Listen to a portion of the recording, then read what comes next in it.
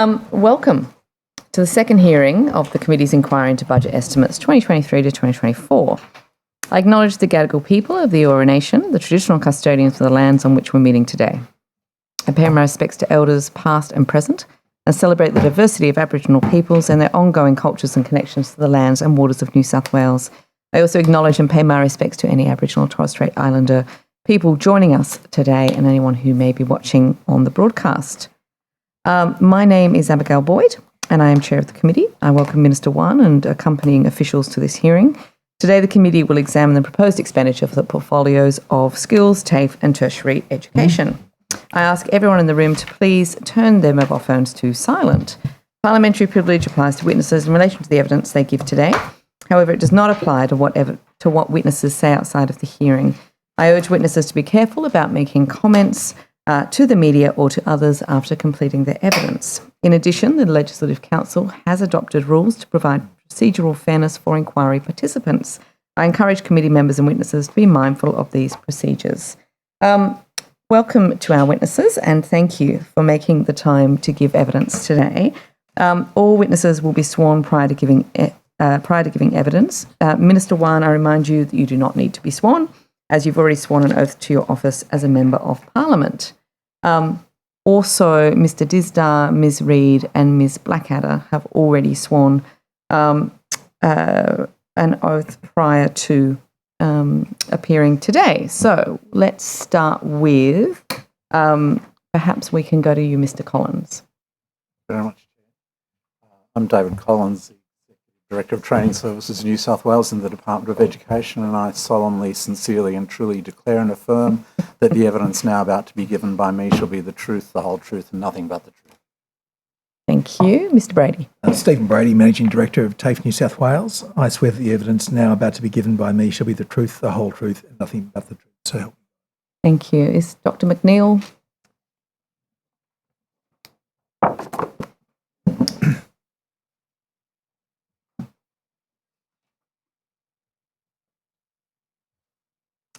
Go McNeil, Chief Product and Quality Officer of TAFE New South Wales. I solemnly, sincerely and truly declare and affirm that the evidence now about to be given by me shall be the truth, the whole truth and nothing but the truth. Thank you. Ms Tickle?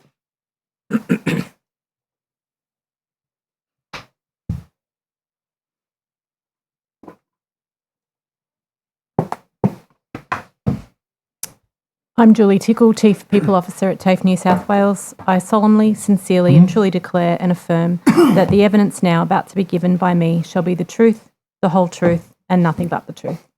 Thank you. Ms Scorer? Hoping I pronounced that correctly, but I'll soon find out. You did indeed, Chair. Thank you. Janet Scorer, I'm the Chief Delivery Officer, TAFE New South Wales. I swear that the evidence about to be given by me shall be the truth, the whole truth and nothing but the truth, so help me God. Thank you. Thank you. Mr Woods.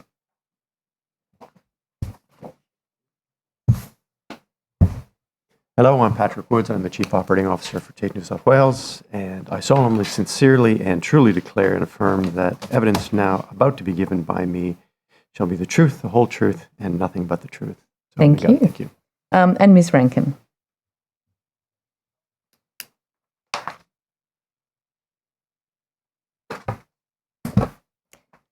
Fiona Rankin, Chief Information Officer at TAFE New South Wales. I solemnly and sincerely and truly declare and affirm that the evidence now about to be given by me shall be the truth, the whole truth and nothing but the truth. Thank you. So today's hearing will be conducted from 9:15 to 5:30pm. We're joined by the Minister for the morning session only, which will run from 9:15 to 1pm, with a 15-minute break at 11am. In the afternoon, we'll hear from departmental witnesses from 2pm to 5:30pm, again with a 15-minute break around 3:30pm. During these sessions, there will be questions from the opposition and crossbench members only, and then 15 minutes allocated for government questions at each of 10:45am, 12:45pm and 5:15pm. And we will begin with questions from the opposition. Mr Fang. Thank you, Chair. Welcome, Minister, and congratulations on your ascension to the Ministry in a very short period of time. Obviously, you're very experienced previously in the previous time that Labor was in government, And so I'm sure you'll be ready for all the questions that we're about to put to you. Before we do that, can I just table these papers, please? There'll be a copy for you, Minister. There should be 11 copies there, one for each of the members and one for the Minister. Minister, what I'm about to hand to you is a piece of paper that was tabled in the SO52 returns that were given to the upper house around the Brumby issue. Now, I will read out for you the contents that I want to draw to your attention. I won't identify the person who wrote the email, but I can indicate that they are an electorate officer in your electorate office. Hi, Peter. I realise it's early days, but I was wondering if we had a standard response regarding feral horses in KNP, Kosciuszko National Park. The next bit is the bit that's concerning me. I understand the party position is that the current plan is the way to go, but needs to be implemented more effectively. And Minister, it says, and that aerial shooting is still not being considered. Was your office telling voters in the Monero electorate prior to and after the election that the Labor Party position was that you would not use aerial culling for the Brumbies in Kosciuszko National Park? Thanks for the question. That's a really interesting question. It's one I've spent a lot of time talking about. And in fact, one of the things which, as a candidate for Monero and as a member for Monero, that I was saying from the first time I was pre-selected, which, as you probably know, was only a few weeks before the election, was that I actually personally supported aerial culling of Brumbies, and I felt that we needed to take that action. As you'd be aware, the legislation introduced by the former government did not include aerial culling as one of the options that was available. So when we first came into government, that was still the way that culling was to be undertaken, with ground shooting and rehoming.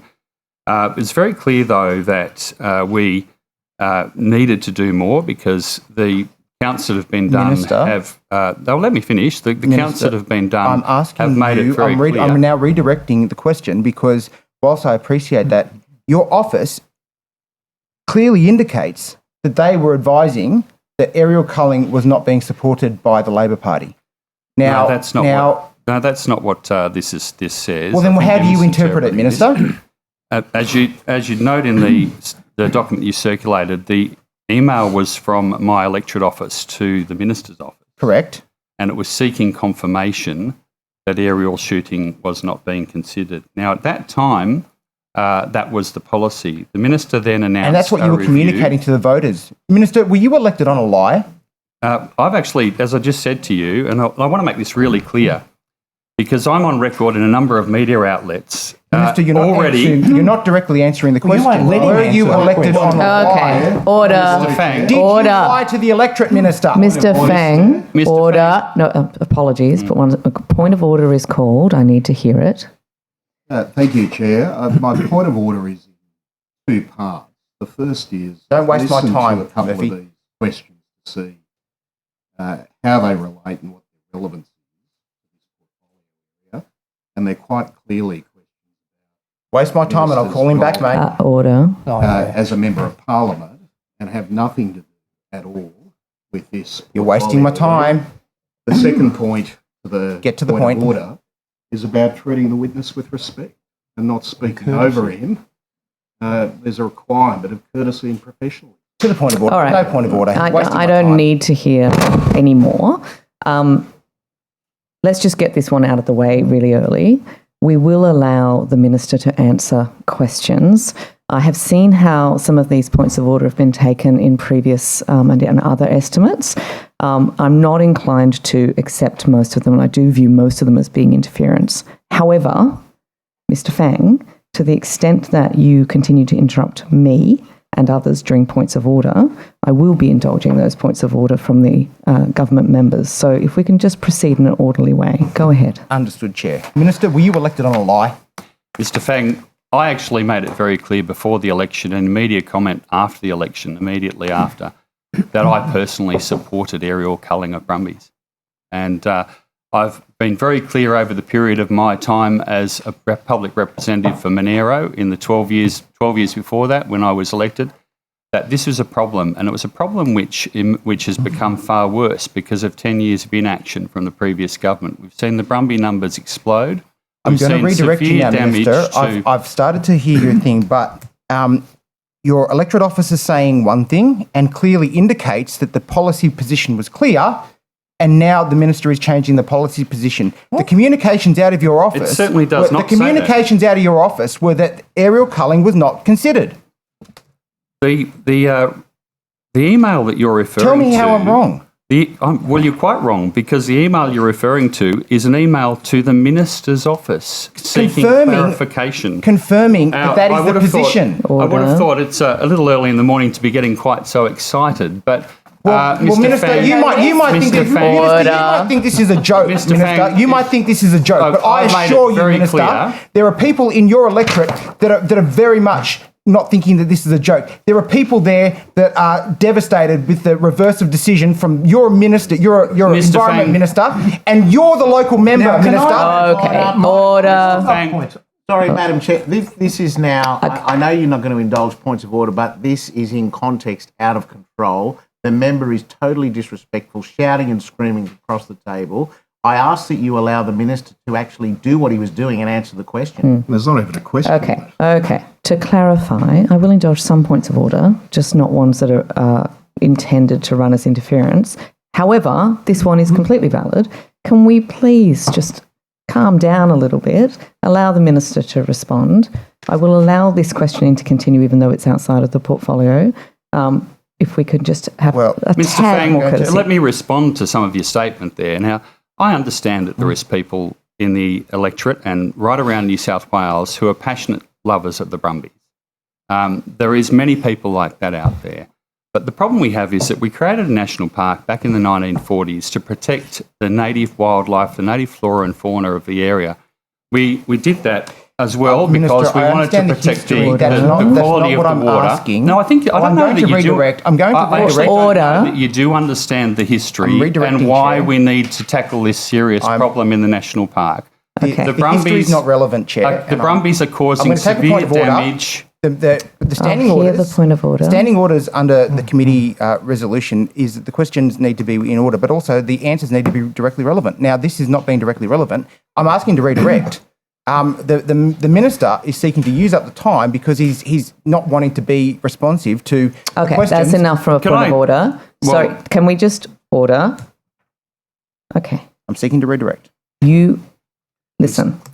In the question and answering, there needs to be some give and take and some opportunity to redirect. That doesn't mean you get to interrupt too early on. And quite frankly, that was too early on. We will let the minister answer the question and then you will ask. And Mr. Fang, as I've pointed out already several times in this, I'm on the public record as supporting aerial culling of Brumbies. I have been on the public record as supporting aerial culling of Brumbies for a very long time. And I made that clear before the election and post the election. It is a position which I think is critical for the environment of the Kosciuszko National Park. It's one of our most important national parks in the state, and if you visit it, as I do regularly, you will see that what we're seeing in the area with the preponderance of the overpopulation of wild horses and also deer and pigs and wild dogs is serious damage occurring to the park. Now, we already aerially cull the other invasive species in the park. It's totally reasonable to cull. And to your... and I have already restated to you a number of times that the email that you've circulated today and tabled is one which my office sent to the Minister's office seeking confirmation. At the same time, I was publicly advocating aerial shooting, and I welcomed the fact that the Minister announced a review.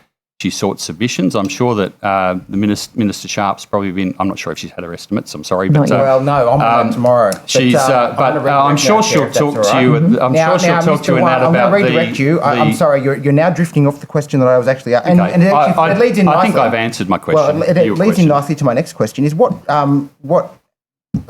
representations have you made to Minister Sharp in relation to the issue? We know that you're pro aerial culling. How are you involved in this decision of government? I've had many conversations with the Minister about aerial culling. I've indicated to her over a long period of time, indeed well before I was pre-selected in this place, and when I was providing advice on this issue, I've made it very clear to her that I supported the reintroduction of aerial culling, and that should happen because of the damage that is occurring. Now, it's really important for you to understand, I don't know how familiar you are with the Kosciuszko National Park. An alpine park environment should have vegetation there which provides cover for small native animals. At the moment, what's happening is that those alpine areas are being grazed down. They look more like meadows and fields. The riversides are being trampled. As a National Party representative, I'm sure you're concerned about water quality running down the western side through the irrigation schemes. That was the original reason the park was created. We created the park. Can I just continue the explanation? Well, no. I think you're now starting to use my time again. We created the park to exclude hard-hoofed animals from that area, and that's what we should be doing. I'm going to redirect you to the question that I originally asked you, which is, what representations did you make to the Minister? Are you? I've already answered now, that. Looking at the date of this email, Minister, it's the 3rd of May. We now know out of the SA52 returns that the decision was made well before the Minister made the announcement.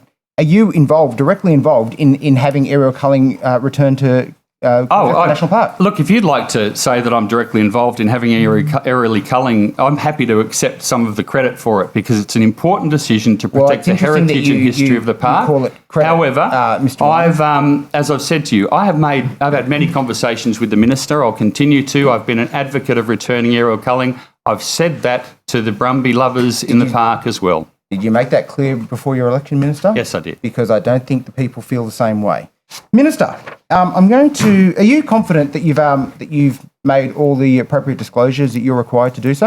Yes, I am. And I asked that question, obviously, given the previous Minister, had a few little foibles, should we say? And so I think there might be a little bit of a focus on the things that you may or may not have declared, given, how you came to the role. So, Minister, do you want me to comment on that, or is that just a statement from you? No. I'm just saying that you can imagine. Sounded like you can a imagine. statement to me. Look, you can take it whichever way you like, Minister. I'll take it as a question then. I'm confident that I've declared all my pecuniary interests as required by all the guidelines. Well, I'm glad you've made that statement, Minister, because we'll see how we go. Minister, in your first disclosures, you list being a director of a wind-up company called Club Plus Superannuation Proprietary Limited. Correct. Yep. It states the sole director, being you, received a monthly fee. If the company has no assets, then how is it you're able to be paid a monthly fee? Now, you will have to let me give an explanation to this because the superannuation world is reasonably complicated when it comes to mergers. Club Plus Superannuation was an industry superannuation fund which existed for a very long time. It used to have around 60,000 members. We took a decision, the directors of the company took a decision to merge with Australian Super. As part of that process, all the members, all the assets were all transferred to Australian Super. For legal reasons, Australian Super, as part of the process, wanted to have an entity which remained and was there for 7 years for the period that legal actions were possible against the prior company. All the funds from Club Plus Super were transferred to Australian Super. That included provision for the funding of this organisation and this position. So that funding came from Club Plus Super originally, but is actually managed by Australian Super and paid by Australian Super. Right. So I think you might have just answered the question, Minister. Who did you list as having paid you? The organisation is Club Plus. It comes from Club Plus. Who paid you, Minister? Club Plus Super does because that money was transferred to Australian Super from Club Plus. You just answered the question again. I'm going to ask you again, Minister. Who paid you? Well, Club Plus Super does from its members' money, which was transferred to Australian Super. It's administered by Australian Super. So which entity paid you? Club Plus. Minister, you're under oath. I'm asking you again, which entity paid you? Well, the source of the funds came from Club Plus members. And which was the entity that paid you? I'll hear the point of order. Point of order, Chair. The question's been asked several times and answered several times. So I think the honourable member should move on. In relation to the point of order, it's within the member's right to ask a question and get the same answer over and over if they want to waste their time that way. But if we could perhaps just pause a little bit between questions. Let me just elaborate on that. Well, no, I'm going to ask you another question now, Minister.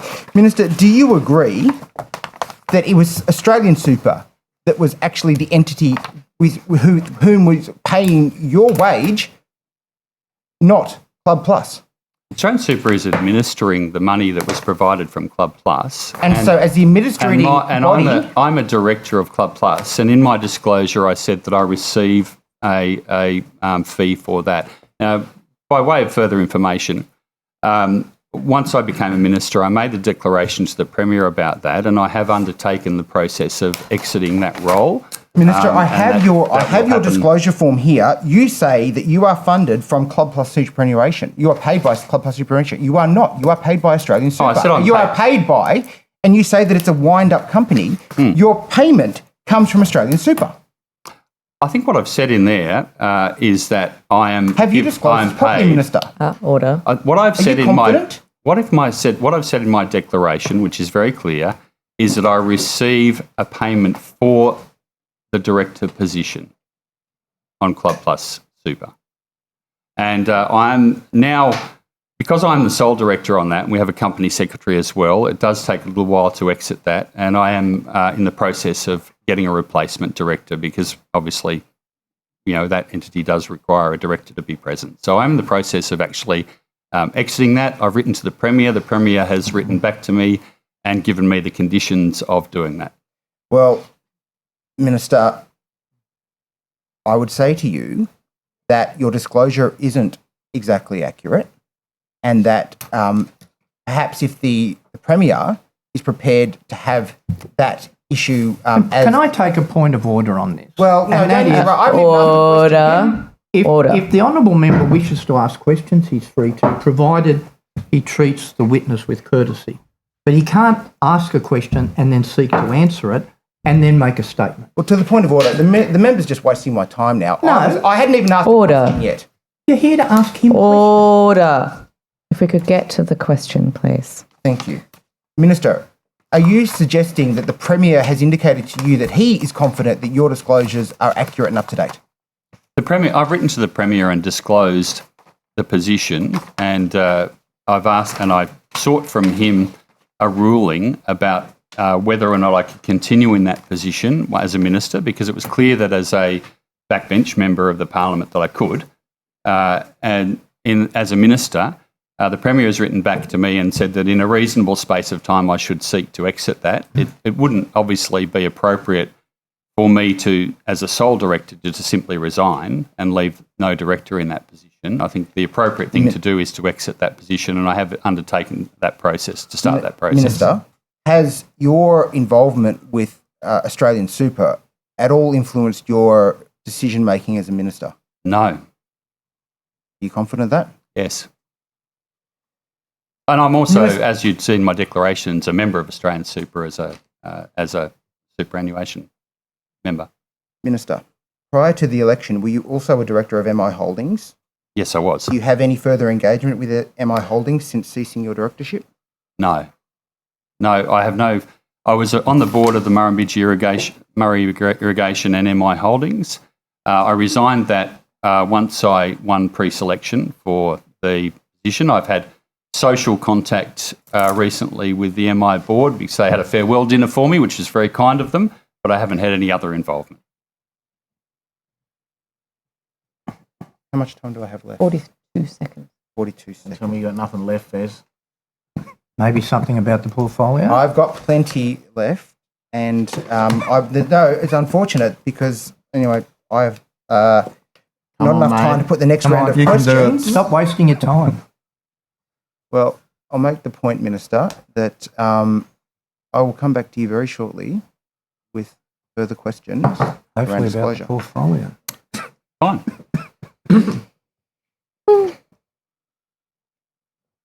Are you done for now? Okay. I like to do them slowly. Okay. Thank you.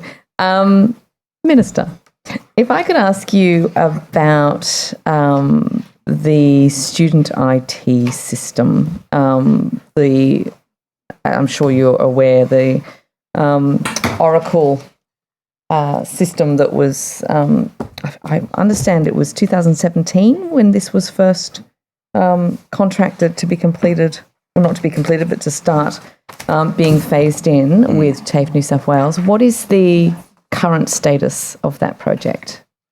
Yes, thank you. It does seem like a long-running project, and I think you probably, if you hear from people, the TAFE systems in many respects were quite out of date. There has been a long-running project to upgrade the systems, and we are, my understanding, and I will hand over to the Managing Director in a moment, but and the reports that I've had and the briefings that I've had since I took on the position of Minister, it's being rolled out in stages. So there are a number of stages which have commenced. There is some complexities, obviously, in the rollout of the systems when you've got a lot of different sections to it. And quite a lot to it, as you can see from the notes that I've just been handed in this. And I appreciate that you're relatively new in this role. And I won't be reading all of those out. But just table them, Minister. It is a no. I won't take that opportunity, Mr. Fang. But thank you for the offer. We have successfully rolled out several releases, and there is a release strategy that allows both students and staff to access and familiarise themselves with the system, so that they can continue the enhancement of the TAFE systems. The first phase of the core project went live on 4 July 2022 with Oracle PeopleSoft Campus replacing Tribal's EBS solution for TAFE New South Wales higher education courses.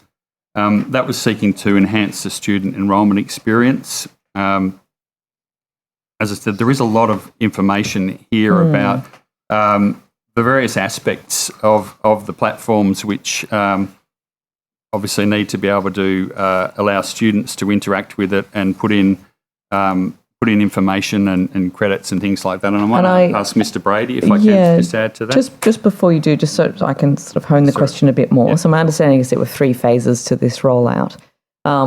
As late as, I think, August last year when it was being chased up, we were told that the third and final phase would be completed in September 2023. From what I can understand from your answer already, Minister, that final bit of the project has not happened. Mr. Brady? I think that would be correct, but I'll hand over to the Managing Director. Thank you, Minister. The program is being released in stages, and that's really trying to risk manage what is a very large system deployment. We successfully launched for higher education in July 2022, and that took on all of our higher education courses, which really significantly changed the enrolment process, the information available to learners, but also reduced the administrative burden for teachers. Since then, we've also released for non-nationally recognised courses, which is another category of work we do. We've just done a further release of that this week, actually, and we've now have well over 400 courses of non-nationally recognised courses on board, and over 3,100 enrolments being managed in non-nationally recognised courses. We are continuing to do the work to roll out the program for our vocational education courses, and that will occur next year. Part of the process... So is that the third phase then? Is that the third and final phase? That will be the third phase, yes. The challenge here is the size and complexity of TAFE New South Wales. We have 515 vocational education courses. We have 156 campuses. Yeah. We have multiple funding streams. We have, I think, but that's been the case for the last 5 years since this project's been running. Nothing's changed. So why are we now delayed another year? So it's what we've done is 2 things. One is we've progressively released, taken the learnings from each release and built those into the program so that as we go, we're improving the functionality and the capability of the system. So it's not the case that we just release one, then go for the next release, go for the next release. It's a process of learning, getting the feedback from the users and building that into the following release. But again, if I just one more piece. The original student management system was a very narrow definition. What we've done is then said, actually, to make that work, we need to add in curriculum management. We need to do work around our website. So what we're actually releasing is a more of an ecosystem that will actually support the organisation.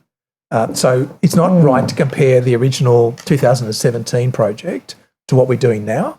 What we've actually done is look at what do we need to support our large organisation with all the complexity of the different types of courses, the different types of students we support in different locations, and the different funding streams to be able to do that successfully. Okay, but in 2017, when was the project scheduled to be completed?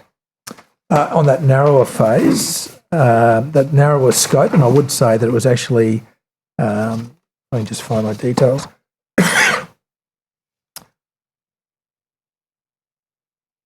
Given that I wasn't around this point, I might have to come back to you with the answer. Because for my sins, I have a bit of inside knowledge on software development, planning and scheduling. It strikes me as unusual that we have paid 110 million at that point. So the project was for 110 million in 2017. It's now blown out to 121.5 million at least. The idea that in 2017 we appointed somebody who was unable to complete it and didn't have in mind a schedule where they were going to take things into account, such as learnings from, different phases and things. How has this been so massively delayed? So first thing, you're absolutely right. There was a procurement process and Red Rock was appointed to deliver the program on our behalf. That proved to be an unsatisfactory relationship and we brought the project back in-house. I would say that the first phase of, as it was designed, was a limited scope and it only had a first phase of funding attached to it.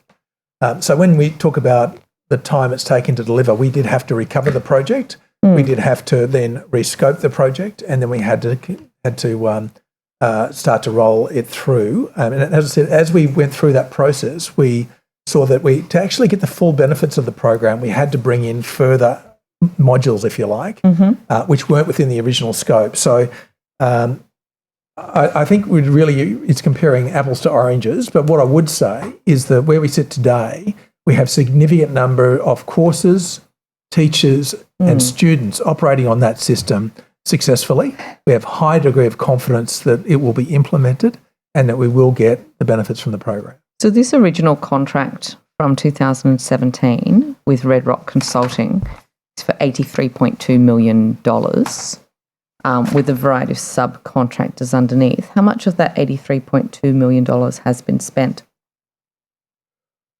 Well, so as you mentioned earlier, the current the expenditure to the 30th of June 2023 was $121.7 million, as you mentioned. And our forecast expenditure for this current financial year will take that total to 137.5. Right. 137.5 by the end of 2024. Right. Financial year. So the actual estimated close then for this particular phase, so the final phase, you said next year. What's the exact date? Well, I've given. We'll continuously, progressively release. We're anticipating that the final release will occur by October. By October next year. That's right. I'm just wondering about the time, but I will ask this question. I understand that Technology Whan put forward a unsolicited bid to basically take over this project, and they only did that in April this year. Does that imply to you, I might ask you, Minister, if you've got a 5-year running project with one particular technology provider that is anticipated to be completed this year, but now we've heard it will be another year, if someone else comes in with an unsolicited bid to take over that project 5 years down the track, does that imply to you that perhaps somebody else thinks that this isn't going to take just another year, but is something that needs to be scrapped entirely? It's an interesting question, and obviously, having been in the portfolio for 5 weeks or so, I haven't seen a lot of the history of this, but yeah, I mean, pretty clear from the briefing notes that there's been a much slower progress and difficulties with the original contractor, and I suspect that in the IT industry that was probably reasonably well known and someone may have seen an opportunity. But I'd have to ask the Managing Director to comment more on I'll that. come back in I my guess next the advice I'm getting at the moment is consistent with what the Managing Director said about the completion date or the last phase of the rollout being next year. Thank you. Ms Mahal. Thank you, Madam Chair. Minister, I'm just going to ask you a couple of quick questions in following up what Mr Fang asked you. Now, I understand Minister Sharp relied upon a process where she invited submissions. So there were about 11,000 submissions on the asking people of their view in relation to whether the ban should be overturned. Are you, or was any data provided to you in relation to those submissions on how many were actually from the local community? She's relying on the fact that 82% of those submissions supported the overturn of the ban. I suspect that the vast majority of those submissions didn't come from your electorate, Nero. Were you given copies of those submissions?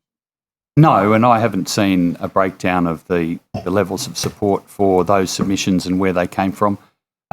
You'd be wrong in thinking, though, that there isn't support for this change in the Monero electorate. There is a lot of people who really value the I park. imagine there'd be both, right? So you've obviously there is. There's obviously a very polarising issue. It is, for electorate, and I think one of the things that I thought was important in making my public position clear on this was not to do what a lot of my predecessors have done, which is just sit on the fence and not actually take a position. I felt it was important. You took that position before the election, is that right? Yes, indeed. Okay. You made it very clear. You sent out pamphlets to everybody. Well, I was pre-selected. Shooting. I was pre-selected. 4 weeks before the election, so I didn't send out. I'm sure you had plenty of time. I didn't send out a lot of pamphlets, Minister? but you can ask me about the previous candidate if you want. I'm asking the questions, Minister, not Mr. Fang. Can I just go back to, so you've had stakeholder and community meetings since then, right? There have been a series of meetings with the community, inviting them. The minister had the consultation process, which was open to anybody to participate in. I've met with a number of groups. How many consultations were there in your electorate once she opened this? It was submissions. It was submissions. Only submissions. There wasn't any actual. As I know, meetings? The minister has met with a number of people. You probably should ask her about the process in this. We will. My portfolio. But it's your electorate, so I'm wondering whether you asked her to hold some community meetings in your electorate over this issue. I made it very clear to her that I supported a change to the. But you didn't want to consult with your electorate, Minister, is that right? You didn't ask her to come down to a community town hall meeting and have a discussion. Funny thing is, I've lived in the electorate for 26 years. I've been an active user of the Kosciuszko National Park for more than that time. I've been in touch with the communities around Jindabyne in great depth. I've been in touch with the National Parks staff, with a lot of the supporters. Lots of school children are going to go through those parks too, is that right? Lots of school kids? Have the schools been notified of the dates? Is it really? Well, I'll go into the process for you because what will happen is that if aerial shooting is to be undertaken in a section of the park, that section of the park will be closed. From the 6th to the 10th is already scheduled. And there is already shooting going on. In fact, my understanding is around about 1,000 Brumbies have been culled over the last And what's happened to the carcasses? Do you know? The carcasses, the scientific advice is that carcasses should be allowed to decompose in place, and they actually add to the biodiversity of the area. What do you do with all the school children that go through the park? Let me answer the question. I know it's easy from Sydney to think that you know about the Kosciuszko National Park. A lot of time in Sydney, but that was why you lost the seat last time. Chair, I think that's what a ridiculous comment from someone who knows perfectly well, because she was in the Labor Party caucus at the time, how much time I spend in the Monero electorate. And I guess that's probably and that's probably the reason why I won the last election, because people actually did want a local member who knew about their issues and listened to them. What are you saying about your candidate? So it's really it's an interesting line of question. But let me come back to it. Okay. Scientific evidence suggests about the carcasses lying around the Kosciuszko National Park and the fact that children are allowed to access tell me something. What's the difference between... I'm asking you a question. You don't ask me questions, Minister. Okay, well, I'll give you my... So we already aerially shoot deer, wild pigs. We have unfortunately, a lot of kangaroo carcasses which are around the roads in the electorate, particularly at the moment. We have wild dogs which are also aerially shot. Those carcasses lie in place.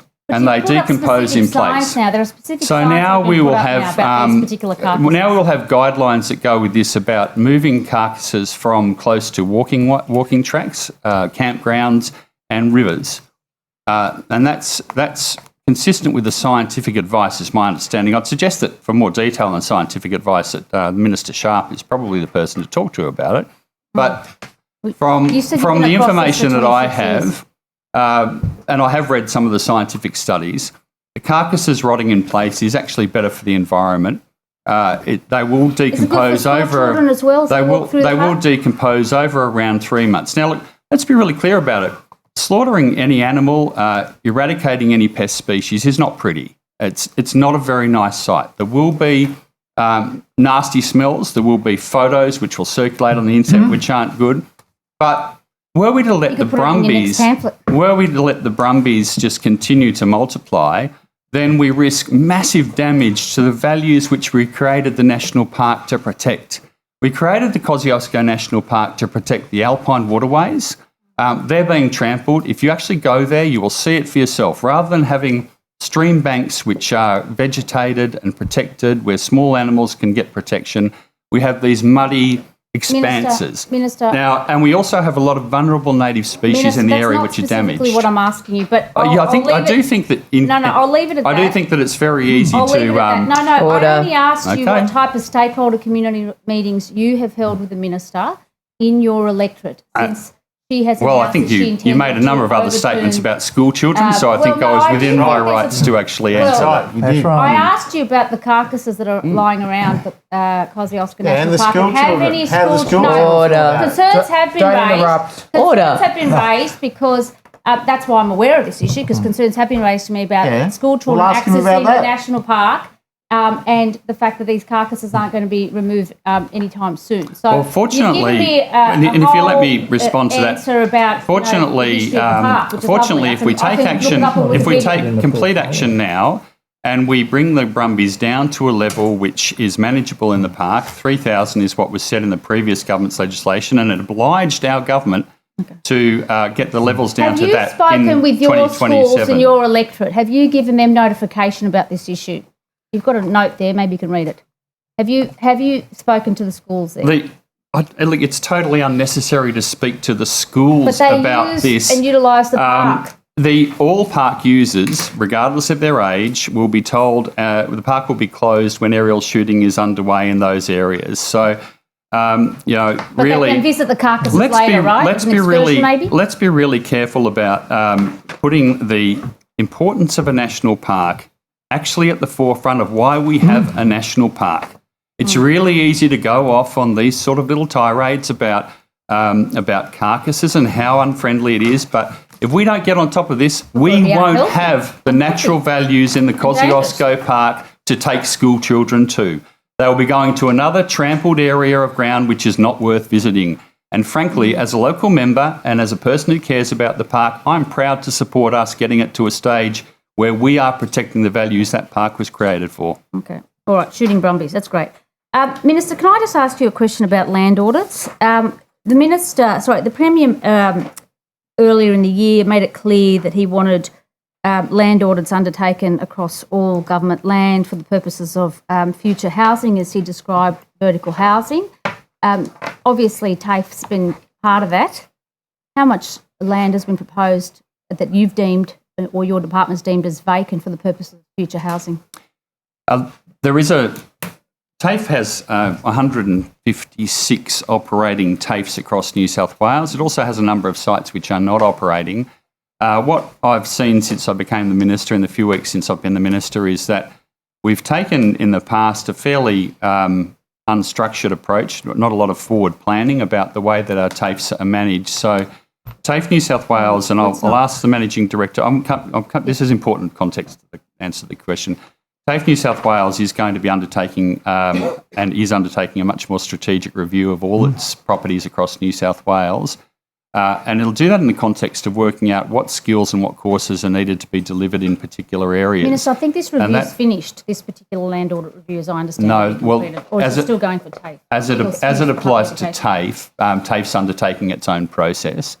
You might have seen TAFE, the former TAFE site at Bega was announced as being a site for housing a while ago, and that's the only one that has been announced for that. But we are undertaking a much more long-term strategic focus plan for the rest of I'm the TAFE speaking sites. specifically about the land audit that the Premier has asked Well, each department to do. And I think that I was advised previously the Department of Education has finished their audit schools. I'm just wanting to know whether that's been completed. I'll hand over to the Managing Director, but I am very supportive of taking a more strategic and long-term approach to the management of their sites and making sure that we are planning for the future. And I think the Managing Director might be able to add to that. Thanks, Minister. We have responded to the government's audit and provided a submission, as every other agency has. The only decision that we're aware of is in relation to TAFE is the Bega property. So we're really, the rest of it is still going through a cabinet process. Back to the opposition, Mr. Fang. Thank you, Chair. Minister, I alluded earlier that obviously you fell into the ministerial role after your predecessor had some problems with his disclosures. I assume you've been given some incoming briefings by the department and by the Cabinet Department and the Premier's office in relation to your new role? Of course. Right. Did you ask at all in those briefings for a review to occur on the decisions of former Minister Crackenthorpe in relation to his decisions around TAFE? No, I haven't specifically asked for any review of decisions of my predecessor in the portfolio, but the Premier had already put in place a number of measures on that front, and he also referred to ICAC. So I am comfortable that action to follow up any issues there has been undertaken, and Minister, how can you be confident that the decisions are appropriate if you haven't sought a review of the decisions taken by the former minister, given that he was removed for a failure of disclosure? I'm not going to comment on what the minister was removed for and his resignation. I've come into the portfolio as a new minister, and after a few weeks in between, the Premier took action to follow up on the issues that were raised about the former minister. Minister, the former minister was removed because he failed to declare a number of pecuniary issues that resulted in a potential personal gain for he or his family. Surely you must have asked your department to review the decisions made by the former minister to ensure that you're not inheriting some of those decisions. I haven't got anything further to add on my comment. Are you saying, Minister, that you have not sought any advice from your department around the decisions made by the former minister, given he was removed in such a manner? Do you think that's a obfuscation of your responsibilities as a minister? No, I don't. Are you happy to indicate that you're of the belief that the Premier's investigation alone is suitable as a cover for what it is that you are inheriting as minister? Can I take a point of order reluctantly? Yeah. I'd seek your guidance, Chair, on this, but there are matters here that are before the ICAC, and I'm not aware of whatever other agencies are. And I think we're skating very close to asking the minister to possibly, being asked to make comment or to inferences or to make statements that may impinge upon that. So Stop running a protection racket. Don't run a protection order. racket. Order. Order. Mate. I'm a strong supporter of the ICAC and due process, so I'd Stop seek your protecting guidance. Crackenthorpe. Chair. Order. In relation to the point of order, I will remind the Minister to be cautious in responding to any questions that may refer or relate to the ICAC proceedings. Minister, are you satisfied that the appropriate probity measures were in place for the decisions made by Mr Crackenthorpe? I have no reason to believe that there is any issues in this portfolio, and I'm not going to comment on former Minister Crackenthorpe's. Minister, I'm sorry, but that answer is of concern because you are now the minister. You need to satisfy yourself that there were probity measures in place for the decisions that were made, indicating to this committee but you believe that the Premier's short investigation is suitable as a cover as you are now the Minister, is, I do not believe, appropriate. Do you believe that that is a fair and reasonable decision for you to make as Minister? I'd remind you of two things. Firstly, I'm not the Minister for the Hunter. I took on the skills, TAFE, and tertiary education. And I'm only part asking about the parts of which you are responsible. And I'm not going to comment on the inquiries that have been referred to ICAC. And I am aware that the Premier also undertook follow-up inquiries at the time. I'm not going to comment on those. So, Minister, what discussions did you have with the Premier around the probity measures that he put in place?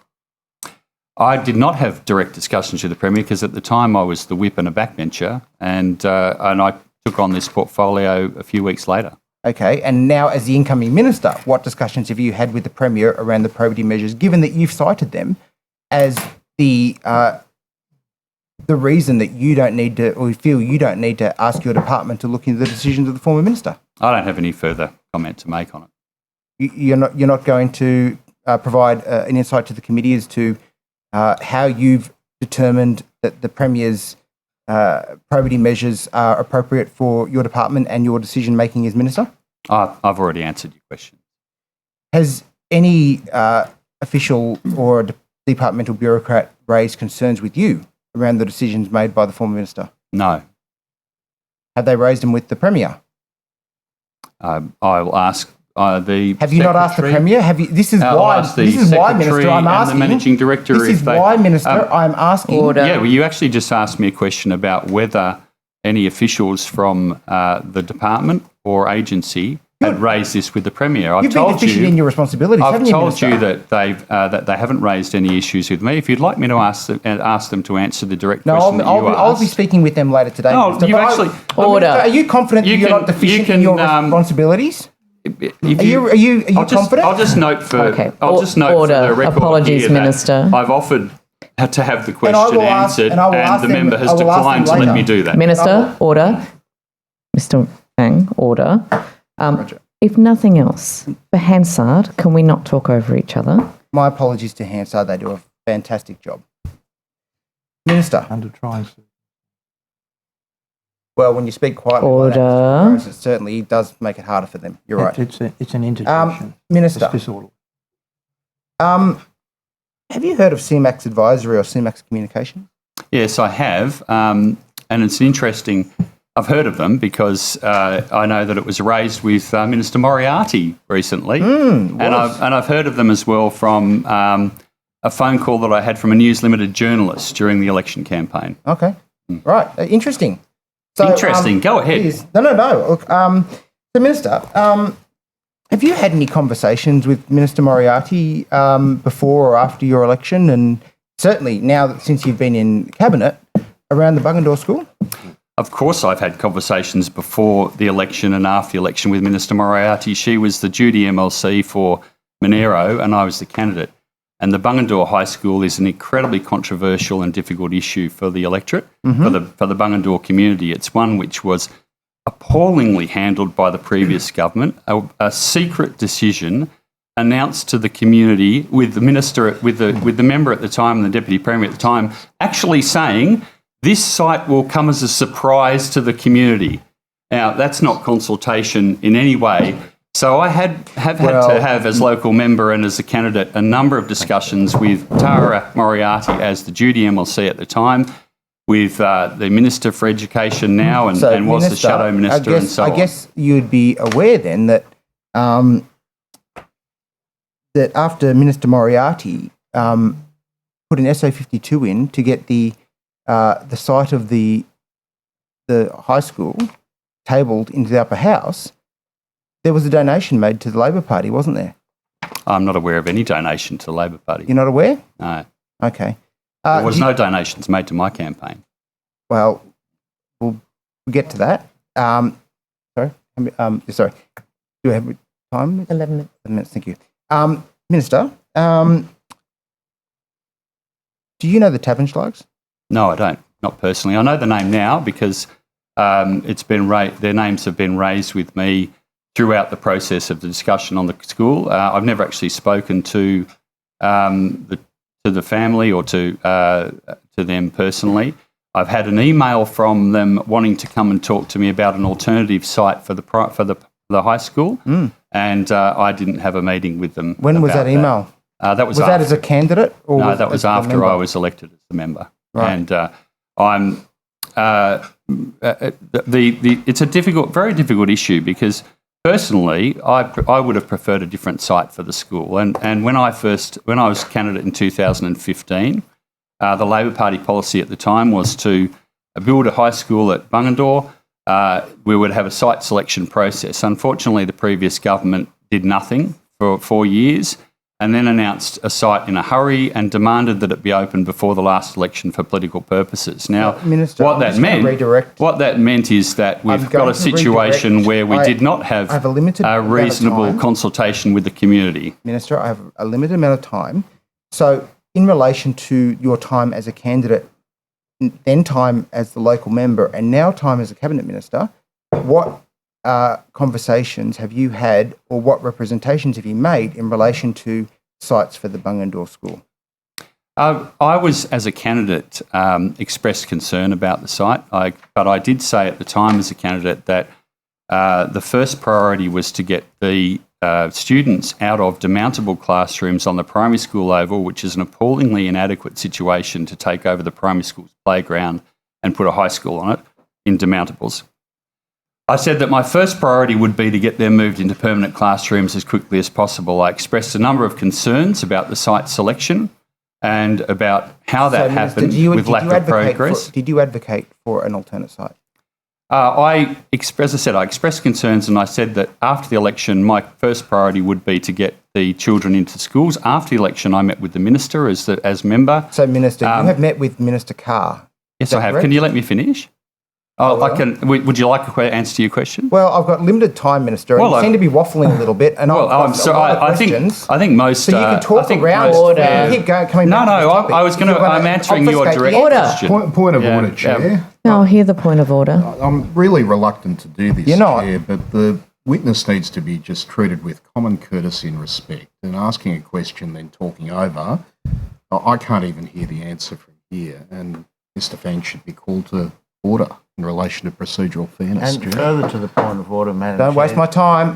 I'll call him back. The witness is making a genuine, He's here credible voluntarily. attempt to answer the question, and the member just doesn't I'd like seem to see want him know reject the answer. the So invite. if he's got another question, he should move on. Okay. In relation to the point of order, if we could allow the Minister to respond to questions, things are going a little bit too fast, Mr. Fang, and there's a bit of tumbling over each other, which makes it very hard for Hansard.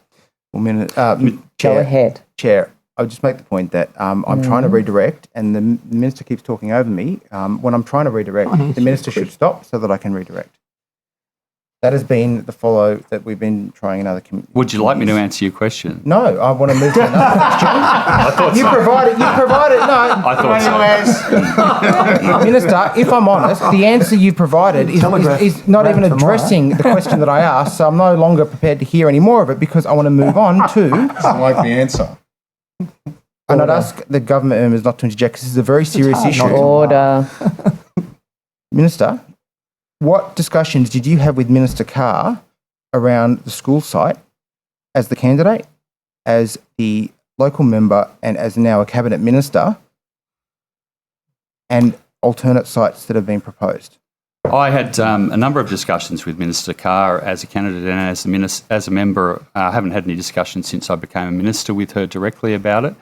But as I indicated to the electorate before the election, I did seek advice on whether there was alternative sites which could be viable in a time frame that was reasonable for the students who are currently in demountables.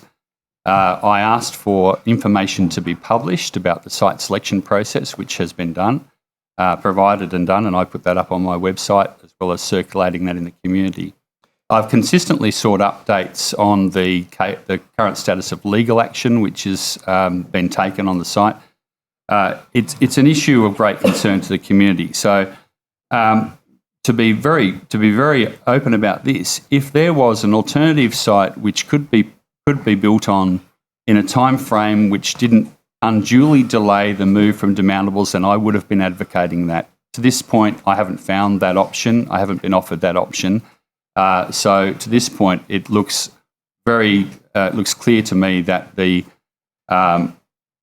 only option which is available to meet my commitment to the community, which was that the students would be moved out of demountables as quickly as possible, is to proceed on the current location. But that's currently stalled at the moment because there is legal action. I'm going to ask one last question before I hand over to my colleague. Minister, given that you said that you were aware of this issue being raised last week in estimates, what did you do to satisfy yourself as a local member that the concerns that were raised to Minister Moriarty were looked at by the New South Wales Labor Party? I'm not aware that there was direct concerns which had any validity which were actually raised. Well, there was, again, I'll put the suggestion to you, Minister, that Tara Moriarty, as a member in the previous term of Parliament, moved an SA 52 and then received a $5,000 donation from... Mr. Fang, I think you're making a very serious implication there, Well, I'm which you asking, need what to be able did to you back do? up. And What did you do in relation to... I reject that implication. The Have you implication done you're making... nothing? Have you done nothing? The given that implication you're schools making in is your- quite improper. Given that the school is in your electorate... I want have to you see a done school any- built. Have you done any investigation as to the propriety of and probity of that issue? I'm not aware of the company. I've never met the company. I'm not aware of any donation from the company. So, and I haven't. Did you seek to ask Labor head office if they had received the donation? No. You asked Minister Moriarty questions about that. If a donation did occur, it was before I was even pre-selected as a candidate, and I don't know that a donation occurred. Just to give clarity about this, the first I even heard of the company CMAX was when I was contacted by a News Limited journalist who was aware that CMAX and the family involved in that had offered an alternative site for the school, and they were seeking information on that. Now, that was actually the first time I'd even heard of the names. So, I'm certainly not aware of any of it. 2 weeks after the minister, as a former member in the previous term of Parliament, moved an SA 52 to get the school site, a donation was received from that organisation to the Labor Party. Well, that's your contention. I have and you've done nothing, Minister, to investigate that, given it's in your electorate. My interest is in making I'll pass to sure my that colleague. the students actually have a school, Mr. Fang. Thank you. Thank you. Minister, I take you to the New South Wales Labor Party's pre-election commitment of $25 million for a vocational training centre in Glenwood in partnership with the Plumbing and Pipes Trades Employees Union. Minister, you're aware that Plumbing and Pipes Trades Employees Union control the Plumbing Industry Climate Action Centre, which has been awarded the $25 million contract for the training centre. Minister, how are conflicts of interest managed, with the Plumbers Union being a subsidiary of the Labor Party, which determines which Labor members sit in this Parliament, and they've been awarded a $25 million contract? Conflicts of interest. Firstly, unions are not subsidiaries of the Labor Party. Unions are affiliates of the Labor Party, and that's quite different to being a subsidiary of the Labor Party. On a technical, we can use whatever issues, right? But in terms of unions, quite different. Unions and factions and caucus and determining which Labor members sit in the Parliament and which don't, on one hand, and on the other hand, $25 million contract. Oh, okay. Conflicts of interest. I am aware of the project which is being put up.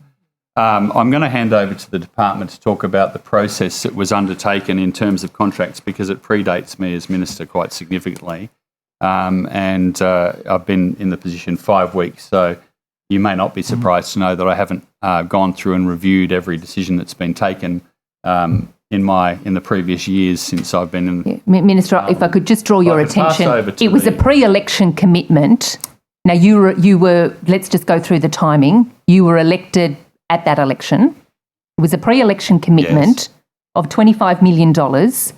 And my question for you is given the recipient of the money, how are conflicts of interest managed?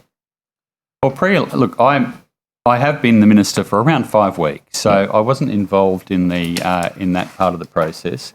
If it was a pre-election commitment, as you'd be well aware, election promises are all costed by the Parliamentary Budget Office. They're all out in the open as an election promise, and they're implemented on that basis. I haven't had the involvement in the 5 weeks since I've been in the portfolio to be able to tell you the process that's gone through prior to me coming in. I came in at the election, you're right, I was elected at the election as a backbencher. And I just refer, it's conflict of interest. Is there anything you can add on that? I'm going to hand over to the Secretary to answer that portion of the question. On a conflict of interest. Ms Merton, I don't believe that that election commitment relates to the Minister's portfolio. There are 5 election commitments that have been assigned to the Minister.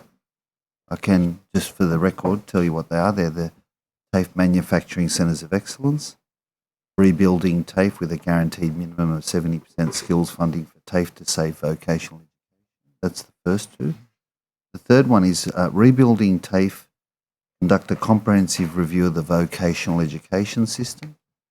The 4th election commitment assigned to the Minister is 1,000 additional apprentices across New South Wales Government. The 5th commitment is to keep TAFE campuses in public hands. So what I'll get my colleagues to do is just to chase where that commitment lies in government, but it is not with Mr. Whan. So perhaps in further lines of questioning, we can come back and tell you which minister that Fine, relates yeah, to. good to know. There's a commitment across government on training, vocational. Minister... order, the time's run out. Thank you. Ms Mihalik. Thank you, Madam Chair. Minister, just back on the land audit question, I just want to keep going down that path. And you mentioned 156 operating campuses, that's right? Yep. Will you give a commitment that not one of those campuses will be handed over to developers for housing? We are, as I said, the TAFE is undertaking a strategic review. The commitment that You won't give a commitment? The commitment that I'll give you is that we will be ensuring that the government policy is adhered to. The government policy is that we won't be selling any TAFE campuses. It is consistent with government policy that where there is land available for achieving our very clearly stated housing objectives, that we will work with the rest of government to achieve in your mind, those. as the Minister for TAFE, the housing objectives that the Premier has put forward for New South Wales is far more important than you ensuring that TAFE campuses stay that's in public absolutely hands. not the case. The first priority is to deliver the training facilities and workforce that we need to skill New South Wales for the future. As you're probably aware, we have a massive skills challenge coming up. For instance, we need 213,000 people nationwide to implement the net zero transition. Many of those people You'll need a lot to be more than that, Minister. Many of those people will need to be trained in TAFE. So my first priority as Minister is to make sure that we have TAFE campuses around New South Wales which meet our training needs for the long term. The Labor Party often campaigned and moved many motions, I'm aware of them, in the House, stating that the former government shouldn't sell off any TAFE campuses. Okay, there were motions moved in 2020, 21 and 22 by the former Labor shadow ministers and Labor MPs, and I know you weren't there, Minister. Nevertheless, these are motions that clearly stated that no TAFE campuses would be sold off. There's now a direction from the Premier to find vacant land only for the purposes of development, for housing development. I'm asking you, will you ensure that the TAFE campuses that are operating as of now, the 156 that you're referred to, will not be used for any development for housing? My focus will be to make sure that those 156 TAFE campuses are meeting the training needs of the future. Now, there may be on some of those campuses, once we've done the strategic review, some complementary uses. It may be that in parts of those in the future we identify areas where we can help provide low cost or key worker accommodation and those sort of things. There is also former campuses which are vacant around the state. It's important for us to look at all those, but that'll all be done consistent with Minister, your managing director, with the policy commitments that we've made. Min's made after the election, because he announced this audit after the election. Can I just ask, your managing director did refer earlier that the land audit has happened, perhaps, and I'll ask you, Minister, you could direct the question as you see fit. So the land, how much land has already been identified by from the TAFE campuses and the both operating and non-operating sites for the purposes of what the Premier sought? I will ask the managing director to answer that question. My understanding is at the moment only the former TAFE site at Bega, but I'll ask the managing. Thanks, Minister. Look, we have submitted into the land audit, and we covered a number of properties. I think the emphasis in that audit was really looking for urgent action, so looking at less complex property situations. So we've made a submission. The only decision that's been made has been on Bega. In your submission, how many hectares of TAFE land have you said it will be deemed possible for the purposes of what the Premier has asked for, and that is housing development? I'd have to take that question on. I don't have that detail. Because the Department of Education very easily answered this question for me last week. So you don't have that available? I don't have that with me. I'll take that question on notice. You'll take that on notice, okay. Because when did you complete that land audit review? Oh, we've complied with the same time as a whole government process. You'll have to take that on notice when you completed it? Okay. Minister, can I just ask you a question? Have you had, I know you've only been in this position for 5 weeks, have you had any discussions about Bankstown TAFE or any part of Bankstown TAFE campus being converted to a Bankstown hospital? Yes, I have. I can't provide any further information on that at the moment. Why is that? Is it cabinet confidence? There is still a number of discussions going on about where, as you'd be well aware, there's going to be a new Bankstown hospital. So there's a number of conversations. I'm very well aware of that, yes. Yeah. So you've had conversations. So have you had conversations with the Premier in regards to... I'm not going to go any further into that because there is a process going on in government at the moment. Well, there was a commitment by the former government that the hospital would be across the road from the existing site at Bankstown Senior College. They at least made that, as late as it was, a commitment in that regard and made it public. Why is it that this government is still sitting on this issue? And clearly it's obviously a discussion that you've had and been taking in the last 5 weeks. You must have some idea of what's being proposed at Bankstown TAFE. So this is back to campuses being used for other purposes other than for the purposes of training students. And the importance of 200,000 something people that need to be trained up for net zero. Bankstown Hospital project is a big project and we want to plan it properly. So there is a lot of discussions still going on. So you're prepared to give up TAFE land, even though the former Minister wasn't prepared to do that, you're prepared to give up TAFE land? I'm not going to comment any further on that. There is, so Jeff Lee, obviously the government has a Liberal number Minister, of discussions was very clear that he on. wouldn't allow any part of Bankstown TAFE to be used for the purposes of a hospital. So you're prepared to give up. Bankstown TAFE is really critical for the many students in southwest Sydney that rely far more on TAFE than they do on university for tertiary education and opportunities and opportunities. So you're prepared to give up that TAFE? I'm very well aware of the importance of Bankstown TAFE and particularly for the population in that area and the need for the TAFE facilities to be close to where they live. It provides a huge range of services at the TAFE, which I'm sure you're very well aware of. And I can assure you that my first priority is making sure that those students' needs are serviced. Was this part of the brief as you entered in, as you became Minister? Was this one of the first things that were given to you, put in front of your desk? I haven't had a specific brief on the Bankstown Hospital project, no. Right, okay. I'll ask some of the departmental staff in the afternoon in relation to that. So I'll leave that. I'm back on, I want to ask you about these connected learning centres. How many are there in New South Wales? 22 connected learning centres. They're, as a regional MP, I've visited a number of them. They're a really important asset for those communities and for enabling us to reduce the amount of travel that our students need to do. So I'm very a number of very your strongly Labor MPs supportive of them. campaigned against these CLCs prior to the state election, particularly in the area of Port Stephens, were openly critical of these CLCs. Are you intending on instituting more CLCs in regional New South Wales in expense of a TAFE campus?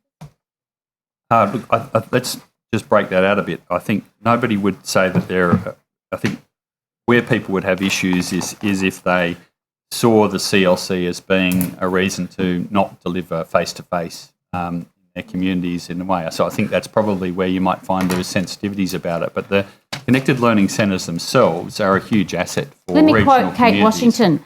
I'm still trying to understand with these connected learning centres how kids sitting in front of a computer can learn hairdressing, aged care and childcare. How does that happen? So, that's an example of a regional MP raising concerns about CLCs. The CLCs, and I'll ask the Managing Director to explain more about how they integrate, because obviously where there is practical components of a course, they do go and have a teacher for those courses or the teacher comes to them. The CLCs enable some of those things which can be delivered online, and they also enable a more collegiate approach. So if you've got a number of apprentices across... Are there any plans to build more CLCs in the next 12 months? I think the CLC model for country areas is great. I'll compliment the previous government on their work in that. I'm also hoping that we might be able to see more country university centres using TAFE facilities as we go forward with the federal government. We've raised that with the federal government. But I'd ask the Managing Director to answer more about existing and future plans. Thanks, Minister. The Connected Learning Centres do provide teacher-led training within those centres, variety of different courses depending on the needs in the local community. We do support those. They have what we call a maker centre as part of them, where there's a very flexible space that opens onto where we can put a mobile training unit, which will have course-specific equipment in it. So it allows us to do things like provide hairdressing, like providing barista training, etc. Some of them are attached to multi-trades hubs, which provide workshop-type facilities for teaching trades. So they are different depending on where you are and whether they are the very first or whether they are later in the program. The really huge benefit is that they expand the range of course options to regional communities. And we've seen that again and again, that the courses that are available to people in those smaller communities are much greater than they were prior to the CLCs being put in place. The opening of the Jindabyne CLC, which we're looking forward to very shortly, completes the program of the rollout of the Connected Learning Centres. At this stage, we don't have any further centres planned. Thank you. Can we go back to talking about this Oracle contract and the Technology Whan unsolicited bid? Why would Technology Whan claim that they could save $300 million over a decade with their proposal to fix and modernise the system? Are we expecting more? I'm going to ask Managing Director to answer that. First thing I'd say is that Technology Whan were one of the tenderers for the initial system and failed to win through, and they've been very consistent in seeking to undo that open tender process decision. The fact is that their proposal lacks the uniqueness required under an unsolicited proposal. The very nature of their proposal is they've got an online system which is able to support any higher education provider. Therefore, by definition, it doesn't have anything unique about it. So the fact that it's pursuing this line really is just a case of sour grapes for someone who missed out. I challenge any of their numbers. I mean, I don't know where they're getting their numbers from. They don't have access to any of the information that we've got. The fact is that their system to be implemented would require to be have APIs connected to all our other systems, so connections made to all our other systems would require the other modules, which I spoke about earlier, to still be done. So I don't know how they're basing their numbers because it certainly doesn't line up to where we're sitting.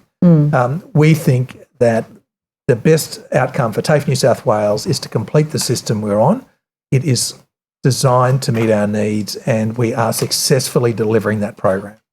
So if the Oracle program is, you said the final phase will be completed by October 24, are there then ongoing costs after that we'll also be paying Oracle for or someone else? Well, there's a licensing, like as with any software system, there's an ongoing cost. So we are using a cloud-based version of PeopleSoft Campus, which is the Oracle product. Yeah. So yes, there's license. How much is that going to cost us? I'll have to take that question on notice, Ms. Boyd, and come back to you with an answer. Yeah, okay. I think I've got something on it somewhere here, but I'll come back to it as well. Okay, can I ask you a more general question, Minister, in relation to how much TAFE has spent on contractors and consultants in the last financial year?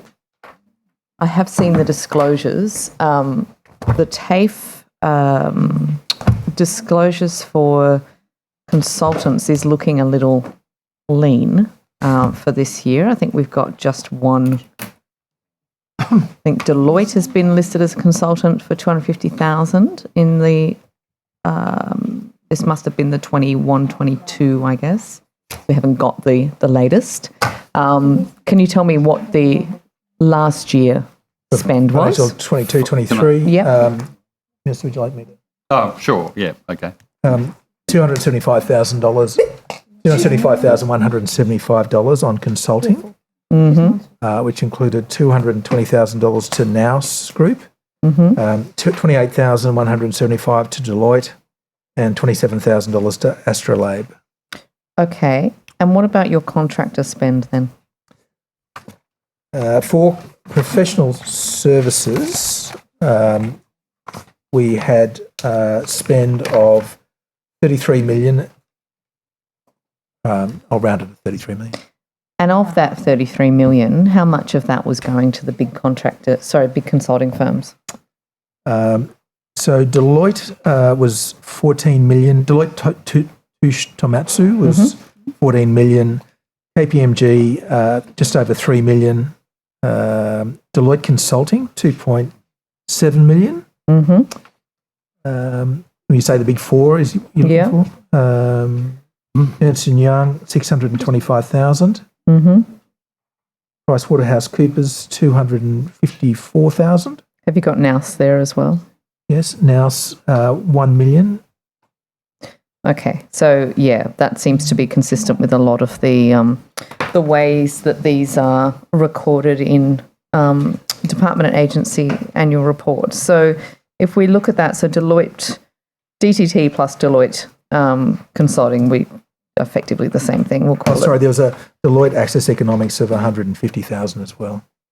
Okay, so we're looking at around just shy of 17 million. Yes. For Deloitte.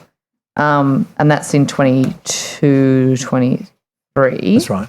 And in 21, 22, there is, I think, 225,000 was specified in the disclosures for Deloitte, but how much of the contractor spend in that financial year had gone to the Big Four? Oh, I'm sorry, I've only brought the 23 numbers. That's all right. I'm very impressed you brought the latest ones. People are getting onto my line of questioning. Can I ask you then about the TAFE Cyber Academy? The partnership with Deloitte for the delivery of training? Yeah. Yes. What does that partnership with Deloitte look like? What are the terms of that partnership? That's an excellent question. Can I come back to you with the detail on that? That would be very useful. Thank you. Contingent labour. What is the spend for the 22-23 financial year on contingent labour? $56.3 million. $56.3 million. And what does that roughly equate to in terms of numbers of positions? I'd have to come back to you with a calculation. Are you able to tell me what sort of positions that contingent labour is for? Yes. So 10.4 million of that relates to ICT resourcing. And then the balance really relates to flexible work to ramp up and ramp down. For instance, we have peaks in our recruitment processes for, as you'd appreciate, leading into start of semester. So we bring on additional recruitment agents to help us meet those peaks, but we don't really want to have that capacity all year round. So we use it to flex up and flex down, and then a range of other activities across the business. Are any of those contingent labour hires people from consulting firms? I might just direct that question to my Chief People Officer. Julie?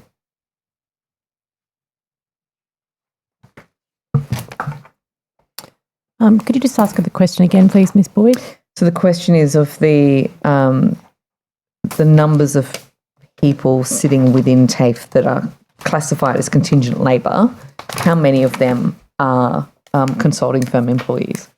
Generally, we wouldn't use consulting firm employees. I don't have that in front of me, so we can take it on notice, but the contingent labour is generally people who enrol our students in peak enrolment times. IT, we have a lot of contingent labour in IT, recruitment, as the Managing Director said. So it would be unusual, but I don't have it in front of me, so we can take it on notice and confirm. Thank you. I'm just looking at a contract on e-tender with Hayes Recruitment. This is a contract to manage peak recruitment demands. So this is effectively a labour hire, a contingent labour contract. It's a 3-year contract signed in August, and it's for $7.37 million. How much of that is going through Hayes in the form of, a payment to the actual person doing the work, and how much is to Hayes for their part of that service? I'd have to take it on notice because I don't have the breakdown, but that is certainly one of the examples that the Managing Director referred to. So we have peak recruitment times, particularly when it's a new semester, so we need to recruit new teachers. We've also used Hayes to upskill and upscale, is the better word, our recruitment for our Paid to Learn program. So we've put a number of teachers through our Paid to Learn program, which I'm happy to provide detail on later or now if you'd like it. But it's certainly something that we've had more people short term doing recruiting. So the majority of that contract is for the actual people that are doing the recruiting. But happy to take on notice the breakdown. Thank you. And that's consistent with what we've seen across other departments. But if we're looking at $7 million over 3 years, we're looking at, let's say, just shy of $2.5 million per year. That's equating to a significant number of fill-in teachers then. So I'm trying to do the rough maths in my head at the moment. But you would be thinking that would be, I don't know, at least 25 positions, but probably more in the order of 50 plus every year. What efforts are being made to bring those teachers on as full-time within TAFE? Yeah, a lot actually. So we've really had a take-up an uptake in terms of our recruitment of permanent teachers. From memory, and I'll open my folder and check this, but from the period from April to now, this year, we've recruited 474 new permanent teachers. And the same period last year, so April till now, it was, I think, 171. And that's due to March. The Managing Director put out a recruitment directive saying that we are very committed to stabilising the workforce. We want more permanent employees across the board, particularly in our teaching ranks, because we've had a lot of casual teachers over the last number of years, and we are actively striving to change it around and have more permanent. So we use the surge recruitment for that, and we do bulk recruitment as well. So that means, for example, if we need a lot of teachers in the construction energy space, which we do, we try and recruit them in bulk across the state. So there's a lot of recruitment, people required to carry out that recruitment. Thank you. I think we've only got about 30 seconds left, so we will go to the government members if they've got questions at this time. No, we're very satisfied with all the answers. You shouldn't be. Excellent. Not satisfied with some of the questions. That means that we have order. Accountability. Order. That means we have an extra long morning tea. So we will come back at 11:15. Just before we do it, Mr. for Dislow. Hansard and Miss Merton, can I just give the answer to the Please. portfolio where that election commitment sits? Please do. That was that $25 million election commitment, which is a government commitment in Glenwood. Miss Merton, I'm advised that New South Wales Treasury are the lead agency and the Minister for Energy owns that election commitment. That helps. Thank you Thanks, very Chair. much. We'll be back at 11:15. Thank you.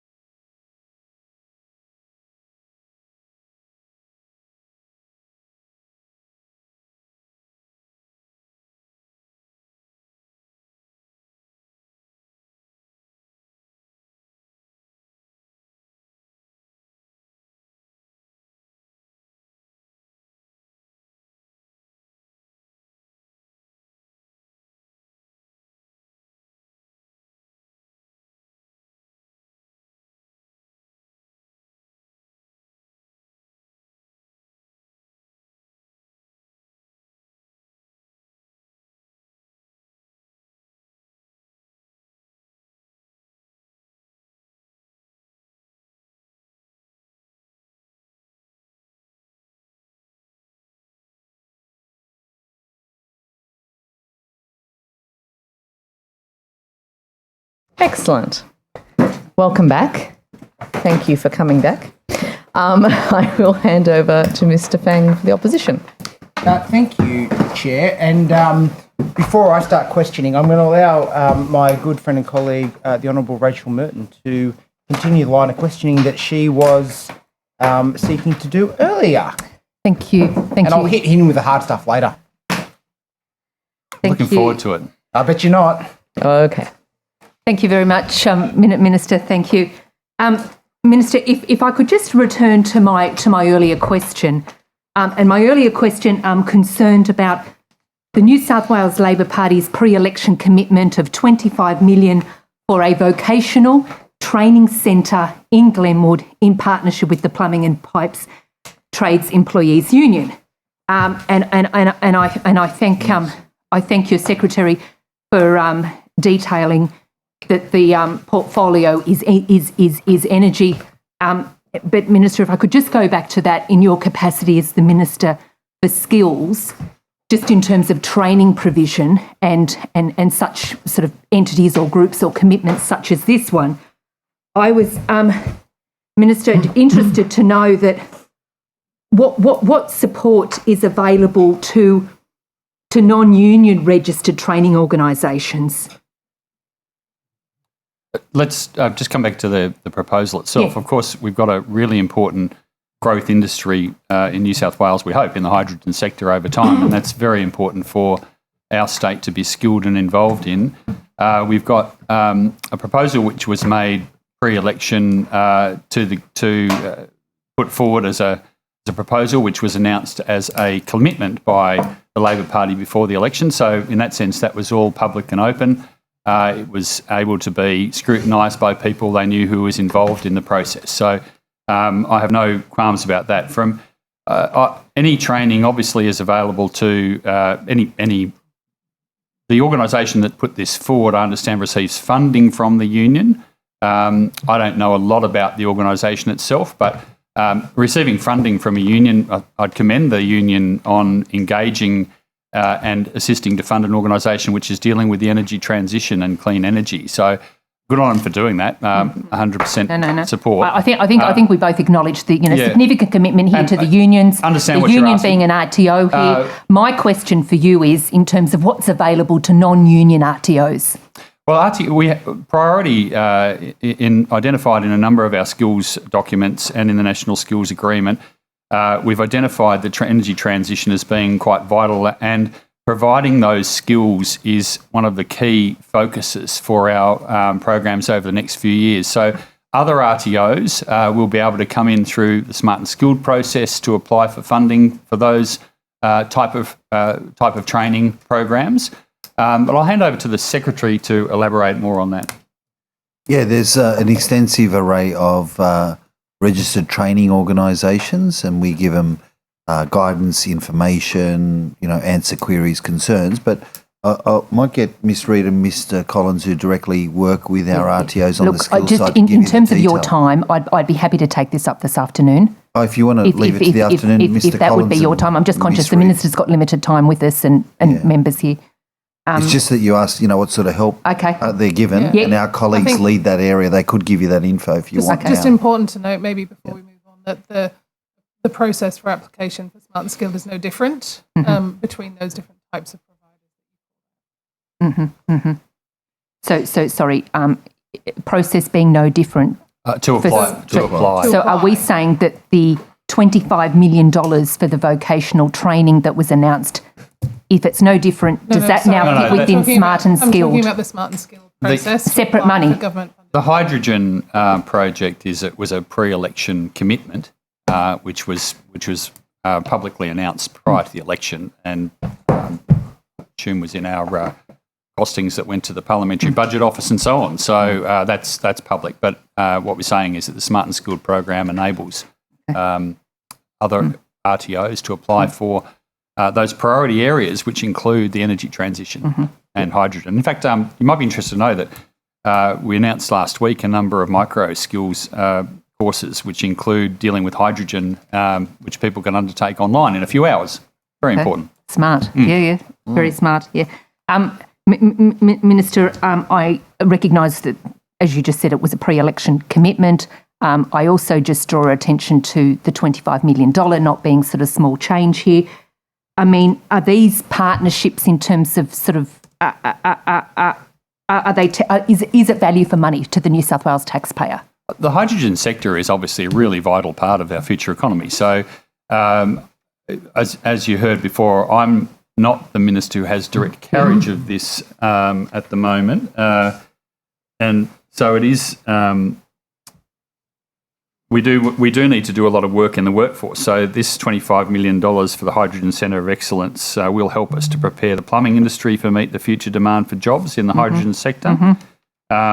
It will be value for money. Value for money. $25 million. I don't see any reason. Don't see any reason to see why it would not be value for money. Okay, thank you.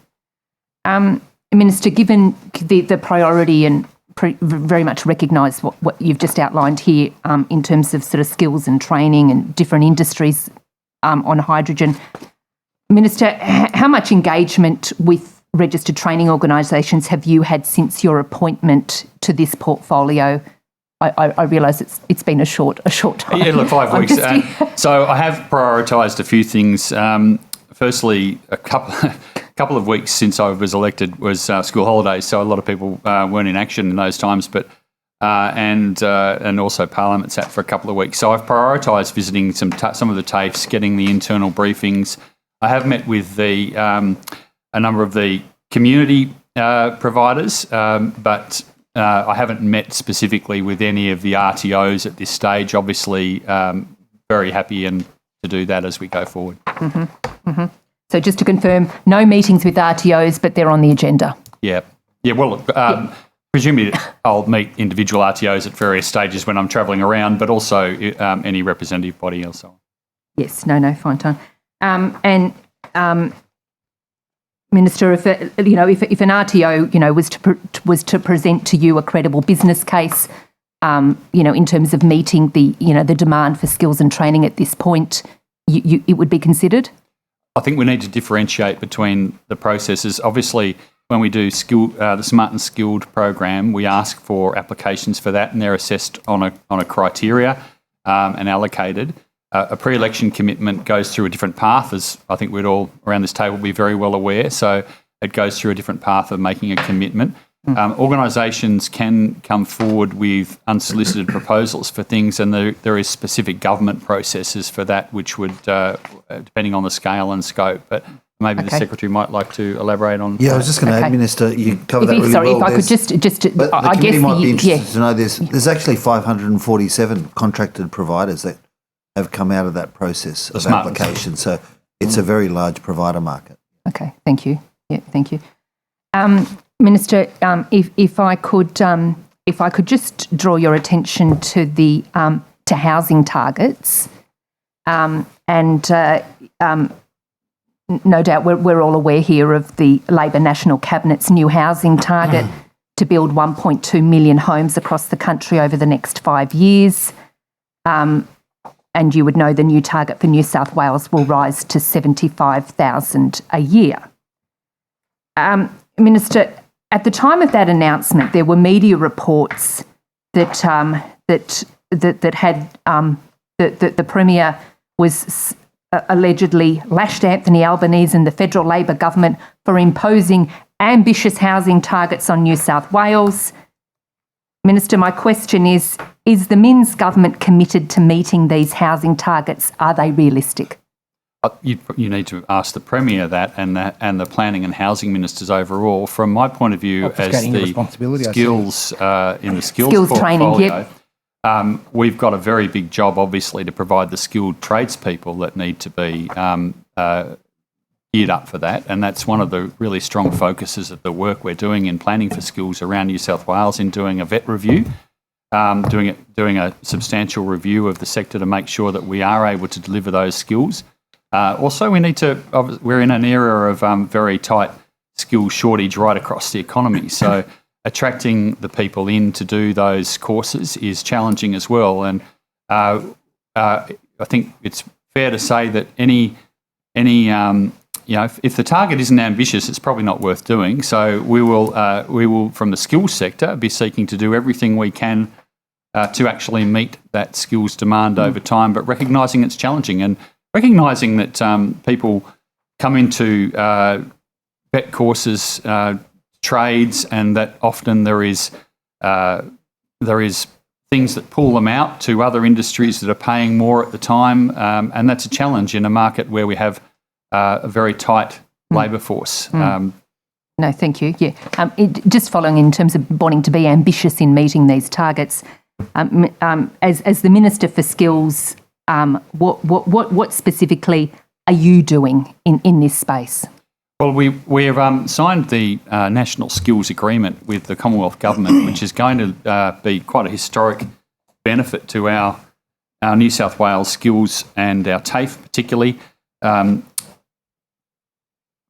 the first time, we've got a 5-year agreement, and it's probably disappointing that it was delayed a year or so in actually signing up to it. But what it does is it provides more funding for our skills sector, and it also sets a number of national targets around those skills shortage areas, national priorities, I should say, around those skills areas, and it enables us to come back in and get matching funding from the Commonwealth to assist with that. So potentially over the next 5 years, we could get another $1 billion into our skills sector in New South Wales, which will be a big factor in helping us to address those skill shortages around the state. It'll also play a role in enabling us to give TAFE a bit more certainty. TAFE has had a very uncertain environment over the last decade. Its funding was serious, in real terms, it was seriously cut by the previous government. And it's existed on fairly short-term funding programs. So this agreement enables us to try and work through and provide a bit more certainty, which hopefully will then help us to retain teachers and ensure that we're able to provide the services to the people who we will also be working very hard to attract into the courses. Now, maybe Mr. Brady would like to add to that. Thank you, Minister. Certainly the demand for apprentices and trainees in the construction sector is high. One of the challenges we have is attracting sufficient teachers to be able to meet that demand, particularly when activity in the industry is high, the wages are up, therefore trying to attract someone to move from delivery in the industry to become a teacher is challenging because they need to actually train up to be a teacher as well as a carpenter or a plumber. That requires them to do a course called a TAE, which is the vocational training qualification. We've been advertising 474 permanent teaching roles since the end of March. But to overcome this challenge with the dual qualification, we've actually had a program called Paid to Learn, where we're paying people to come out of industry, earn a teaching salary for 3 months, study full-time, be partnered up with experienced teachers, get some experience in the classroom, and then move into teaching. And we've had a 98.5% success rate with that program. So it's something we're very, very keen on, and that's added 12,690 teaching hours already in that program. We're rolling it. We've got another group of people graduating from it this term. We'll have another program going early next year. In terms of other... Sorry, Stephen, if I could just say, so in terms of fast-tracking teaching, teachers, these teachers, what role will these teachers play just in terms of... Predominantly they're in the trades. Right. So carpentry, electrical, plumbing, in those areas. We have put in some other high demand needs like early childhood education, but the predominance of that program is in the trades. We've also, we will be opening our Kingswood multi-trades unit in first term of next year. That will create a substantial increase in capacity and delivery in Western Sydney. And our Institute of Applied Technology Construction will also be ramping up in the first semester of next year. So delivery is growing, but I will reinforce that it's a challenge attracting teachers from industry when they're earning significantly more and they have to bridge this gap in terms of becoming a qualified teacher as well as being qualified in their trades. Yeah, thank you very much. Thank you, Minister. And I appreciate the effort across the department on trying to meet the skill training on this. scholarships part of this, or is there something exceptional that New South Wales can sort of do a bit extra? And I preface it by saying, we've got the community housing sector pleading with the government to confront the housing emergency. Are we doing enough? I will, for more detail, I'll hand over, but I'll make some general comments. You're absolutely right. It's in a time when cost of living is very high. It's hard for people to step out and go into low-paid positions to take on training. I've got my son-in-law is a second-year apprentice. Without my daughter's newly increased teacher's wage, I'm sure they would be doing it quite tough. Disclosures to make. So it's quite a challenging area. The assistance that we provide at state level is mainly through on the fees side of things. There's obviously some Commonwealth assistance available as well. Our scope to actually provide that sort of support is mainly around the costs of entry into the program. The pay rates, of course, are set federally. I'll ask Mr. Brady to elaborate a bit more on the assistance that's available, but I certainly acknowledge your point, which is that it is one of the things which makes it hard to attract people into the sector.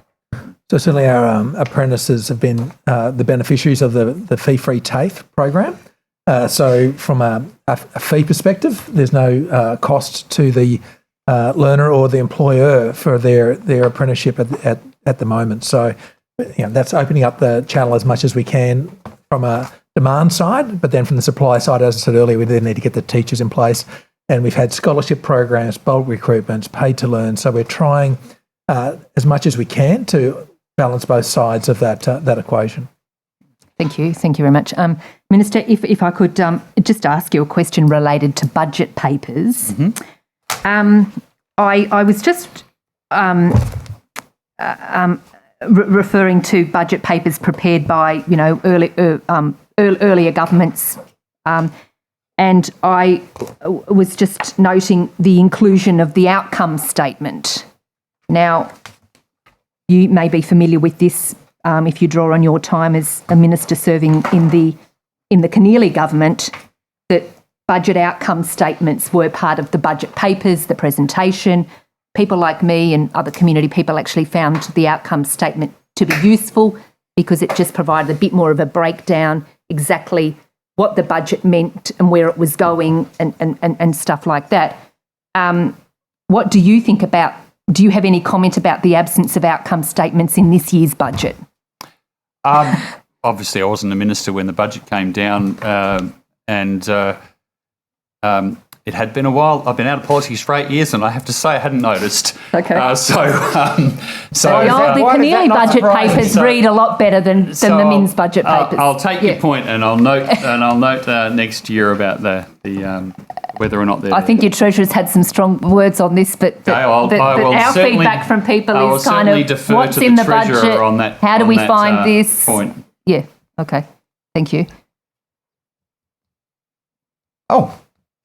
Thank you. Minister, have the targets for the Future Economy Fund been altered? The Future Economy Fund, can I first of all say that I'm very pleased that you've moved on to something that's vaguely in line with my portfolio. Oh, that's Minister, nice I aim to surprise, can I tell you? I'm a man full of mystery. But I will ask the Secretary if he wants to. Is that because you don't know, Minister? Future Economy Fund. Is that because you don't know, or? Oh, I don't know. Secretary. We'll get Miss Reid to. Yeah, the Future Economy Fund doesn't sit within this portfolio, so we might need to take that on notice and seek some advice on the management of the fund overall. Okay. So are you aware at all if the funds have been reallocated from within the FEF and away from projects? No, as I said, have no idea at all? Probably should direct that question to the relevant portfolio minister. Well, the reason that I'm asking you, Minister, is because there's an assumption around apprentice and trainee wage growth in that area, of which you are obviously have responsibility for. Well, I'd suggest to you that, in fact, there's a federal mechanism that sets the apprentice wages. It's not a state decision. No, but you're the Minister for Skills, and your future. You just asked me about wage growth. Yes, but your Future Economy Fund has assumptions in it around the apprentice and trainee wage growth. Now, are you able to achieve your targets? Our planning in New South Wales includes, in budget and a range across a whole lot of areas, includes a lot of assumptions about the economy, including wage growth, inflation, a whole range of economic indicators which aren't necessarily in the state's control, but which are included to try and give context so that we know, for instance, how much the state domestic product is going to grow, how much wages are going to grow, so that we can forecast demand and costs. It's a great obfuscation of the answer, Minister. No, look, it's very clear, Mr. Fang. It's very clear, Mr. Fang, that in reality, that any forecast from government includes the whole context that you're in. It doesn't necessarily mean that you're in control of that aspect of the. Yes, but Minister, the point is that opposition's time has expired. Oh, okay. I'll come back to that point. I will come back to that point. Thank you, Chair. Okay. Minister, I wanted to ask you about the Northern Rivers TAFE campuses that were impacted by the 2022 floods. I understand there were 4 campuses, Lismore, Ballina, Murwillumbah and Kingscliff, that were impacted by those floods. Do you know how many TAFE students were affected? I will ask the Managing Director to specifically answer the numbers. I think it's difficult to know precise numbers, but I've had a number of conversations with Janelle Saffin, particularly about the Lismore campus, which, as you know, was very severely affected. And there's been an agreement made at the moment to deliver a number of those courses through Southern Cross University in Lismore, which is great. As I understand it, TAFE's made an effort since the floods to ensure that courses continue to be delivered. At the same time, they've been renovating. That's not quite the right word for flood damage, but some of the buildings with heritage value on the TAFE campus, which is being undertaken with the insurance money. And there's consideration now as to, obviously, in Lismore, and I was Emergency Services Minister in a Lismore flood many years ago, it feels like. And we know that there is challenges there in trying to make sure that we build back better and don't simply repeat the problems of the past and repeat the damage from flooding. So that's in our considerations as well. But I'll ask the Managing Director to answer the specific question on the students affected. Yeah, I'm just trying to get an idea of the impact and the disruption and where we're at now. Yep, thank you. So the initial impact was severe, as you'd appreciate. I don't know if you know the campus, but it is a multi-storey campus. It goes up, I think, 3 levels. We had groceries from the Coles down the street sitting on our top balcony. So absolutely inundated the campus. Our library was destroyed. All the books had to be thrown away because of mould. All our artworks, because it's a big creative campus. A lot of that was destroyed. Absolutely heartbreaking for the teachers and the students. All our technology was wiped out. So absolute destruction, really, of the campus. We moved really quickly. Our staff were magnificent in ensuring that we could continue delivery. So we sourced properties in the local community that we could use on a short-term basis. I'd really like to put on record my thanks to Southern Cross University, who made space available to us. So Southern Cross is a little bit further up, just slightly out of town, up on a hill. And so they supported us to continue delivery from their premises. We moved delivery to some of our other campuses in the area. So Wollumbar, whilst it was a recovery centre and had some flooding, it was not terribly affected. So we were able to support some of our students in Lismore from Wollumbar and the other campuses. So we provided transport to and fro for our students. We had a lot of counselling put in place for students who are severely affected. One of our biggest concerns for our migrant students. We deliver training there on behalf of the Commonwealth under the AMEP program to make, and those types of students don't tend to travel very well away from their local area. So we worked very hard to try and support them from the Lismore Southern Cross University campus. So yes, there were definitely impacts in the short term. And we worked closely and contacted every student to try and make sure we could keep them connected to their learning. And that staff did, as I said, a magnificent job in doing that. Over time, we gradually were able to move more of those services to our existing campuses. We're still delivering from Southern Cross University today. And we've been developing up the options for how we restore services in Lismore. Yeah. So the heritage buildings, as the Minister has said, are being restored at the moment. We have some buildings which are damaged beyond repair and are being demolished, and that's underway right now. How many TAFE teachers are currently being impacted, and in terms of not teaching at their at the campuses that they were originally teaching at? Well, I'd have to take that on notice, but I would say that from our perspective, I think we've managed to maintain service delivery. So teachers are being employed and students are being taught, whether they're delivering from their home campus or whether they're doing it from one of the other campuses. The campuses are about between 20 and 30 minutes apart. Yep. So it's not it's not too bad. Is there a sort of a complete, like a schedule for completion of when those original sites will be back up and working? So we've done some options analysis, and our intention is to consult with the local member and the local community around how we should restore those assets. Yeah, okay. So there's no schedule yet. We're still in that area, that sort of. We're about to step into a consultation phase, which will inform a business case to take back to government. Yeah. Okay. Thank you. I appreciate how complicated it is and how much work there is to do. Can I ask just some general questions? How are we looking in terms of TAFE enrolment? How many TAFE students are currently enrolled, and what is the sort of forecast number for next year? One moment.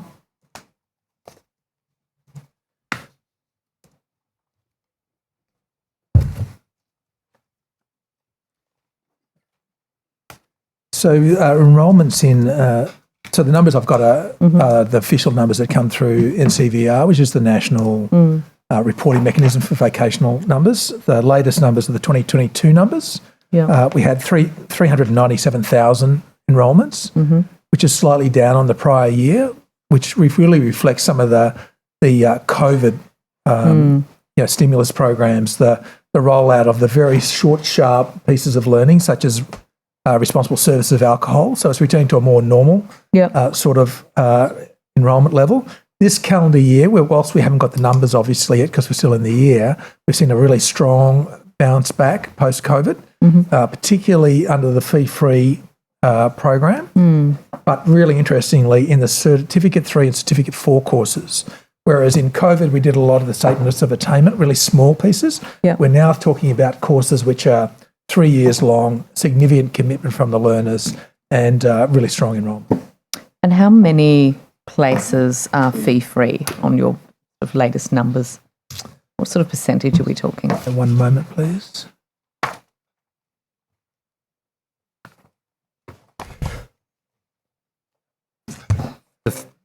The figure I've got for the fee-free is, we get $319 million as a joint New South Wales Commonwealth commitment for TAFE fee-free, and the figure I've got from 1 January 2023 to 30 June 2023 is 105,526 enrolments and 99,201 commencements. And we've got some breakdowns of all those, but maybe... Yeah, happy to. Thanks, Minister. Some interesting data. 67% of those learners are in current employment, 66 female, and 44% of those learners are studying online through TAFE Digital. So strong demand. I think I had some information on course areas, but I may need to come back to you. Particularly, we are seeing strong demand in the technology and business services type areas. And those Certificate 3s are project management, business services, technology predominantly. I visited Griffith TAFE last week, and enrolled nurses. Regions, Minister. Enrolled nurses talked to me there about how important the fee-free was for them, because a lot of the women who were in that room had children and had a number of commitments, and said to me that they wouldn't be doing the course if it wasn't for the fee-free. So it's that's pretty good to see. I'll come back to that point in a minute, actually, in relation to women. Can I just check the projected enrolments for 2024? Do you have those figures? Or we don't have a projection. It really depends on what's happening in industry. Ms. Boyd. I wanted to ask you just on the provision of early learning centres at tertiary institutions, which of course, they support women re-entering the workforce and training, but also allow some hands-on experience for people who are training to be early childhood educators. Are you able to give me any information as to the sort of, I guess, plans to fund those centres? So, are you talking about the ones in TAFE, particularly? So, universities and TAFEs. Okay. We do have a number of early learning centres in TAFE, and perhaps Mr. Brady could talk about those. Thanks, Minister. So we do have a range of centres, some of which we manage ourselves and some which are provided through contract on our behalf. We are required under our contract with the Commonwealth for the AMEP program for migrants and to have some of those services available, so it's part of that delivery. We do also have centres which are part of our early childhood education delivery, which are used for training delivery, and we get members of the community and their children in regularly as part of that to give the students hands-on experience in playgroups, etc. So is that, I'll just go to my colleague in 1 second, but is that, so do you have one of these centres at every TAFE? Is that the... No, we don't, but I might ask Ms. Scora, who's our Chief Delivery Officer, to comment. Yeah, just quickly, we've got 15 TAFE-run childcare centres across the state. Yep. As the Managing Director has said, we then have a number that are run under contract by Gowrie that are connected to the AMEP sites. And then we have a number of locations where, for the purposes of learner experience, we might run playgroups or other things for the local community that are for the benefit of the learner to understand and as part of their training. Thank you. I'll come back to this in the next round. Ms. Mihalik. I might just follow up on something on what you asked there in relation to the fee-free place numbers. And Minister, I think you said it was 105,000, or the Managing Director might have responded. To 30 June 2023. Okay. Yep. Do we know how many of those, and look, you can take it on notice, are related to courses in the technicians and trade workers skills area? Technicians and trade.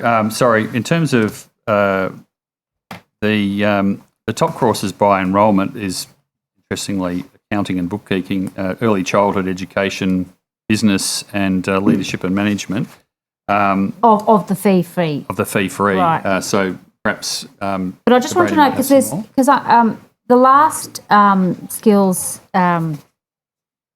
assessment done, skills priority assessment done from October of last year indicates that there's a shortage for apprentice-trained technicians and trades workers. Yeah, absolutely. So I just want to know how many of those, given the shortage, how many of the fee-free... Can I just assist? Can I just assist with clarity here? So the figures that the Minister just referred to were specifically for the New South Wales implementation of the TAFE fee-free initiative, which is a partnership with the Commonwealth Government. Yes. As we mentioned a bit earlier, the Minister mentioned a bit earlier, apprenticeships and traineeships in New South Wales are also fee-free. So I think our top 5 apprenticeships include plumbing, carpentry, electrotechnology. Thank you, Mr. Collins. Yes.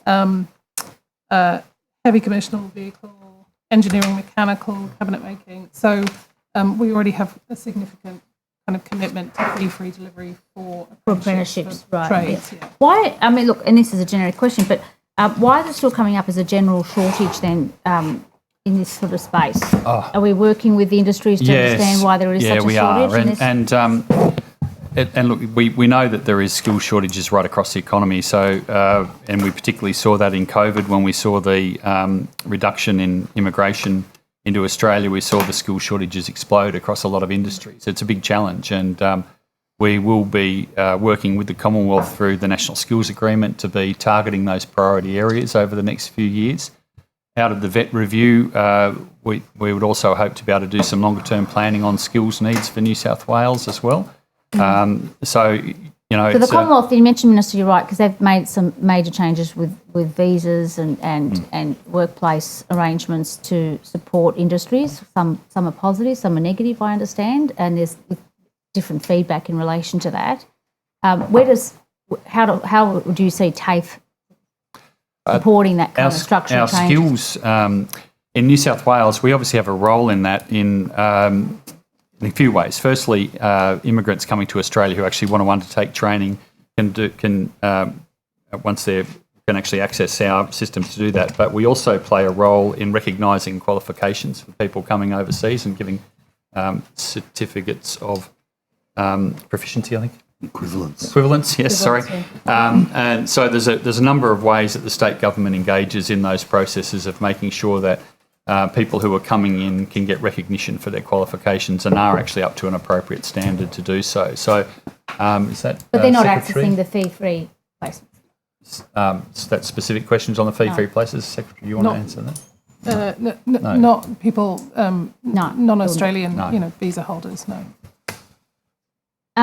Yeah, all right. Well, I just want to, it's been put to me by some of the industries that they're just, particularly around TAFE, and I noted earlier, Minister, you mentioned, I think, 13,000 positions. To do the transition to net zero needed. Yeah. But I can't see that that's not already in the courses that you supply or provide in TAFE. Are you going to reinvigorate the type of courses that you're going to provide in the next couple of years? There's certainly some developments that are needed now. So a lot of those skills are there already, particularly in the electrical space. We need obviously a lot of linesmen and electricians, a whole range of skills in those areas. But we are also focusing on some of the challenges in this with our commitments to having some industry centres of excellence by working through some of the programs that we've got in place to attempt to build some of the some partnerships. So, for instance, in some cases to work in that sector. Where are you getting that data from, Minister? I'm just keen to know that data. Where's that data? Sorry, the data about the skill shortages. That came from the federal. That was in the federal government. Because it's not in their skills priority list of 2022. So I'm just wondering. It came from their recently released Working Futures plan, which was based on the national analysis of those skills and fed into that. And so it's not in their recent skills priority list. It's not in that at all. The Commonwealth Government's the skills priority list, Commonwealth Government's list identified 400 occupations as being in shortage in New South Wales. So there's quite a lot on that, obviously. And they identified a number of those. The strongest growth in demand, the department's internal work has shown that occupations with the strongest growth in demand were in, and these are also identified in the Commonwealth Government's work in that caring sector, so age and disability cares, early childhood, education aides, retail managers, and electricians and engineers. So there's a range of. It would be, you just couldn't sit here and say that there's any of those significant areas that don't have that same challenge of skill shortage, it is a big challenge for the government and for all governments in Australia to deal with that. Minister, I just wanted to ask a question in relation and I wanted to understand whether the TAFE Commission Board still exists. We have a TAFE board which reports to me and works very closely with the managing director. They don't manage the TAFE per se; they're advisory. Well, they were advisory, but then in 2018, a structural change did happen, and they became some more governance requirements were placed on the TAFE Commission Board. I can only comment on the board that I have that works with me. And that's obviously a board which is formed. Yeah, so 2016 it changed from an advisory to a governing board. Does that change back? Maybe someone can give that advice? Or? There's two boards. There's a TAFE board and a skills board. Commission board. I'm talking about the TAFE. You're talking about the TAFE board? If I might. TAFE Commission is an advisory board, but I'll let the managing director. Yeah, certainly under the legislation, it's an advisory board. Yep. There was a review, recommendations coming out of an audit office performance review that said that the board was actually operating inappropriately and attempting to be a governing board. That resulted in a refresh of the board and a restatement of its purpose in advising the minister and not acting as a governing. So they have no role in, for example, any potential land audit or any use on campuses. No. What is their role then, Minister? I'm just their role is to advise me essentially, and to work on strategic direction for TAFE and a number of they also work very closely with the senior leadership team in TAFE. They have a number of meetings each year with them and do deep dives into those areas and provide essentially their experience and advice. So it includes we've got 4 vacancies on the board at the moment, which we'll be acting to try and fill soon. But they essentially they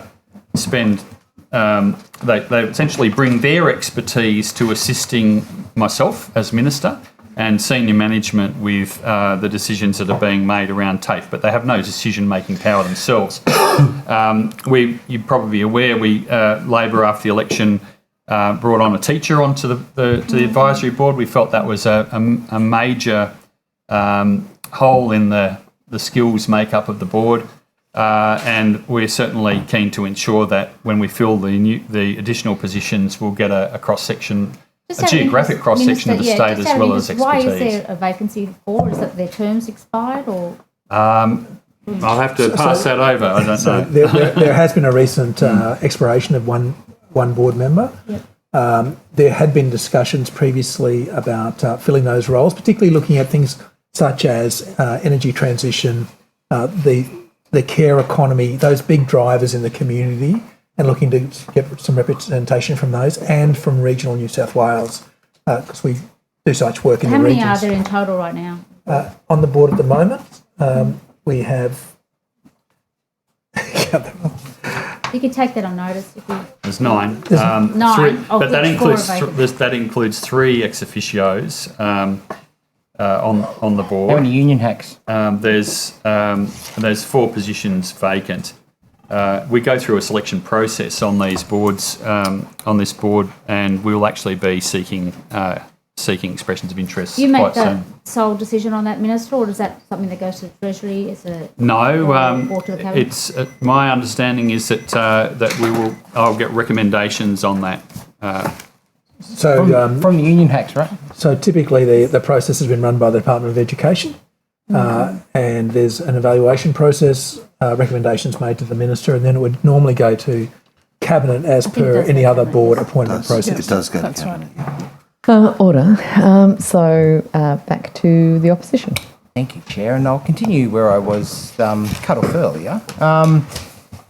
Minister, I think if I was to create a small process of where we were prior to the crossbench time, you were trying to tell me how you really had no involvement in the Future Economy Fund, even though it directly impacts the 1,000 new apprentices and trainees that you made as an election promise as an incoming government. I'm then trying to ask you how the budget will impact that delivery through that program, and you're saying that effectively, as the Minister for Skills, that it's not your problem. Do you still believe that it's not your problem? Well, the Future Economy Fund is within the Minister for Industry. It is funding the 1,000 apprenticeship and trainees, which I'll be delivering. So that money is being provided. It was actually allocated in the budget, $93 million. So, yes, but so I think you just, we have that. We'll go back to that bit that where you just said that you're delivering the... And the apprentices and trainees. So that is a specific election commitment which we made, and we have funding allocated. Frankly, I don't care where it comes from. When you denied earlier that you've got any involvement or any skin in the game, you really don't know your portfolio. I get you're only there for like 5 weeks, and congrats to you, Minister. I think the other bloke fell over. You've taken the mantle, but I mean seriously. Is it just a case that you're not across your brief? People might actually want to go back and read the question you did ask before, which was about wages and wage levels. Yeah, the Future Economy Fund. The first question. So if you want to misrepresent, Minister, don't try and if you want to misrepresent, don't you verbal me, Minister. Don't you verbal me, Minister. Order. Don't you verbal me, Minister. Order. Before I hear the point of order, I'll let Mr. Fang know that he will not be getting the call for at least another 5 minutes. Point of order? Thank you, Madam Chair. My ears say thank you. The honourable member persists in asking questions, then making political statements in order to gain media attention, and treats the Minister with utter disrespect, shouting and screaming, which belittles the process and this committee. I ask that you call him to order or eject him if necessary. Thank you. I'm very concerned about the disrespect shown to the chair of this committee. When I say order, we stop talking. We certainly don't yell. I will ask the Honourable Rachel Merton if she has questions. I'll come back to you in 5 minutes, Mr. Fang. Minister, but I'll be back. Thank you. Quivering in my boots. You should be. Minister, I have interest in the manufacturing centres of excellence. Yes.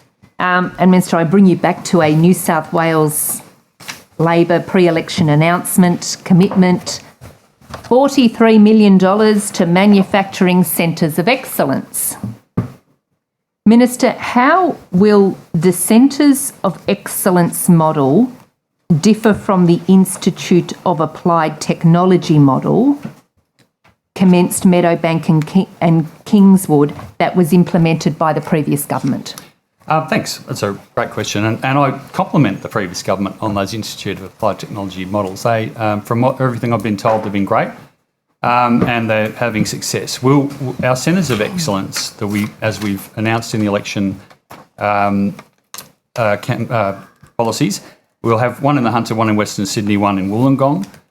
We're currently going through a consultation process. We've got some roundtables over the next couple of weeks as part of the planning to inform how they'll work. As a general concept, we're obviously hoping that they will use TAFE as the basis, but build links with other education providers as well. And as a regional MP, I'm hoping that they will enable us to share a lot of those things that they develop, a lot of the programs and things that they develop with people right around the state. Out of that consultation process that we're going through at the moment, we will take a proposal forward to Cabinet to implement the election commitment. Thank you. Thank you very much. Minister, what capital funding was in this year's New South Wales government budget for centres of excellence, specifically the proposed centres in Western Sydney, Hunter and the Illawarra? If capital funding is required for those centres of excellence, we will go back with that in our policy proposal, our proposal for Cabinet to implement that. I guess some of the important things that the consultation process needs to talk about at the moment is what the model is that those centres of excellence will use, how we'll bring people together to use them, how industry will be involved. And obviously around that, we don't know exactly yet what bricks and mortar might be required for those. It's obviously much more important to know how we're going to deliver the services out of those than just to build a building. Your answer will be... so no capital funding committed, so there's no capital funding committed not at this point. Stage. No. Community consultation in swing. Is underway actually over the next 2 weeks. Does the Secretary want to add anything extra on that? Mr Brady might want to add some more. We've completed consultation in the Illawarra and we have consultation in the Western Sydney and the Hunter over the next 2 weeks. So we'll then take all that input and start to develop up the proposal.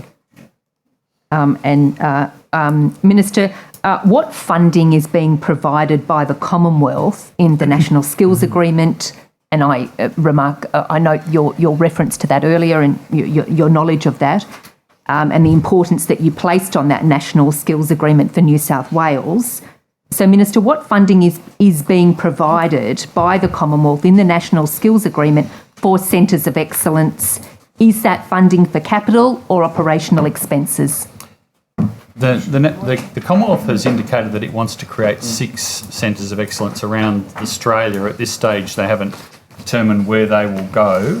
There is the funding, as I understand it, and the Secretary can add to it, is not specifically at this stage for operation or capital. It depends on the proposals that come forward.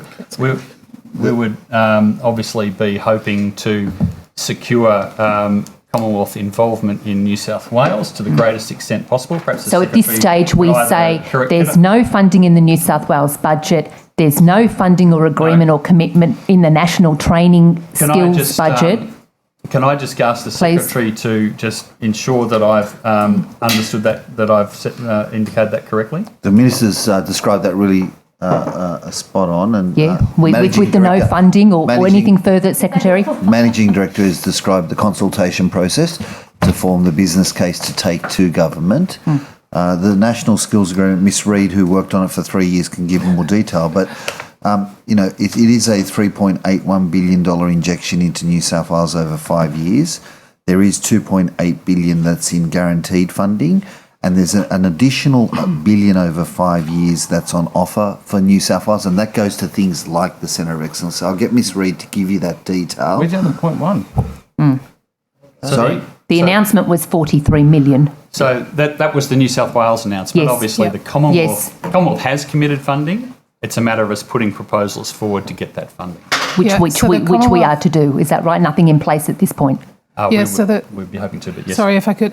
So there's a stream of reform program funding under the National Skills Agreement, which includes a commitment for centres of excellence which is a Commonwealth commitment that they want to deliver in partnership with states and territories.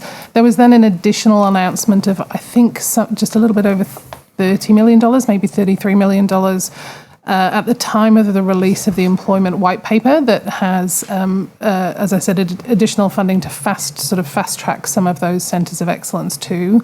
The Commonwealth, having signed the kind of the full skills agreement, now seeks to partner with states and territories on the proposals for centres of excellence, how they'll function, where they'll be located. So we're in active discussions with the Commonwealth on that. So we've got Commonwealth Centres of Excellence, funding maybe somewhere out there. The announcement of the state ones, no funding. Can I be specific? Commonwealth is going to provide a maximum financial contribution to the states of $325 million over 5 years towards the Centres of Excellence. And they're the Commonwealth announced ones. My reference was the New South Wales ones. The New South Wales ones, we've had a strong election commitment to that. We've made a commitment that they will be we read about put in it. place. And as I've said, we're going through the process now of defining it. I think it'd be pretty silly for us to go out. Talking to the community, no budget commitments. I think it'd be pretty silly. It's a bit like telling someone before you tender for a contract how much you're willing to pay them. We're not doing that in this case, as we wouldn't in any other government program. Thank you. Minister, if I could just remind you that the opening of my question was New South Wales pre-election announcement, $43 million to manufacturing centres of excellence. And as I said to you, we've got three. That was the announcement. That's all that we've got the proposals, which will be which will be developed up after we do the consultation, and we'll take those to the cabinet. Thank you. Minister, New South Wales Labor pledged to train or retrain 1,000 apprentices, workers each year for a domestic manufacturing industry. Yet the PBO modelling indicates that there will be less than 530 graduates by end of the third year of the program. Do you agree with the PBO modelling? Is the model flawed? Are we missing something?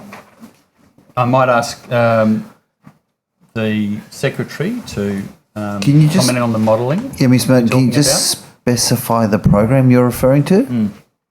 Because in the apprentices trainee space, there's a government commitment that was an election commitment around delivering an additional 1,000 apprentices and trainees in the public sector. That was the public sector. I don't think you're... Yes. No, we're My very clear colleagues following.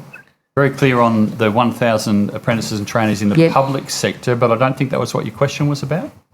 No, it was off the back of the commitment of 1,000. Okay, well and it was in reference to modelling that was done by the Parliamentary Budget Office. In terms of the election commitments. Correct. Right. Which pretty much came up short. No, the commitment that the government made was for 1,000. You committed 1,000. The PBO modelling 530. That's the discrepancy. No. We've committed to 1,000 apprentices and trainees. Yes. So trainees as well as apprentices. Yep. The PBO modelling told us the amount that would be required for that. It said $93 million. That's been allocated, and we're in the process of implementing that program with the various departments around in the New South Wales government. And we expect it to meet the 1,000, and that'll be a combination of apprentices and trainees. And we are also, as part of this, putting in place processes to ensure that they are actually additional. And I can let you know, Ms. Merton, that This was launched on 21st of September. We've had 32 sessions with government agencies and state-owned corporations and unions. We've been working on targets and we've been working on job training mechanisms in Sydney Water, Central Energy, National Parks, Wildlife Services, Homes New South Wales, so the full gamut of the public service. And Mr. Collins has got the privilege of leading that delivery of that commitment. He can give you even more detail if you like. It's a good, ambitious target. It'll help with the earlier line of questioning around skill shortage, and the Minister's spot on. 93.7 million. Our duty is just to ensure that the importance of skills and training in the current environment. That the adequate that it's genuine, that there are adequate resources committed to it. Are there targets? We're serious about and this. I just commend my agency colleagues across the public service for their degree of engagement with us, because we just spoke earlier about the skills shortage and the workforce shortage, and this is an avenue and mechanism to create a larger workforce supply that can also work in public service. Yep.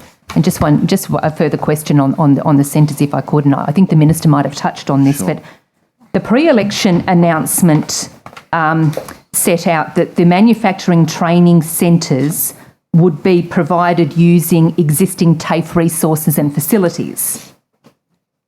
So I guess the question is, where does that, just in terms of the costs of the refurbishment or the construction, has there been any sort of follow-up or consideration given to the new facilities proposed and the existing TAFE resources?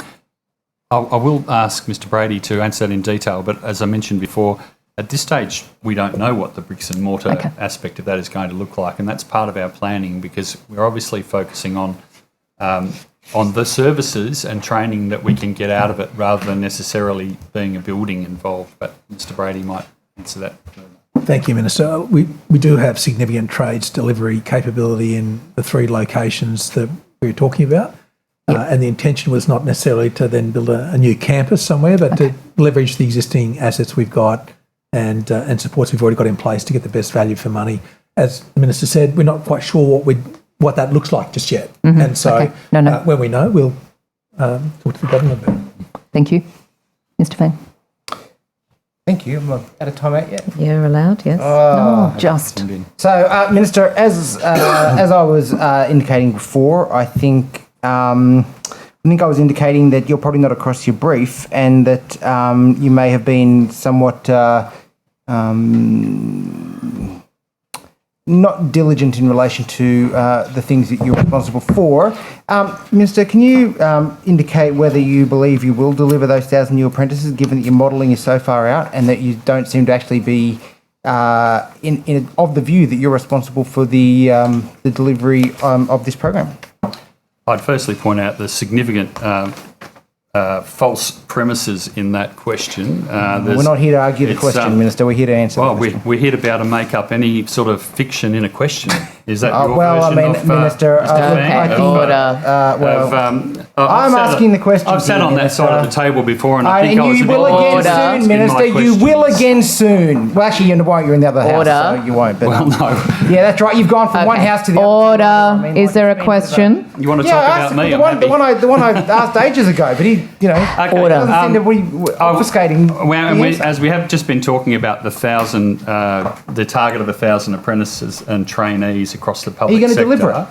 And I'm confident that we will deliver it over the period that we've taking announced. ministership on it? Look, if we get to the next election and we haven't made excellent progress on meeting our commitment, then I'm more than happy to stake my reputation on that. You going to resign? Oh, he's speculating about the next election. So what he's saying is that you think that I'll be here after the next election. That's very nice of you. No, I'm talking about before the reshuffle. I mean, let's be honest. There's a reshuffle coming soon. They're not going to get rid of him.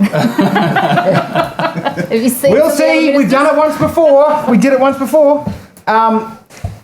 So, Minister, how many apprentices? You mean when, how many apprentices? Your friend John Barilaro defeated me in the election. That was a good pick for the National Party, wasn't it? He did. The bloke who tried to rot the systems to get himself a lucky job you're in under New York. parliamentary privilege, Mr. Whan, because given that your failure to disclose a number of items today, I suspect that might come back to bite you. Minister, how many apprentices have been engaged under the program as of 30 September 2023? Do you know, or is it still your opinion you're actually not at all involved in the program? Well, again, the premise of your question is false. I have actually been speaking for the last 5 minutes about the 1,000 apprentices program, and at this stage we have not commenced the program. So we've just gone through the process. You've done nothing about it. The budget was 7 weeks ago. The budget allocated the $93 million over the period we require.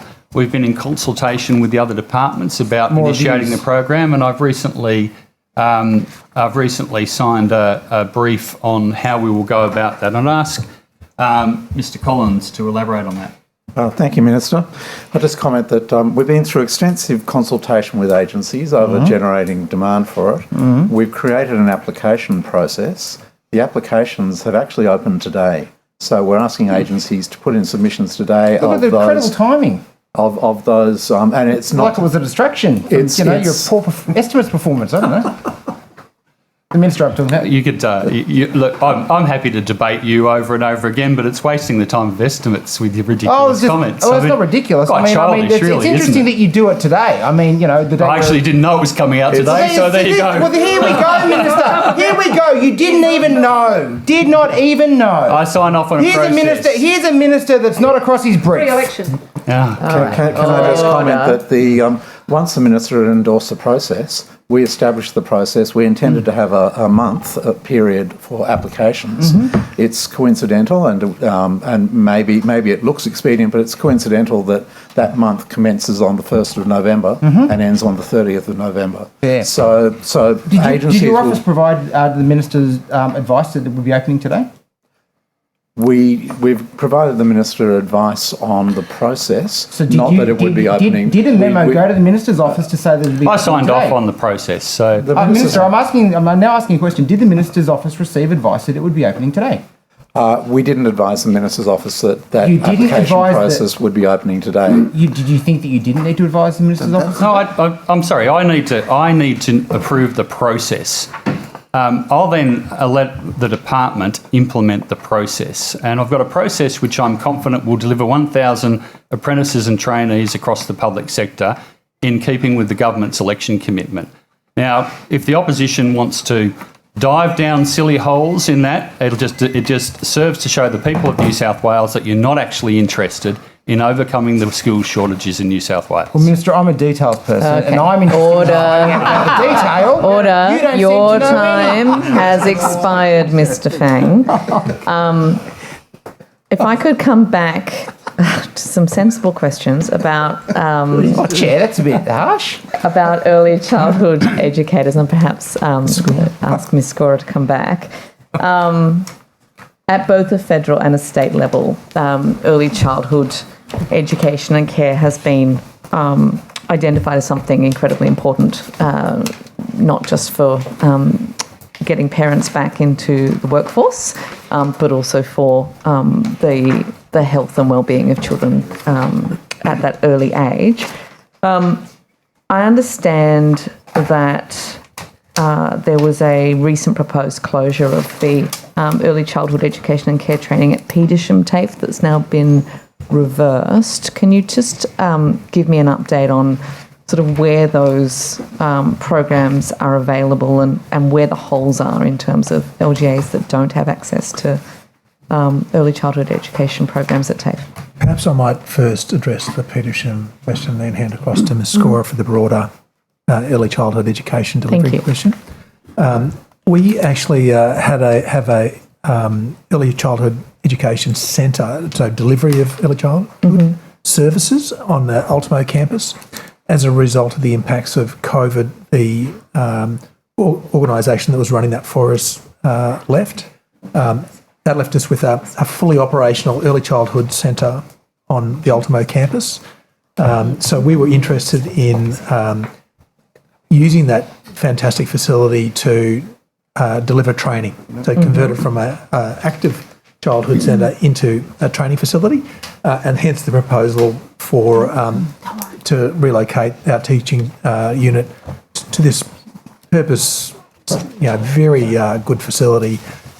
In discussions with the teaching teams, the decision has been reached that we will continue delivery in Petersham, but we'll also look to commence training at Ultimo, so we'll try and support in both those centres. It takes a little longer to stand up Ultimo, given the fact that we will be starting it from scratch, but that's our current intention. We are also in conversation with the department around some of its initiatives around expanding early childhood education and the role that TAFE can play in supporting those initiatives. And that's an active conversation right now. But I'll hand across to Ms. Scora for the broader delivery question. So early childhood education is one of our highest enrolment courses across the state. And certainly we see that particularly in the TAFE digital campus as well. So people having a desire to learn online, which makes it available anywhere. One of the challenges we face with that skills area is the same that we face in the trades, where it's a challenge for teachers to step out of employment and come and train as early as teachers in TAFE. And so what part of our next cohort, our future cohorts for the Paid to Learn program, which the Managing Director has referred to previously, is to focus on early childhood education. And working with, as we are at the moment, with a number of the major, particularly in regional locations, the bigger providers where we might be able to provide traineeship type programs to enable people to work and train with us at the same time. So it's much like the trades, it's a challenging environment for us because the enrolment interest is high, but we don't always have the teaching workforce to follow that through. Chair, can I just clarify? I think part of your question was directed to where we actually have childcare centres in the facilities as well. Yeah, I'm interested in what the coverage looks like in terms of not just, part of having these programs is to also have centres at which students can train.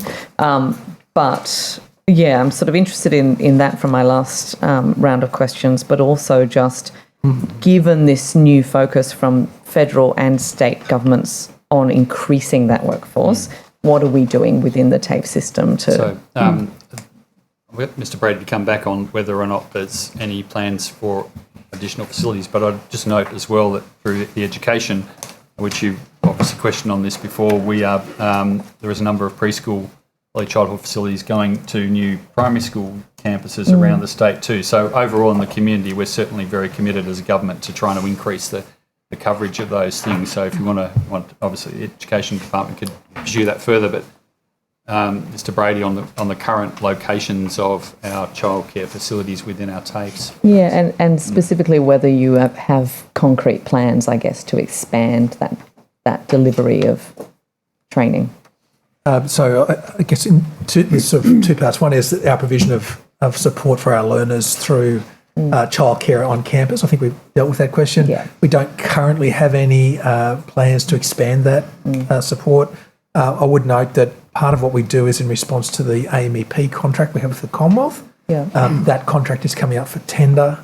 We don't know what the requirements of that are going to be yet, whether that'll require us to have further support.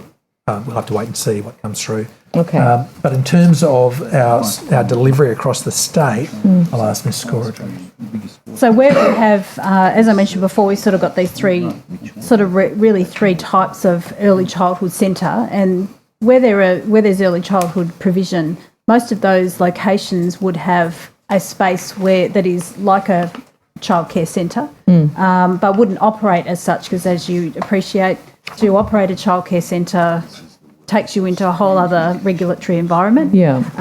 And so they don't operate that way. They really operate often. For example, there's a site like that in Kingscliff. It operates as a play group in partnership with other local community-based organisations for the students to get experience. It has the environment And many of our locations would have that, but they wouldn't have a childcare centre per se. But in terms of providing available courses for people to become early childhood educators, are there plans to expand that and to make that to provide more places? Early childhood education is part of the fee-free, and certainly there's been a significant take-up of those fee-free places in early childhood. Where there's certainly no intention to contract it by any means. No. We might change the location of where we do it depending on where it's needed, but we'll always look to expand if we have the teacher availability.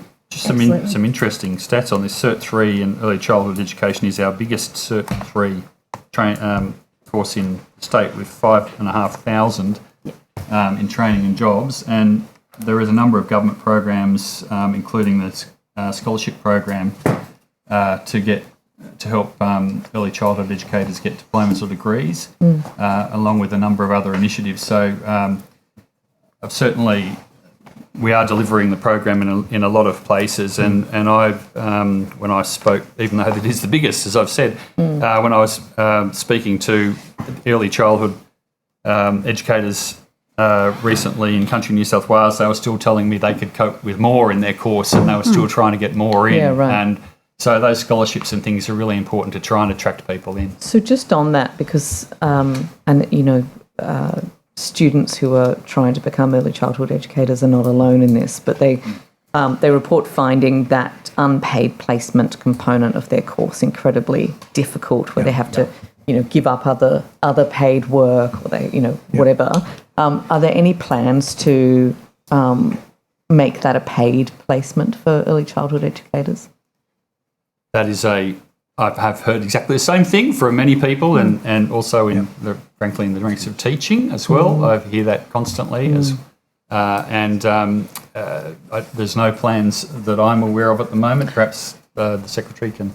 Yeah, Ms. Boyd, it's a really pertinent point in the teaching profession where we've got shortfall as well. So how do you take 2 weeks, 3 weeks, 4 weeks out of your livelihood and deliver on the practicum component that is so vital and important? But I think this government's move around the scholarship program to make sure that alongside whether it's a TAFE fee course, the scholarship to help boost what income level can be there for that individual to help overcome, the placement process. Could I just add, I think there's a difference here between, in the vocational system, people undertaking the Certificate 3 or the diploma in early childhood who are obviously often or almost always in a traineeship situation, so they're earning, they're working and studying at the same time, and the higher education early childhood qualification, which is where that unpaid placement matter comes more into play, I think, as it does for kind of undergraduate teachers. Do you think, though, that if we sort of tried to solve for that we would end up with a greater demand for those courses? And, from a sort of workforce strategy perspective, how does the government prioritise which of these courses it's going to sort of offer those kind of incentives? I certainly know on the teaching front, we're working with all of the deans in education across New South Wales to look at what flexible models we can deliver. We've got scholarship programs in play as well that can help and assist. And also, how do you create sort of employment pathways that Chloe was talking about? Because in the teaching profession, we can employ you as a paraprofessional, for example, and you don't have the duty of care and responsibility. There's a teacher in the room, but can you possibly also meet some of your practicum requirements there? Can we also look at not having it, in set periods where everyone's got to go out? How can you have that flexibly delivered? Yeah. And how can you build it over the life of, I'm describing teachers in this case, a teaching degree. I also know that this is a national workforce challenge, just like the teaching one. These initiatives are really good, and we need to grow the sector. And, we've got a commitment, as you know, from the previous hearing to deliver 100 government preschools. But I do know that when Chloe and I attend the national level meetings on ECE, the national workforce challenge there is significant. And I hope I'm going to get this right, I think we're 2 years out from a national reform agreement on the ECE front, and I know that workforce is a front and centre piece in those discussions as well. Thank you. Because we don't solely own the lever, as you know, with the Commonwealth there. Yeah. Thank you. Ms Mihalik? Thanks, Madam Chair. I just want to, we've already had a bit of a discussion about the teachers cut, but obviously teachers were cut under the former coalition government. By significant amounts, Mr. Thing. But anyhow, now you're misleading the committee. Can I if I can just flag, between 2012 and 2019, 4,500 TAFE teachers and support staff lost their job. And I think it's something in the order of 15,000 staff down to 10,537 in 2019. I'm not sure if there's a more up-to-date figure. How many teachers and staff are there now, Minister?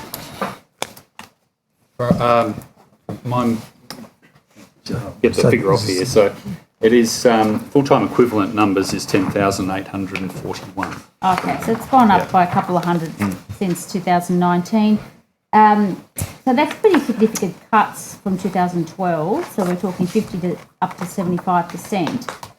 What will you be doing, Minister, to reverse this? Because I do remember a very big Labor campaign in December of 21 on this issue, where we were sent flyers and material back in my day in the Labor Party from the Premier's office about campaigning hard on the teachers' cuts and indeed on the enrolment numbers down. In fact, I'm looking at a release from the Premier at that, or then opposition leader, that there was a 25% reduction in student enrolments as well. So what are you doing to reverse that figure? Have you made a commitment to reinstate or 5,000 the staff, or 4,500 staff that the opposition leader highlighted in December 21? Well, there's a few aspects to that. Firstly, we are certainly keen to recruit more staff to TAFE. We have a number of areas where we are short.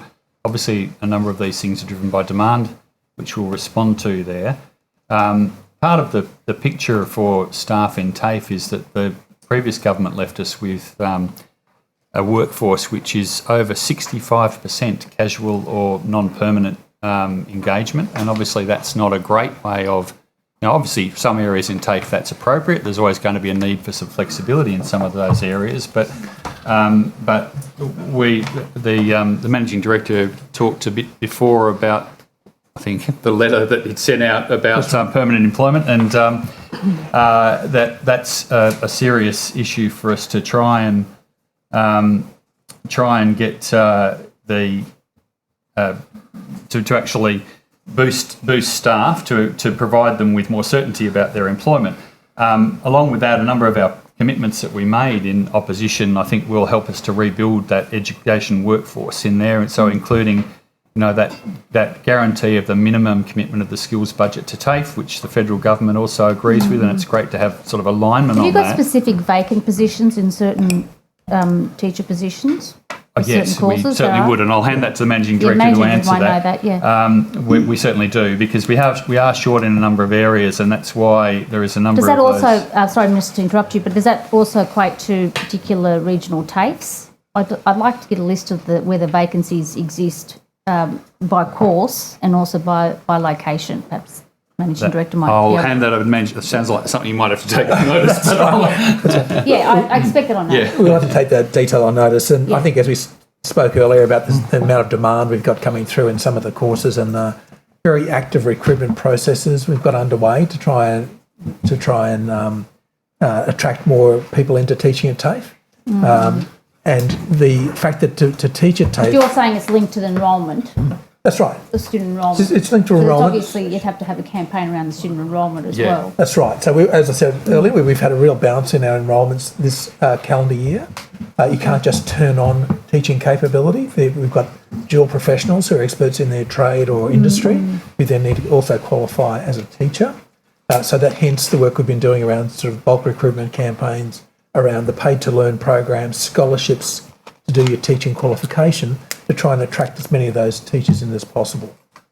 So it is a challenge, particularly with such low employment, to find people who can make that transition. Often we're looking at people who are, have reached a point in their career where they're looking for a change. That could be because in the trades they're getting a bit a knee problem or other sorts of work industrial injuries, or it might be that they've got young families, and in the trades in particular, you're working 6 days a week, long hours, not around for the kids' sport, etc. So we're seeing sort of those two categories of people who are generally interested in making the professional shift to a teaching environment. But they still need help to bridge that gap in terms of the teaching capability.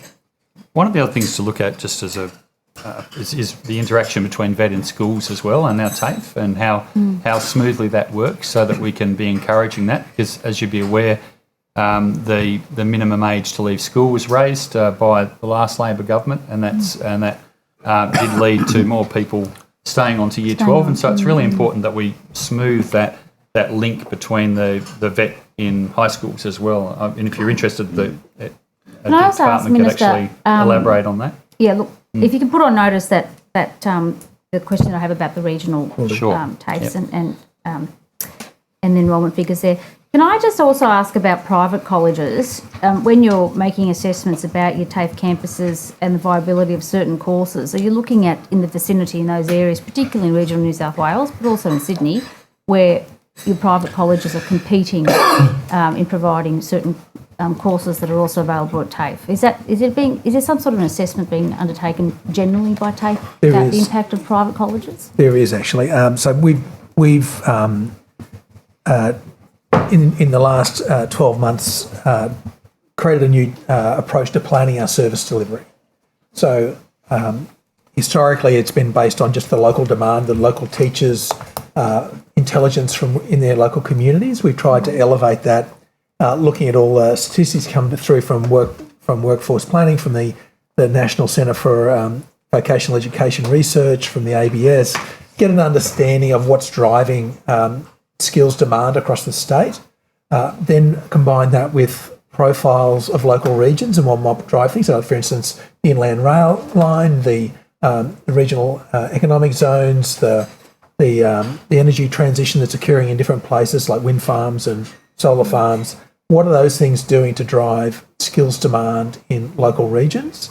And then we look at that. And you need to specifically look at the competition. Yeah, so we do. Coming from private colleges. So we actually then look at our courses and we look at them in terms of where's that demand coming through for the courses, but then also what's our position relative to other providers, and understand where a course might be becoming less relevant to a local community, or where there's really strong provision from someone else that we don't necessarily need to be in that space. So we'll make decisions about how much. So if a private college provides those courses, you're saying TAFE then? Well, it's a question of it's a question of emphasis. So, for instance, if you're in Sydney and you've got and you're teaching technology or business administration, there are a range of other providers.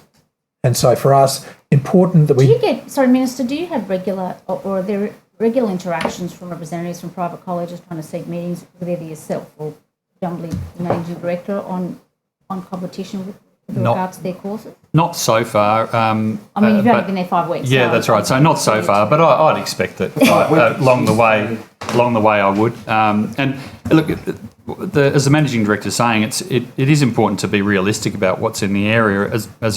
From a regional perspective, though, I think one of the clear learnings is that often the private providers are, I guess, getting the people who are relatively easier to provide a service to and are a bit cheaper to provide a service to. But they're not going to be fee-free TAFE courses. Yeah, so TAFE is the provider who generally is providing the base for those who are less able to afford or are disadvantaged in some way or another, and that's a really important part of TAFE's mission and the importance that we place on it, and us the need to keep the network healthy. Yeah, my concern would be when TAFE decides not to provide a course because a private college nearby is providing that course, but ultimately they're not going to be providing a fee-free opportunity for those students, let's be honest.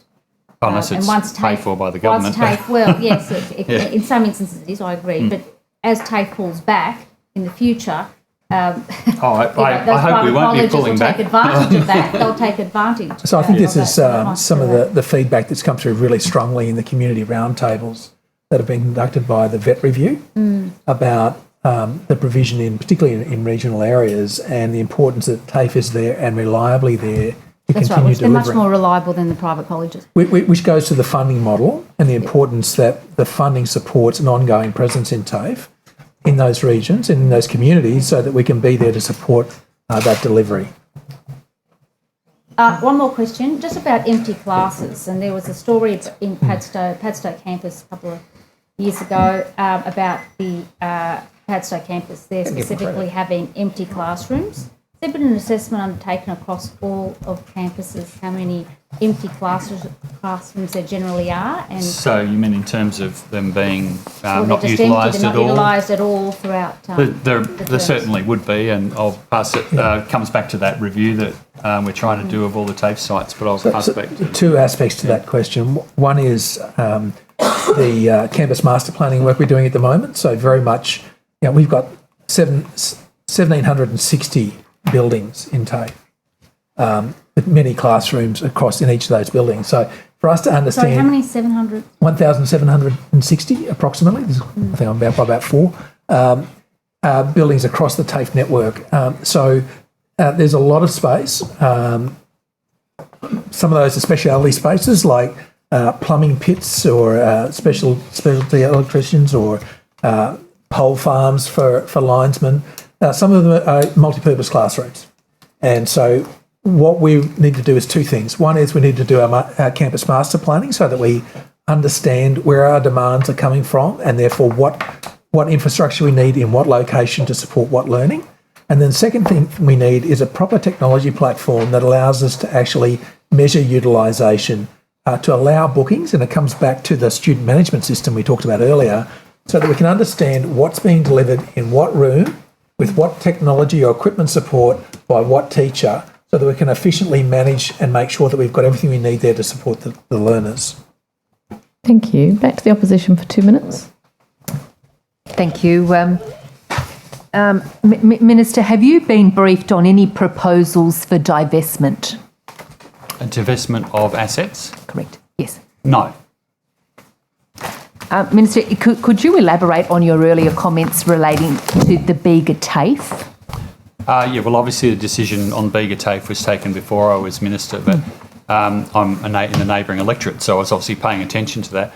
The Bega TAFE site, the Bega TAFE moved.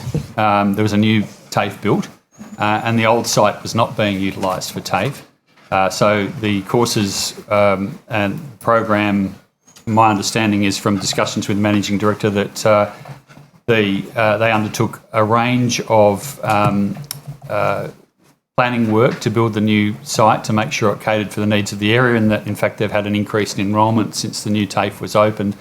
So that left a site which was not utilised, and in accordance with the government's announced priorities of trying to ensure that we're easing the housing crisis, providing affordable long-term rental as well as affordable housing and key worker housing, that site is to be utilised. The old TAFE site is to be utilised for that. That's very consistent with the priorities, and certainly from someone who is a member in that southeast part of New South Wales, absolutely vital. I'm constantly hearing from the health sector and from the education sector that they will get someone to accept a position and they can't find anywhere to live that's affordable.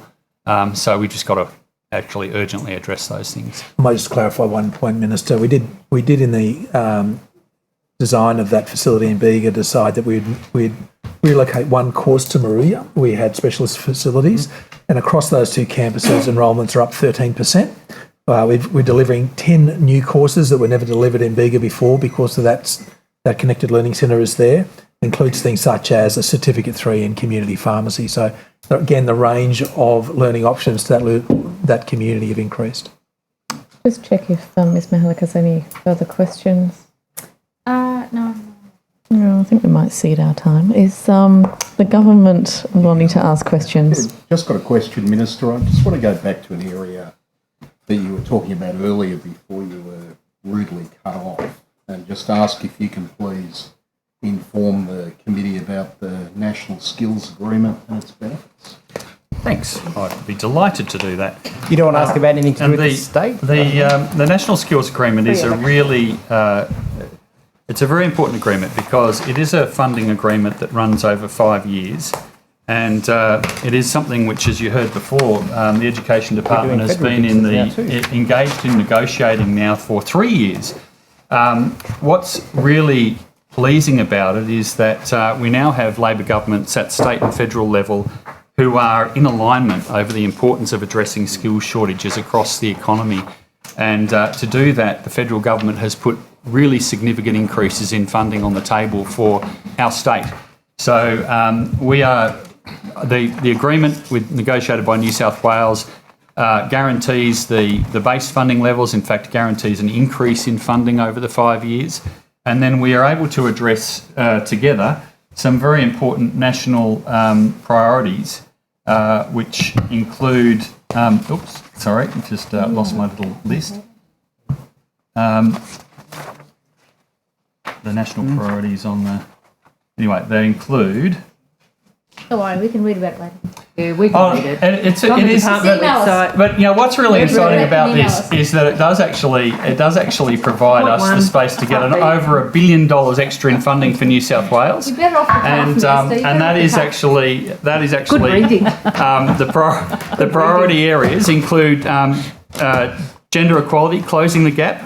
So we'll be doing that. Closing the gap. I've got a couple of questions then. Well, that's really important because one of the priorities that we've been outlining in that is working more with the Aboriginal community-controlled organisations to actually deliver that, as well as with existing providers, supporting the net zero transformation, sustaining essential care services, developing our sovereign capability and food security. Again, very important for someone who's been involved in agriculture for a long time, as I was. Ensuring Australia's digital and technical capability and delivering reforms to improve the regulation of vet qualifications and quality. And so all that in a very lengthy negotiation has led to that. It's disappointing that it wasn't signed a year ago, but apparently the previous government wasn't able to negotiate the agreement. And I'm very pleased, and I'd like to congratulate the department on their work. And are you actually reading a federal dixer from asked by the Honourable Cameron Murphy? Are you seriously wasting our time with the federal government? Order. Try to be joking. This is a new low. This is a new low. Oh, I think I've seen some lows in some questions today. I tell you, you've seen some lows, all right. You're a member of the Labor caucus. Okay, order. Order. No. But I do thank the member for the question, and I appreciate being able to outline such a significant reform for our skills sector. Thank you, Minister. Excellent answer. Any more questions? One more? Oh, no, I'm satisfied. No? Very good. Excellent. We know the feds are in trouble, but you know things are held hand. I mean, honestly. Some of us are definitely hangry, so we will break now I think that started at 9:15 this morning. Thank you. Wait till you see what I got for afterwards. Order. Thank you, Minister, for attending this hearing. We're finished with your questioning. The committee will now break for lunch and we'll return at 2 p.m. for further questioning. Yeah.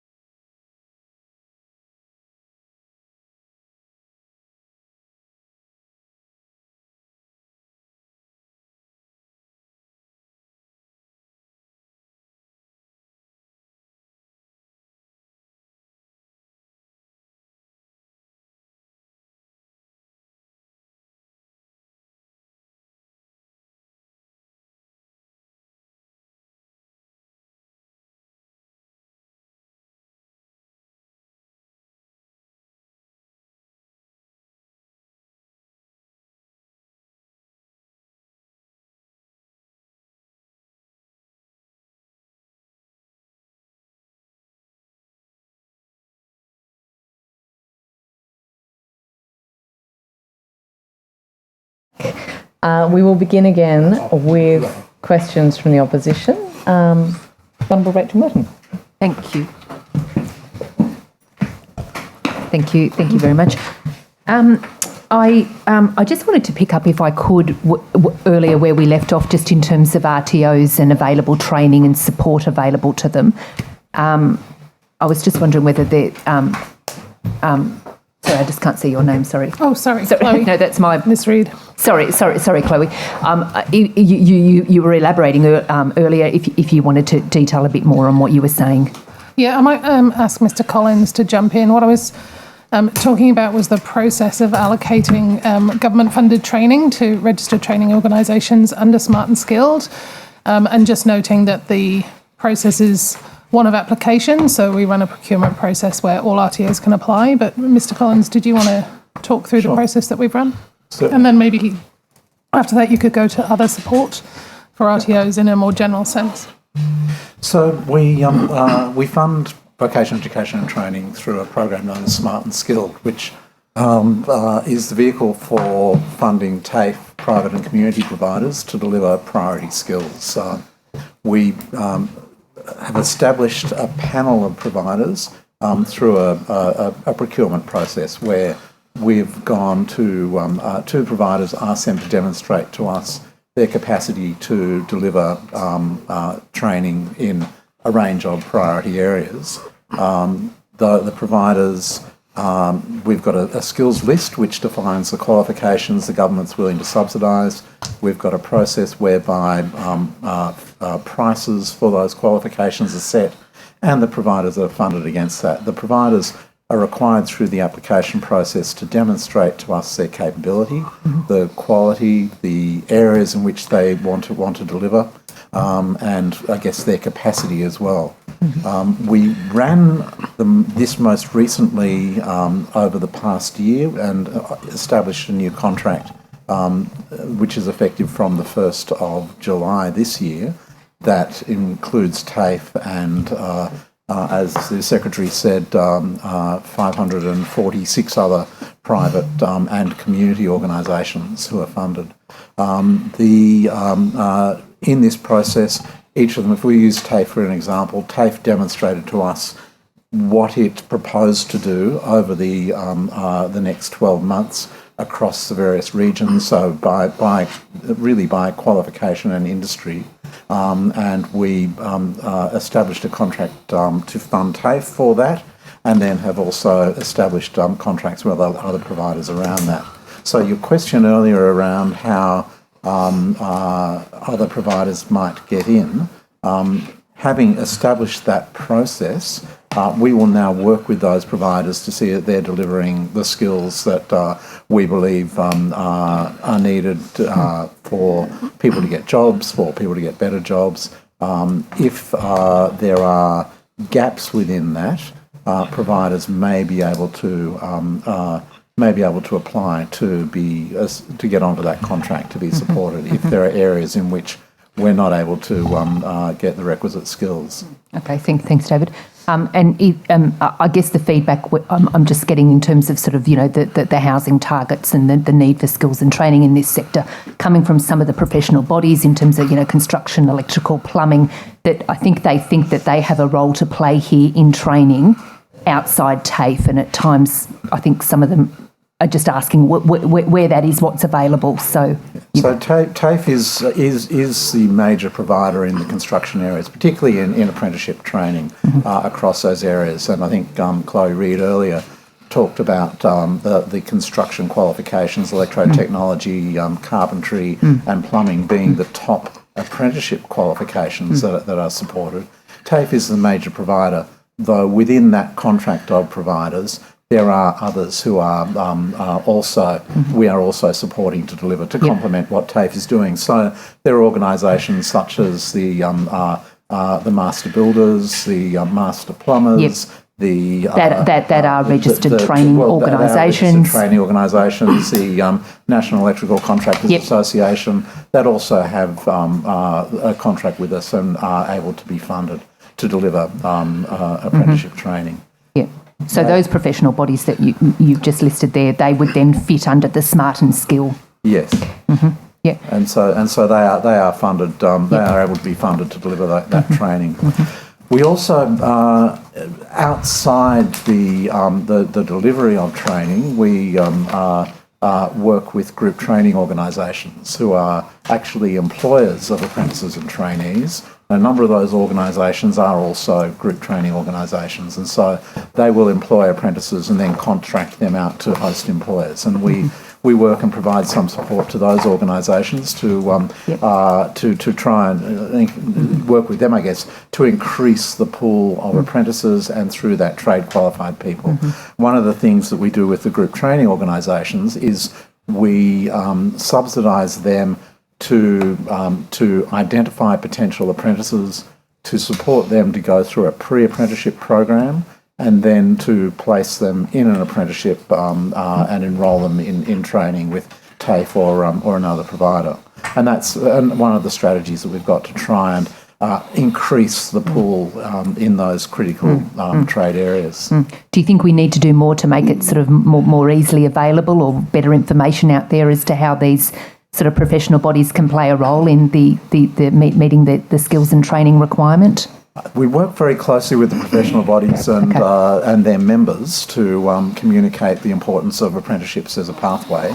The work that we also do that's important in this area is with young people, particularly young people in schools. So there's a lot that we're doing with schools where we are our regional industry education partnership teams, building relationships between employers and schools to run sort of career type activities related to particularly those trade areas, but other areas as well. We're running try-a-trade type programs in schools. So it is about getting information to young people about the opportunities that are there through vocational pathways and what they can do as far as getting into apprenticeships or traineeships. Thanks, David. No, I've seen some good photos about try-a-trade in the schools, and kids have really enjoyed and engaged with that. So, absolutely, yeah. Just in terms of gap training, and when we look at the level, sort of in terms of migration and what some of the what we read in terms of some of the federal migration, and then in terms of managing it at the state level, in terms of meeting this sort of skill training shortage, are we doing enough in terms of gap training, in terms of new migrants here? We are working with new migrants who may have trade qualifications or experience from overseas. We're working with them to assess those skills.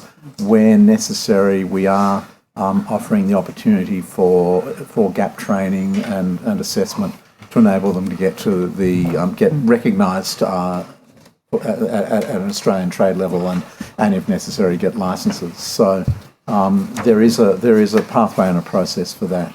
It's something we're also doing with people who may have undertaken part of an apprenticeship, but for one reason or another not completed that, but have developed a level of skills through their work. So that we know there are a number of people who commence an apprenticeship and for a variety of reasons may not complete it, but may continue in the industry. We are doing a lot of work now to support those people to get their skills recognised, to go through a recognition of prior learning process and get assessed so they can get a trade qualification, because it's another strategy to try and increase the pool of trade qualified people. Yeah. I guess just that the industry are sort of saying, let's hope that we're giving this adequate consideration given the skill shortage, that if we've got migrants that have, these qualifications, that, we're picking it up. So we're working to, and often there is a need for both their qualifications, but also a level of experience to be recognised and assessed. But we are working through that, and certainly working through other strategies to try and increase the pool of trade qualified people. I might just add, if I could, that the Australian Migrant Education Program, which I spoke about earlier, focuses initially on language and literacy and numeracy skills, but it does create a pathway then into vocational education. So within 3 years of someone coming and starting in that program with us, there's a significant number of those students who then progress into vocational education, and we've got a focus on the trades in that area as well. So getting them started into a Certificate 2 gets them basic employability skills. If you want to become an apprentice, you need to be employed in industry. The barrier then is, how do you get employed in industry if you don't have any skills? So we create a pathway with initially literacy and numeracy, then into basic skills, and that then gets them into the trades as an apprentice. Thank you. Thank you very much. If I could just turn to the New South Wales Vocational Education and Training Review. And I just note that the terms of reference for the New South Wales Vocational Education and Training Review promises that a New South Wales skills plan will be developed in parallel and informed by outcomes of the review. I was wondering if there's been any movement on this or a bit of an update. Yeah, we were indicating earlier that the review is underway with a real focus on how we can deliver on the government's commitment of strengthening the TAFE provision. As you know, Ms Merton, it's led by the eminent Dr Michelle Bruniges, who's got extensive experience in vocational education and in education indeed. It's also got the Honourable Professor Verity Firth and Jason Adler. In my time when they're review panellists, are they? They're the review panellists. Sorry, yes, yep, yeah. Thank you. And the feedback I've had that's been particularly pleasing is the face-to-face roundtables that they've been conducting across the state.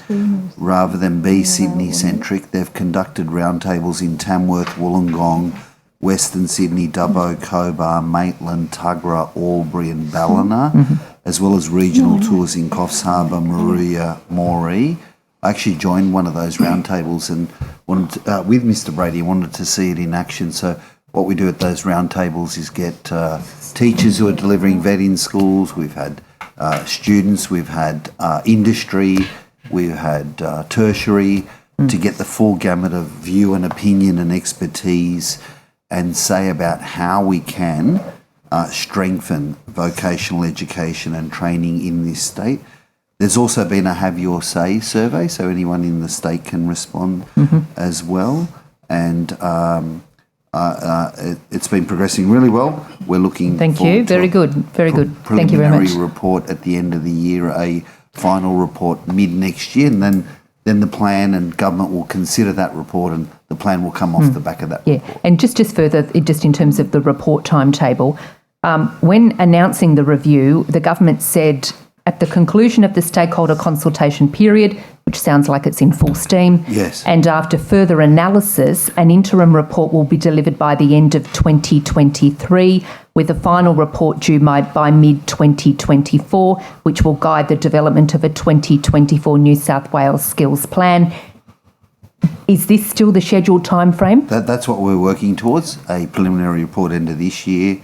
A team supporting that panel working really hard to digest all the feedback and information, and then a final report mid next year.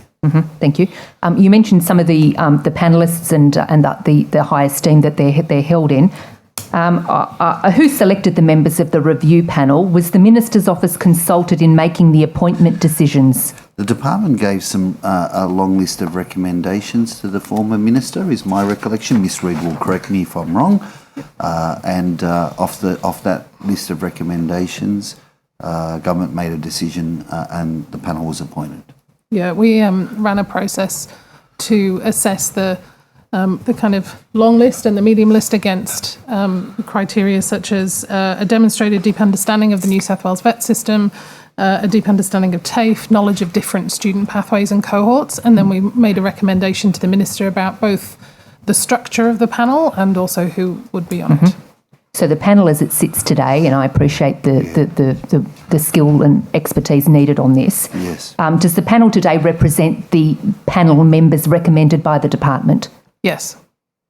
Well, we were thrilled with the outcome. Dr. Michelle Bruniges, you may remember, was Secretary here in New South Wales for Education and the Commonwealth Secretary, and had vocational education and training and employment and is an eminent expert. I think you mentioned earlier Verity Firth being a panellist there. So Verity Firth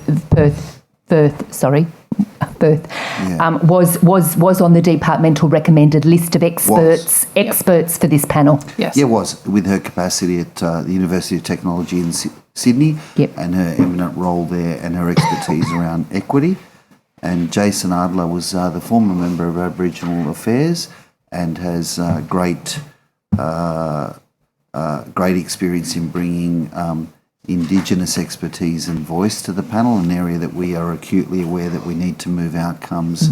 We referenced earlier in the morning session with the Minister, the closing the gap. So we wanted that angle covered as well. Thank you. What are the remuneration arrangements, if any, for members of the review panel? Yeah, I don't have the figures in front of me. I'm happy to take it on notice, but it's in line with government review panel remuneration guidelines. Yeah. So they are paid panel. They are paid positions. They are paid positions. Yeah. Okay. I'm happy to come back on notice if that's okay, Ms. Okay. Burton. Yeah. No. Thank you. Yeah. And just checking how the plan is different from the existing TAFE 2022 to 2025 strategic plan. Yeah. I guess we've got the TAFE strategic plan here, and then we've got the skills plan. And then we've got the training review here. The VET review. VET. So let me get Ms. Reid to start and give you clearly how it's different and where the focus is, and then Mr. Brady might add to that as well. Yeah, thanks. So you'd be aware perhaps that we've just recently released the plan for public education, and so that's a piece of work that's been conducted by the department. So that's the third plan? No, well that covers K to 12, so schooling. Yeah. We chose not to include broader vocational education space in that plan, partly because of the vocational review that we've just been talking about, but also because under the National Skills Agreement they'll be agreed a new performance and outcomes framework nationally, and what you want is for those things to come together in a clear plan moving forward in line with the recommendations of the review as it comes. In terms of the intersections with TAFE's plan, I would still expect TAFE as a large public organisation to have a plan for their own delivery, but obviously the skills system is a broader set of organisations and a broader set of considerations than only TAFE, while it is definitely to be placed at the heart of that plan and also a large part of the delivery in New South Wales. So I'd expect, not to preclude it, I'd expect the skills plan to contain overall kind of population targets. So for example, at the moment, we have one on the numbers of people in New South Wales with a certificate 3 or above. That obviously includes some elements of training and education from the higher education sector. We'd expect things to do with adult and community education providers and other sort of elements in that plan. Let's get Mr. Brady to talk. So I think two things. One is we're required under our legislation to produce a plan each year and submit to the Minister. So the 3-year plan which you referenced, we've updated that, and the Minister has endorsed. We'll be releasing that in the next couple of weeks. So each year we intend to do, we're required to do a refresh of that plan. But that plan, whilst it talks to our role as the public provider, and I think we talked earlier about it's about being the leading provider of lifelong learning, meeting the evolving needs of industry and learners in communities across New South Wales. And it talks to what we teach, how we teach it, the learner experience, and the partnerships we have with, for instance, the schools and the universities. That is developed within the current context of the way the vocational education system is operating today. The VET review will actually examine the way that overall system operates and make recommendations about it. So following the release of the final report, we will then review our plan again in the light of the recommendations of that review, and we'll refresh the plan. But given it's an annual update, it's an ongoing process, so it'll fit in neatly with that process. What will this? What will the VET review? What will be the cost to the taxpayer of the VET review? We took on notice the remuneration for. You've taken remuneration of the review panel. I'm just seeing if I've got that figure as well. We may, Miss Merton, have to take that one on notice as well, if that's okay.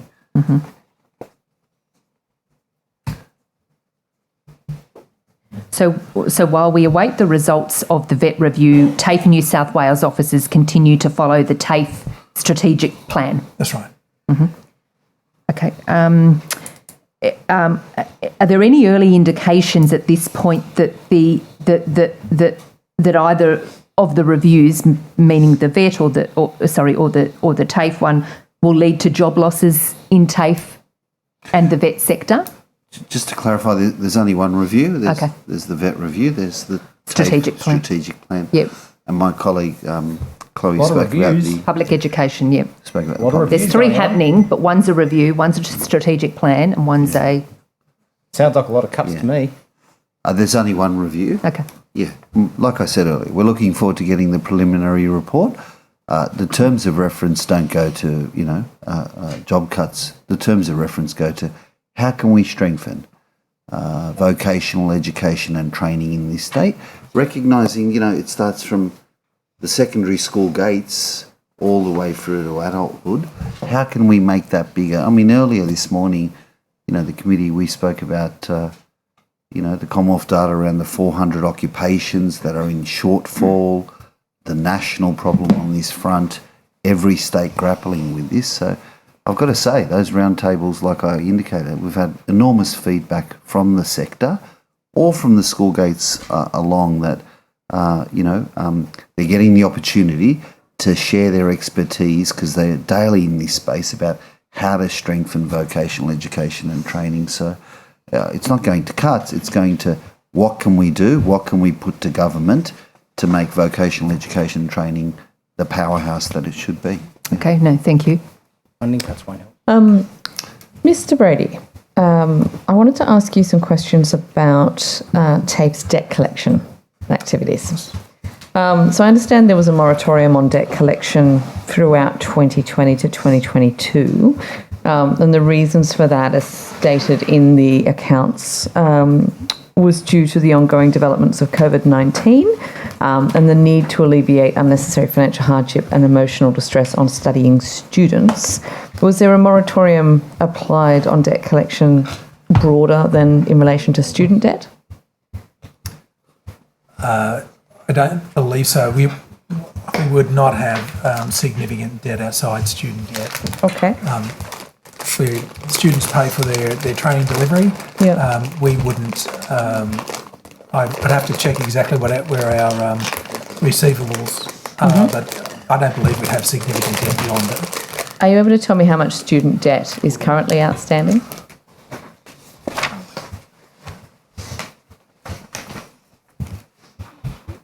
I'll have to take that question on notice, sorry. Do you have a ballpark? Any kind of idea?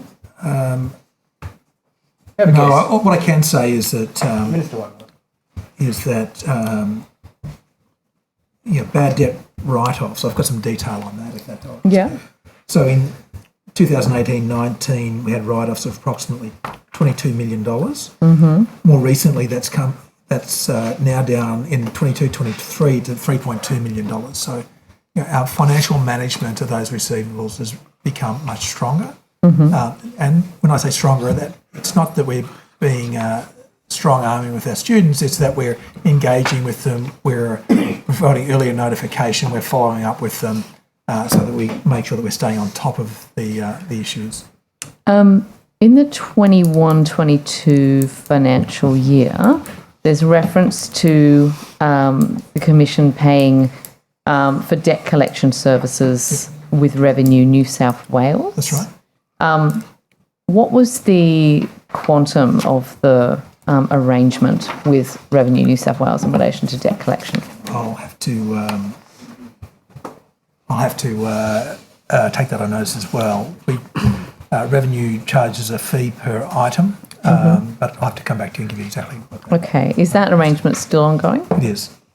The contract that was entered into at the beginning of this year with ARMA Group Holdings for debt collection, is this a repeat of a previous contract, or is this a new debt collection contract sort of arrangement? So the way we work is that we focus on trying to collect from our students initially. Where that debt passes 90 days, we then hand off to Revenue New South Wales. If Revenue New South Wales are unsuccessful in its collection, it comes back and then we use the other organisation, ARMA, to see if there's any further opportunity for collection. So it's a tiered response, if you like. So how much or what sort of percentage do you think would end up in that final category requiring debt collection from I'll have ARMA. to take that on notice. The contract with ARMA, it's a 3-year one for just over $4.5 million. That would imply that we would have at least $1.5 million worth of debt we're collecting at that point per year. I'd have to come back to you for details. I don't know that it would relate to the amount of debt collection. That may well be the fee. No, I'm sure it is the fee. I guess where I was going with that is you would expect that for it to be a financially sensible thing to do, that the extent of the debt you were collecting was higher than the amount that you were paying the debt collectors. The description of that arrangement also talks about. So it says debt service for collection from domestic and international students, as well as commercial debtors, and then it's also in relation to additional services such as collections against TAFE infrastructure debtors and canteen operators, but also payroll, salary overpayment, and childcare centres. Can you tell me what the quantum of the payroll salary overpayment would be? I can. Thanks, Julie. The salary overpayments are extremely low, so it's less than 0.1% of our payroll. We do the same tiered approach, so our internal payroll team work with ex-employees who have been overpaid. Much of this is due to administration errors. They've left the organisation and they haven't separated the employee. It's a very, very small amount of our payroll is in overpayments, and a lot of it is recouped in that Tier 1. Should we require additional support, we use the same company, ARMA, but again, very, very low. You got some more information there? I do. So student debt, as at the end of September, was $12 million. $12 million. Okay. Can you perhaps come back on notice then as to how much of that $12 million will be expected to be recouped by in that third stage of the process, and how much would be through Revenue New South Wales? That would be very useful. Thank you. I may come back to that in a little while. Just in the time I've got left, I'm interested in whether TAFE has conducted a climate risk audit for all of the I know that many of the departments within New South Wales has not, despite being required to do it as far back as 2016. Was TAFE one of them that has completed a climate risk audit? If Mr. Woods has joined me at the table, and he's our Chief Operating Officer who looks after all our infrastructure, I'd be happy to outline for you what we've done around sustainability. Certainly. Thank you for the question. What I'd like to do is split out two things, or two parts to that question, one of which is what we're doing as far as sustainability on climate risk analysis, and the other one is actual carbon footprint reduction, because they're very, very, very different things, as you can imagine. As far as the climate risk goes, we are in the process of undertaking that audit. We've recently engaged in combination with the Department of Education a climate risk specialist that will help us oversee this in conjunction with a panel that's being created between the two organizations. We understand our reporting obligations, and indeed, aside from the reporting obligations, the necessity, common sense to understand what our risks are from a climate perspective. So that is underway. It'll be completed by the end of 2023. 2023. What is the sort of insurable value of TAFE's infrastructure assets? Current, and I'll give you ballpark figures here. The current value on the books is approximately $5 million to, however, $5 billion. Yes. I was going to say, yep. Yeah, we've just gone down in value in one state. There's a news story on that. Yeah. That's right. Okay. I can see it now. However, Minister, we've had a study done for insurance purposes that said if we had to rebuild everything that we had, it would be $10.7 billion. 10.7 billion. Okay. Important we get that audit done. So when is that climate risk audit? We'll have it done by the end of 2023. We're very keen to have it done. Very good. End of 2023. She'll hold you to it. Hopping around, I will. That's I'll keep following it up. Just hopping around a little bit. Just coming back to, obviously there's been a lot of attention on the rates of sexual violence and harassment in universities and in other tertiary settings. Is there anything being done specifically in relation to this issue within TAFE? There is. I might just make a couple of comments and hand across to Ms Tickle, who's been leading our work in this area. First, I'd just like to draw a distinction between universities and TAFE.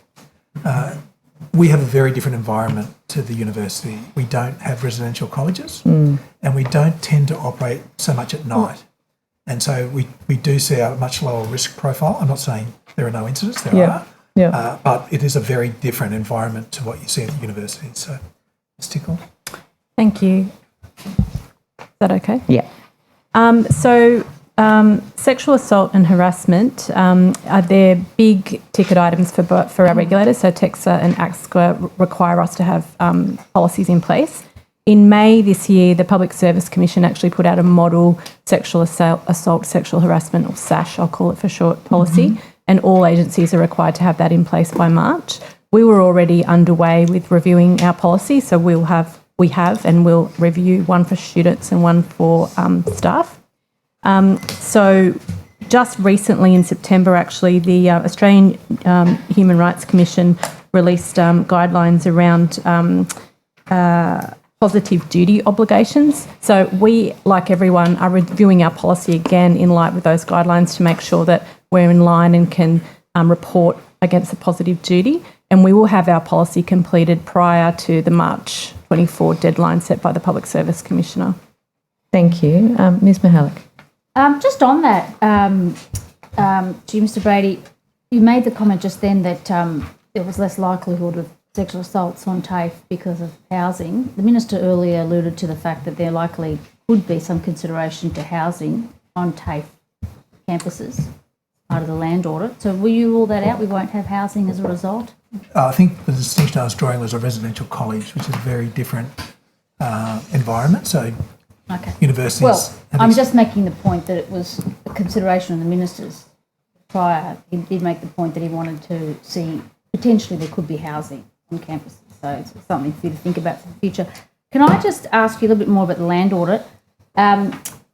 Which consultants did you rely upon when it came to developing the land audit that you provided to the Premier or Premier's office or department in relation to his demand that every government department provide land for future housing development? I believe we conducted the analysis in-house, but Mr Woods might have further detail. Yes, it was in-house as far as I can recall. I will take that on notice, however, just to ensure that we get the record straight. Yes, and I'd like to know which consultants you did rely upon, if you did, in developing the Well, response to how I much can they actually need. confirm that there were no consultants, and it was a desktop audit for the vacant land. And you're not expecting to rely on any, if indeed you have to provide any more response in relation to this land audit, would you be expecting to rely on any consultants? I think that'd be very much depending on what we're asked for. Yes. And the capabilities we have available. How many consultant companies do you have now that you currently rely upon for TAFE? You've still got Deloitte, of course, with Oracle, Kinsey, Boston. Are you still relying on Boston? We haven't used Boston in the last, well, I don't think we've used Boston since I've been in the role. We do have a range of consultants. Just give me a moment. Well, to be clear, we don't use consultants all the time. We use them as and when we acquire for a particular piece of work. Well, if you've used them since March this year, could you list to me how many, provide on notice, how many consultants you've relied upon since March of this year? Very happy. Okay. And it would be, I'd like to know what kind of work they were relied upon as well, and the financial burden in relation to relying on those consultants. Can I just go back to the 156 operating sites of TAFE? The Minister wouldn't rule out earlier any of those sites potentially being used for housing. Can I have an indication of how many of those sites or that's been proposed for the land audit that possibly are part of the 156 operating sites of TAFE? Specifically, how many in regional rural New South Wales? if you have offered up any campuses that are in regional rural New South Wales for potentially being utilised as part of this land audit, could you please specify? If you can't right now, put it on notice. We'll put it on notice, thank you. Yep. Ms. Mahaley, can I just add for that, the land audit, that was across all the agencies, Yep. that government requirement. Just to be clear, it was on vacant land, so not the... Well, that wasn't clear by the minister. He wasn't sure Yeah. whether that you might want to let the minister know that, because it wasn't clear. Yeah, it wasn't clear whether the campuses were ruled out or not. He couldn't rule them out. Mr. Brady for purposes TAFE of and then myself for the department, we did the same process, desktop audit, and put forward those that are vacant, not So being vacant, used. so not currently used as for TAFE purposes at all. Well, at this stage. in my case, it was for education No, schooling. I know, but yeah. would you be clear whether any of that was? Can we be very clear that none of the land was proposed for this land audit involved any existing campuses? Is that what you? Mr. I didn't Disdale say suggesting anything this? like that, but Okay, I'll take it. you guys I'll need take to it on talk. notice. Thank you. Yeah, okay. So, because as I understand it from what the Minister said earlier, I do think you are considering, or there has been some consideration of some of those campuses for potentially as vacant for the purposes of land audit, for this land audit. It wasn't clear that that was ruled out, that any of the existing campuses are not being considered as purposes. I think for we've purposes taken of the what the question on Premier's notice. asked. Okay. Can I just ask back on Bankstown TAFE, can I get a clear indication, Mr. Brady, how many discussions have you had with your health counterparts, or indeed the Premier's office, the Premier's department, or any other government agency in relation to Bankstown TAFE being utilised for the purposes of a new Bankstown hospital? Well, as you would be aware, there's been talks about the Bankstown Hospital for many years, and investigations of various sites, including school sites and previously the TAFE site. We are waiting on a decision of the government. I'm asking you whether you've had any discussions, or your senior executive. When I asked the question under of the the Department previous of Education government- last time, they were very clear about what discussions they've had in relation to the Bankstown Senior College, and there had been none since the election. I'm just asking you whether you've had discussions in relation to Bankstown TAFE, or any of your senior executive that you're aware of. So we had discussions with health infrastructure prior. Since election or prior? We certainly had detailed discussions prior. We've touched base since then, really just checking to see where things are at, and we're waiting on a decision of government. Okay, so you've asked for some feedback on whether that site's been considered. You're offering it up, is essentially what you're saying. No, I'm not offering anything. It's not my decision. It's not my position to offer You just said that anything. you've gone and had some discussions. Okay. Can I put a notice that I will be putting it in the budget, in the supplementary questions anyway, that I'd like all communications, email correspondence, and any record of minutes of discussions in relation to Bankstown TAFE, potentially for the use of Bankstown Hospital. Have you been approached by Canterbury Bankstown Council in relation to Bankstown TAFE? I haven't, no. No, and no one from the city Not that- executive not that I'm to aware the of. best of your knowledge? Not that I'm aware of. Well, I'll put that on notice if there's any communications from Canterbury Bankstown Council in relation to Bankstown TAFE. Okay. I might just I need to ask a couple of other questions, but I'm just. How much time have I got left there? Sorry. 3 minutes. 3 minutes. Do you have one you want to jump in between? There's something I want to ask, but I need to.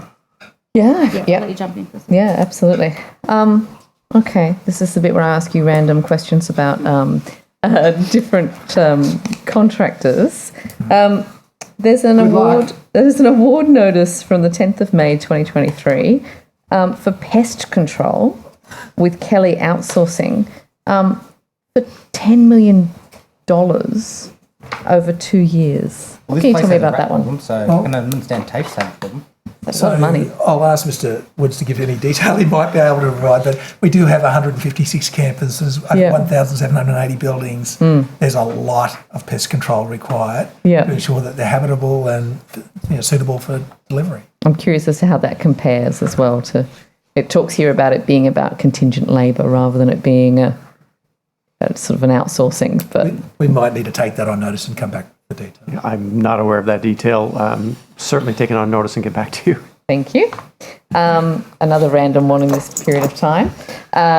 There's one here that actually dates back to the 25th of August 2014, but it still sits on e-tender because of its contract duration. This is a contract with SAP Australia for the supply of customer billing software. Was entered into on the 23rd of June 2014. It's specified to end on the 23rd of June 1999. Is that an error? Is it a when does that end? Any ideas? I think we'll have to try and source that detail for you. Thank you. Obviously, it's part of our SAP system. It's a critical part of just managing our finances. Yeah, thank you. Yeah. I do like to just pick up on these things because the e-tender is just riddled with errors. Can I ask, have you had a chance to look at or to get further details on that Deloitte issue we were talking about earlier with the Deloitte Cyber Academy? We haven't had any feedback yet. Okay, maybe I'll come back to you. If there's any chance you can get some more information about that, I'll come back to you. I noticed that you have entered into a number of recent engagements with KPMG, and some of these are quite large. So 29th of May 2023, it just says provision of professional services to identify responsibility for revenue streams across the organisation, which seems very broad, for just over $214,000. Yes. What's that project? So that project reflects the complexity of our funding streams and the importance of us understanding those and who's accountable for them. So, with the Department of Education, we've got 18 different funding contracts. We've got contracts with the Commonwealth Government, we've got private sector contracts for delivery, and we've got lots of engagement in local communities from our teaching teams with local businesses. So when you add all that up, and we've got to try to drive towards a budget, the question becomes who is accountable for what across our organisation? How do we make sure that we've got eyes on the different funding buckets and making sure that we're actually managing that revenue to make sure that we're delivering on the outcomes that we need to deliver on? So it's a reflection. So no one's capable of doing that in there. You need consultants for this. Well, it's a complex business, so this is about saying, what are the roles and responsibilities of the different parts of the organisation to make sure that we are effectively managing that on an ongoing basis. Thank you. Back to the opposition. Thank you very much. My question's concerning product development and course enrolments at TAFE, and I'm interested as to what additional resources or external providers have been utilised to assist with product development. Thanks very much for your question. I've just got Dr. McNeil coming to the table, who is our Chief Product and Quality Officer and manages that process of product development. I might just do a quick overview piece, then hand across to Dr. McNeil. But the important part here is that we deliver training packages in the vocational education space. Those training packages are regulated under the Commonwealth system. And so when there is a change required to a training package, every RTO in the country has to adapt its training product, its assessments, its support materials in order to meet the requirements of that, what we call transitioning training product. If you don't do that, you can't continue to teach the course. So it's a critical, and we generally get about a 12-month notice that that's going to happen. And so at that point, we need to make sure we're managing the students who are already enrolled in that course, make sure they can complete. But we then also need to redesign the course to meet the new requirements. It's been an absolutely elevated period of transitioning product. In a normal year, we used to look at 30 transitions a year. A couple of years ago, we had 277. Last year, I think it was about 180, close. And this year, we're already up around 120 with more coming through. So there's this level of change that we're trying to manage through. And to do that, we have had to bring in some external support. but managed entirely by our own team with the quality. No, assured by thank us. you. No, I appreciate the work. it's a big deal. Just in terms of the external support that you made reference to. The additional resources, the external providers, how we meet this. Yes, certainly. Thank you for the question. I will add on to Mr. Brady's comments around we have the vast majority of the work that's undertaken in product development is with our internal staff. Even when we do partner with external partners, that work is around things like digitising our existing product, also doing things like developing simulations. So, for example, in the Diploma of Event Management, there's a simulation that enables the students to do risk assessments to practice those skills before they go into their actual assessments. So they're the kinds of things that we don't routinely, either we have a huge volume, as Mr. Brady alluded to, of transitioning training packages, or we have skills that we don't regularly need in-house. And so that's where we work with external partners. And in terms of the amount that we worked on in the last financial year, that was a total of 10.7 million. 10.7 million. Yes, in external. To assist with, as you just detailed there, some of this in terms of digital and skills that aren't within, that we don't have in-house. Yes, that's right. Okay. And that was really because of that unprecedented demand. So when we were established several years ago, it was the anticipation that there'd be about 30 courses that needed to be updated. And then because of an external process, because of the nationally designed training packages, we ended up requiring 277 courses to be developed. If I could just, so have required materials been prepared for semester 1, 2024? They're underway at the moment. Right. Yes. We have a process where, as has been described earlier around the training portfolio strategy, we look ahead to plan what's needed, and then we work closely with our teaching teams and with our industry innovation connection points and our insights that we gather from our connections with communities so that we can feed all of those into the design of training package materials. And then we work on those. We have teams of very skilled assessment designers and learning designers, and they're people that work with teaching teams throughout the process to design, to develop, and then to test before they're released for delivery. Thank you. Yeah. Just a further question, Mr. Brady, this might be more your area. I'm just wondering what the current wait lists might be for TAFE and the courses associated with the wait lists. Okay, one moment, please. Thank you.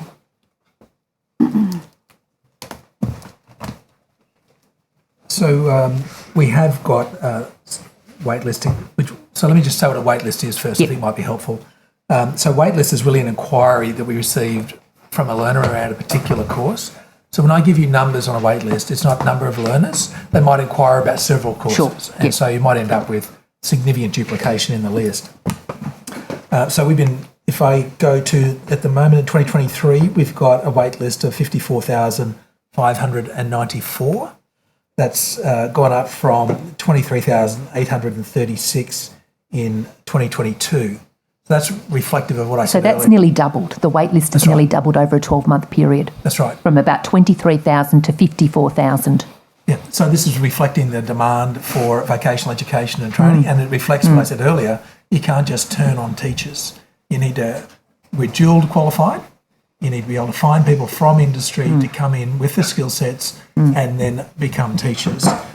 We've certainly been leveraging every avenue available to us. So we talk to learners about what other courses that might meet their skills needs. We look at different campuses nearby that they might be able to go to. We look at different types of training, whether it's online training or block release or other methods of delivery that could help them. So we do everything we can, as well as looking at how can we ramp up some of our casual teachers. So everything we can to try and manage those through. Some of the really high demand courses, Diploma of Counselling, Certificate 4 in Project Management Practice, Certificate 3 in Floristry, Certificate 4 in Accounting and Bookkeeping, Certificate 4 in Work Health and Safety. But what we are doing is we're moving through these wait lists. They're not static. So, since first semester 2023, we resolved almost 20,000 of those inquiries. So whilst it seems like a large number, they are moving through and we are getting people into training. Yeah, thank you. And Mr. Brady, just in terms of TAFE New South Wales completion rates for 2022 to 23, just checking if we had anything on that. I might ask Ms. Scorer to back me up on this one, but completion rates are difficult with that time frame, and that's because a lot of our courses go for 2, 3, 4 years. And so the latest NCVR data is actually a fair bit older than that. So I might ask Ms. Scorer to... Yeah, so in terms of completions, the data we use is sort of 3 or 4 years old. So the most recent, our projected completion rate is just under 50%, 49.3%. 50%. So 1 in 2 students really complete the course they're enrolled in. Well, as Mr. Brady said, it's kind of interesting data to try and navigate because you've got students over multiple years and how the count goes. But certainly the numbers that we have are better than most TAFEs around the country, and private RTOs. So that's the way it sounds. But, what we're trying to do is understand, well, what outcome does a learner want from their education? And completion is a measure we use, but it's not the only measure that we should use in terms of understanding what the optimal learner experience is. Okay. This looks somewhat concerning to hear sort of 1 in 2 complete an enrolled course. Yeah. When But if you understand what learners are trying to achieve from coming to TAFE, 90% of our remote learners say that they've had their learning outcomes met, and so it's one of those measures that is a hardline measure to average us out across the country, but it doesn't actually tell the story of what a learner wants to achieve from coming to TAFE. And Ms. Scorer, when would we plan to record the next sort of completion rate? I don't know off the top of my head when the next is it something we do every sort of 3 years? Yes, or it's a national data set. Okay. Yeah. I think they update that every year. It's an annual release. Annual release. I couldn't tell you what month. So the most recent are those figures that you've just... Correct. Yep. Okay, that's all right. Thank you. I think we obviously want the highest completions we can achieve. Sure.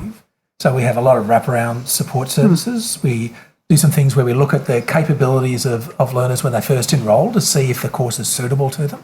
If we partner them up with some of our literacy and numeracy teachers, if they need a boost so they're able to cope with, for instance, believe it or not, in commercial cookery, one of the big issues is multiplying recipes. Yeah. And so just giving that bit of support at the start can make a big difference. We have mental health counselling, disability support counselling. There's a lot of wraparounds, which is one of the reasons why we do have a higher completion rate than others. But it's a national concern, and the Commonwealth has been doing work around completions as well. Ms. Reid might be able to add some more to that. Yeah, if the committee's interested, a report released last week that was work led by South Australia, but in which New South Wales was involved. Some of that work is about analysing the drivers of completion and non-completion across the vet sector. And so, as an example, getting a different job or getting a new job was one of the highest reasons given for not completing training, so 20%.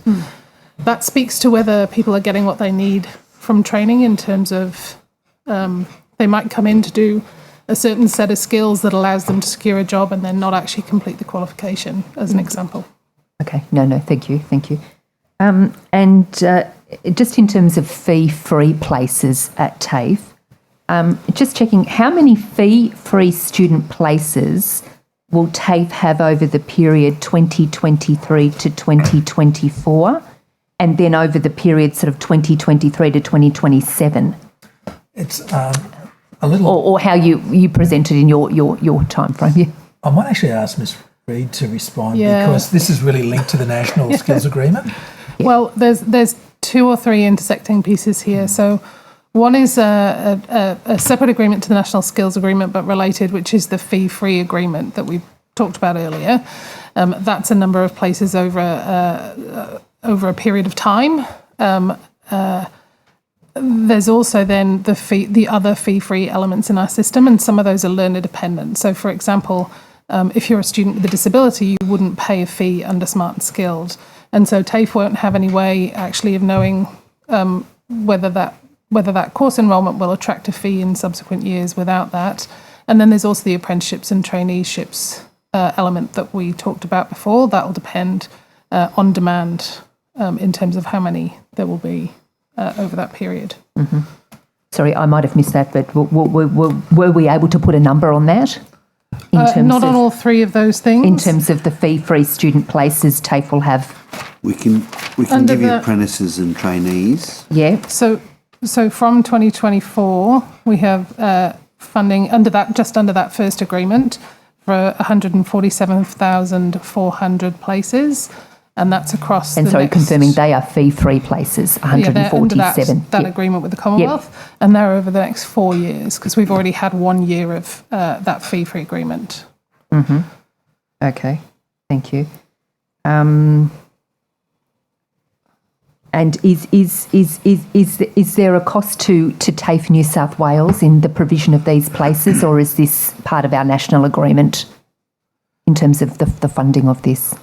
So the funding that comes with the national agreement doesn't necessarily cover the full cost of delivery for that, but in terms of the places that we would fund from the department to TAFE, there won't be a cost to TAFE, if that makes sense.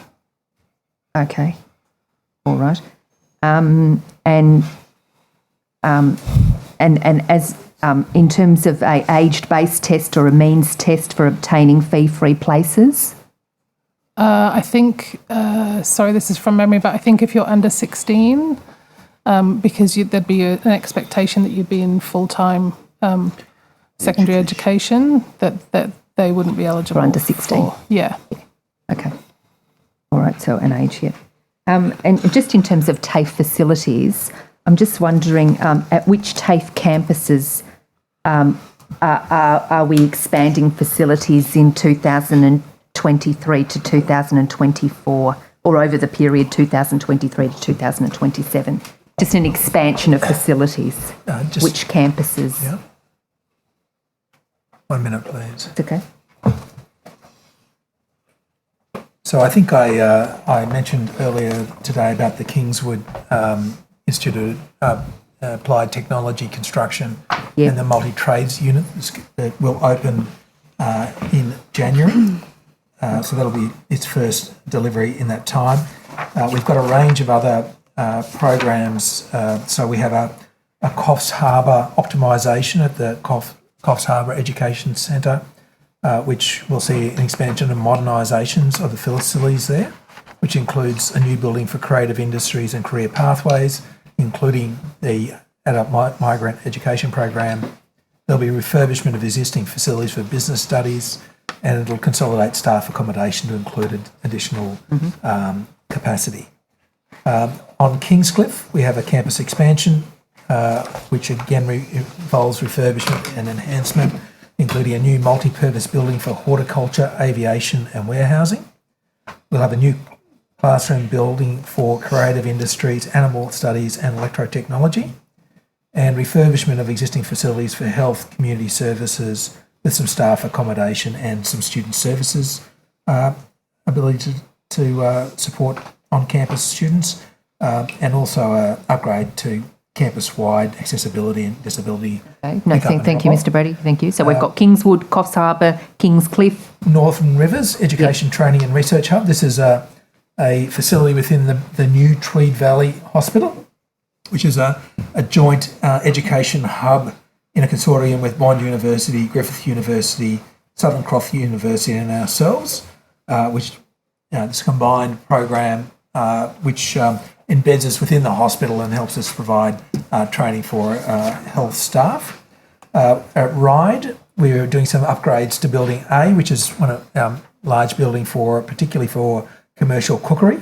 So it's an upgrade to fire resistance levels and fire egress throughout the building. An upgrade of existing fire systems, automatic shutdown of air conditioning systems and fire hydrants, etc. We've got a new Wyong Animal Studies building being built, So relocation of animal studies from Gosford to Whan, including new specialist training areas, including reception, a simulated pharmacy, all those things that simulate actual work in a vet facility. New small animal housing, barn and round yard facilities, and a flexible practical teaching lab. We've got, I think I've mentioned those. They're the major capital works thank programs. you. Thank you very much. How many TAFE buildings are no longer being used by TAFE New South Wales, and where might they be located in terms of vacant buildings? I have to take that on notice and come back to you. Just what campus sales, leasings and other dispositions are planned for financial year 2023 to 2024? So the only transfer of property that I'm aware of is the old Bega campus, which has already been discussed. In terms of leasing, we have a large number of arrangements with community organisations, with commercial organisations right across our portfolio. That includes everything from a P&C association wants to use a room for a night to long-term arrangements. I think we've got over 200 lease and licence arrangements across our portfolio, bringing around about $6 million a year of revenue. Thank you. And if I could just touch on the Bankstown TAFE, and I appreciate my colleague has an interest in this. I guess, given the established campus and the long history and and the facilities are available, how many students are enrolled at Bankstown TAFE? There's approximately 4,700 enrolments at Bankstown TAFE. Mm-hmm. And then it's sort of considered. It is considered as having sort of state-of-the-art facilities in terms of, I've heard firsthand about the hairdressing, the childcare training. Could you? I wouldn't go so far as to say that state-of-the-art. Okay. Look, the Bankstown. I think the website even cites that too. But anyhow, we might be talking up our own story. Okay, that's okay. The hairdressing facilities did get a refurbishment sometime in the last. Can't really put a date on it, but it's not. It's in the last 10 years. Okay. We have had some work done on the campus over the last 5 years. It's a historic campus. It has some good facilities there. We teach a range of different courses. As you said, we do animal studies there. We do the health and beauty, as you say. We do a lot of the AMEP work there. So it's a broad range of delivery on the Bankstown campus, and it's an important centre for us to have a delivery capability at. Okay, no, thank you. Is that my time? Mm-hmm. Yeah, thank you. Chair, I do have that information you requested earlier, if you'd like. In relation to the Deloitte? The Deloitte? Yes, please. The Cyber Academy is a joint initiative between Deloitte, TAFE New South Wales and the University of Wollongong to meet the critical skills gaps in cyber. TAFE New South Wales delivers the Diploma of IT Cyber to trainees who also enrol in a degree with the University of Wollongong. Deloitte identifies employers for trainees in the program and also acts as an employer. So TAFE New South Wales takes no payment from Deloitte.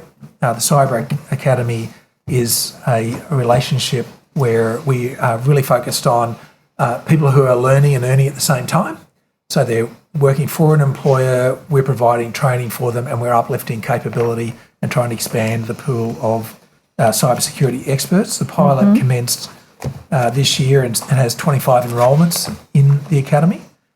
To completion rate, we're expecting it will be around 80%, which is great. And the actual delivery is funded under the Smart and Skilled program.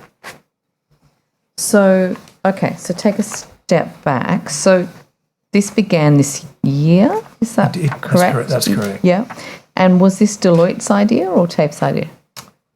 I'd have to take it on notice, but I think Deloitte may have identified the gap that we all see in cybersecurity and the insufficient ability. So I think it was something that was identified by them, but then worked up between them, the University of Wollongong, and ourselves. When it comes to, so there's no payment from Deloitte to TAFE. Presumably there's no payment from TAFE to Deloitte either. Students are still paying fees for university. Are they sort of a university degree they're getting out of here, or Yes. are they? So they'll get a qualification via the University of Wollongong.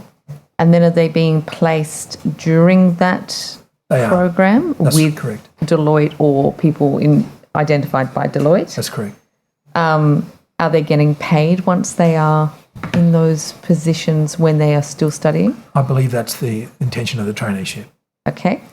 I can see, I looked at the, because on the Deloitte website it's listed as being the Deloitte Cyber Academy, but it's also on the TAFE website as just being, I think, just the Cyber Academy, and then you have to go down to look at the fact that it's actually in partnership with Deloitte.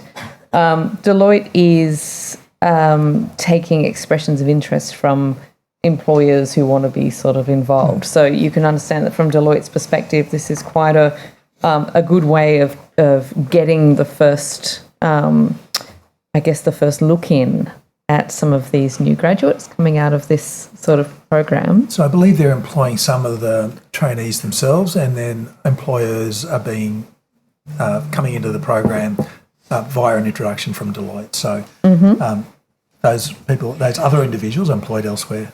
Yeah. And what's in it for TAFE?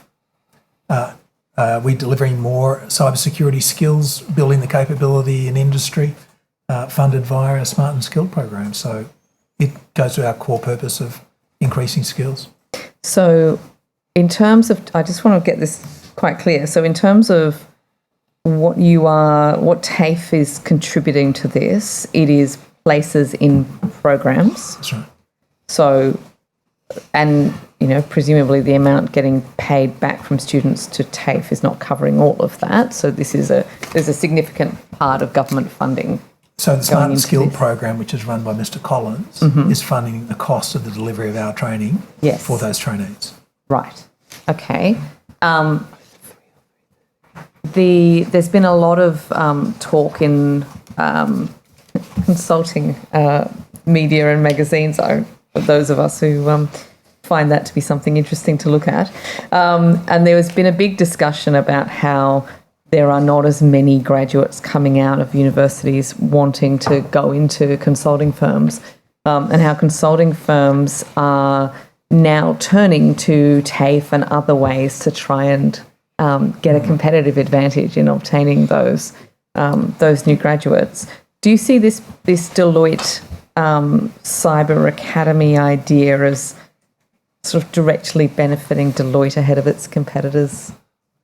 I think Deloitte, to give them their dues, have actually put in a lot of legwork to create a program to benefit themselves but also benefit others. There's nothing stopping other organisations from creating trainee programs, which would equally be able to be trained at TAFE.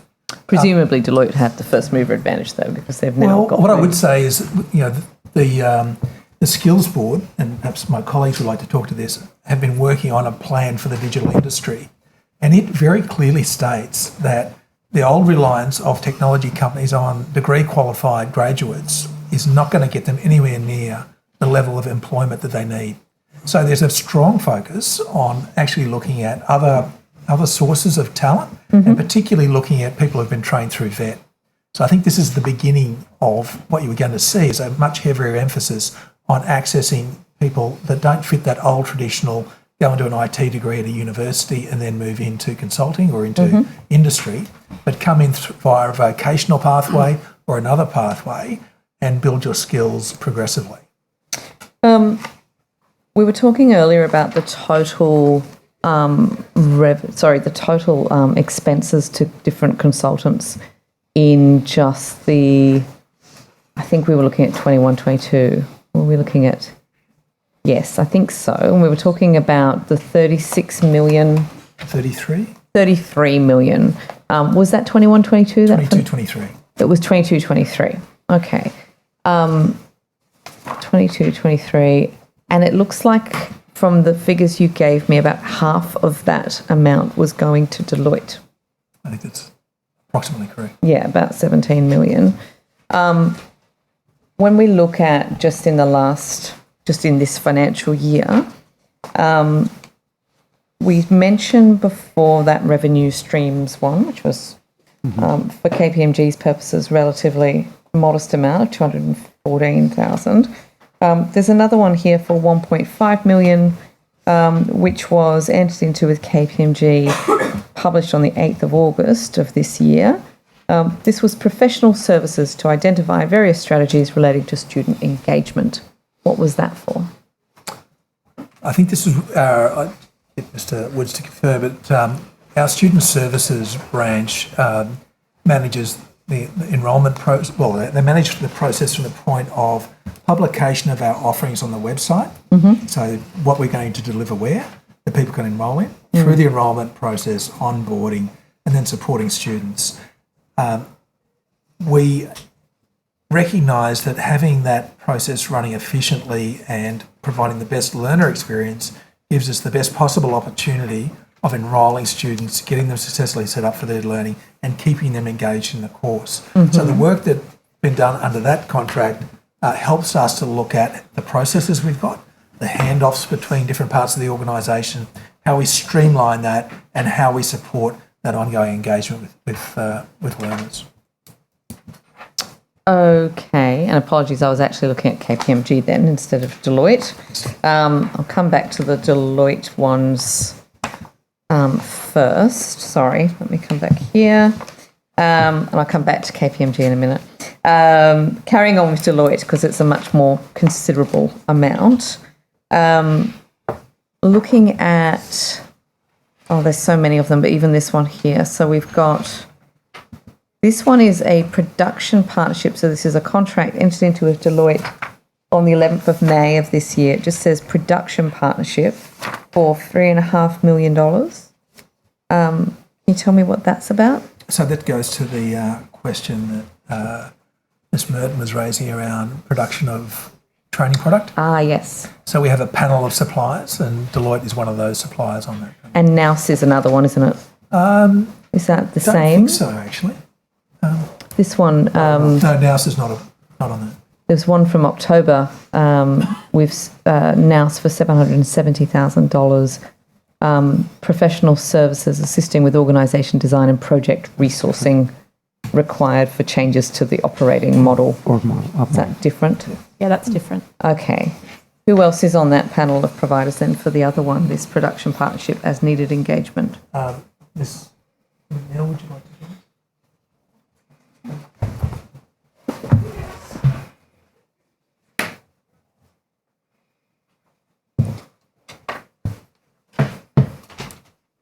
I have rather a long list of the people that we have engagements with in various forms of partnerships. Cengage Learning is one of them, and they are providers of digital textbooks.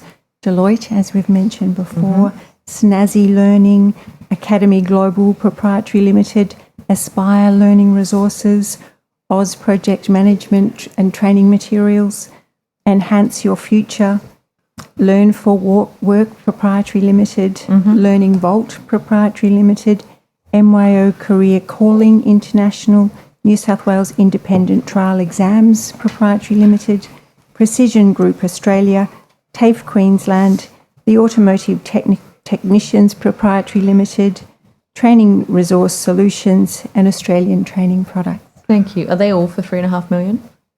No, that the total of that is 10.7, as I mentioned Okay, earlier. right. So Deloitte has about a third of that. No, the particular contract with Deloitte totals 9.3 million because they're by far our biggest partner. Okay, so I've only got part of it here then. Okay, thank you. So it's more. So we have that one. We've got one from September of this year to Deloitte. almost 265,000 for a SAP health check. We've got another one in relation to SAP, 161,000 again in September. I think you're getting the idea that there's a lot of both historic and new. This Deloitte Access Economics. This one is almost $1 million, so 988,000 approximately. Comprehensive set of demographic, labour market and training demand forecast by region. The connection between TAFE and Deloitte is looking incredibly cosy. Is there any sort of, checks at a board level or at even a department level to look at, when you've got one of your, one contractor taking at least 50% of everything and is also now labelling itself and having its own little, TAFE centre or whatever it's calling it. Does that pass the sniff test, do you think, when it comes to what we've learnt about consultants in the last 6 months? So some of these arrangements are quite historical. So, for instance, in our technology space, we have an outsourced arrangement for our identity management. So a really critical part. That's delivered by Deloitte. That's not something you can move quickly. We put our procurement processes through every single appointment. So they go through I won't say it's a tender, because quite often if they're relatively small amounts, you can go to the panel and select between 3 providers on that panel. I will say that Deloitte do have an understanding of our organisation, which can be helpful in terms of the speed to them to get up to competence. But I will agree with you that we need to make sure we're balancing and we're not becoming too beholden to any one particular organisation. One of the phenomena that's been observed around the world in relation to the way that consultants are infiltrating into democratic processes has been around the idea that in each of these consulting firms you effectively have a department that does so much work for government or for a particular government department that entire department is reliant on that work. And when you have that symbiotic relationship, that's when we get corners being cut and some of the questionable tactics of these consulting firms being brought into question. So I would say that for instance, the work that Ms McNeil's been doing with Deloitte,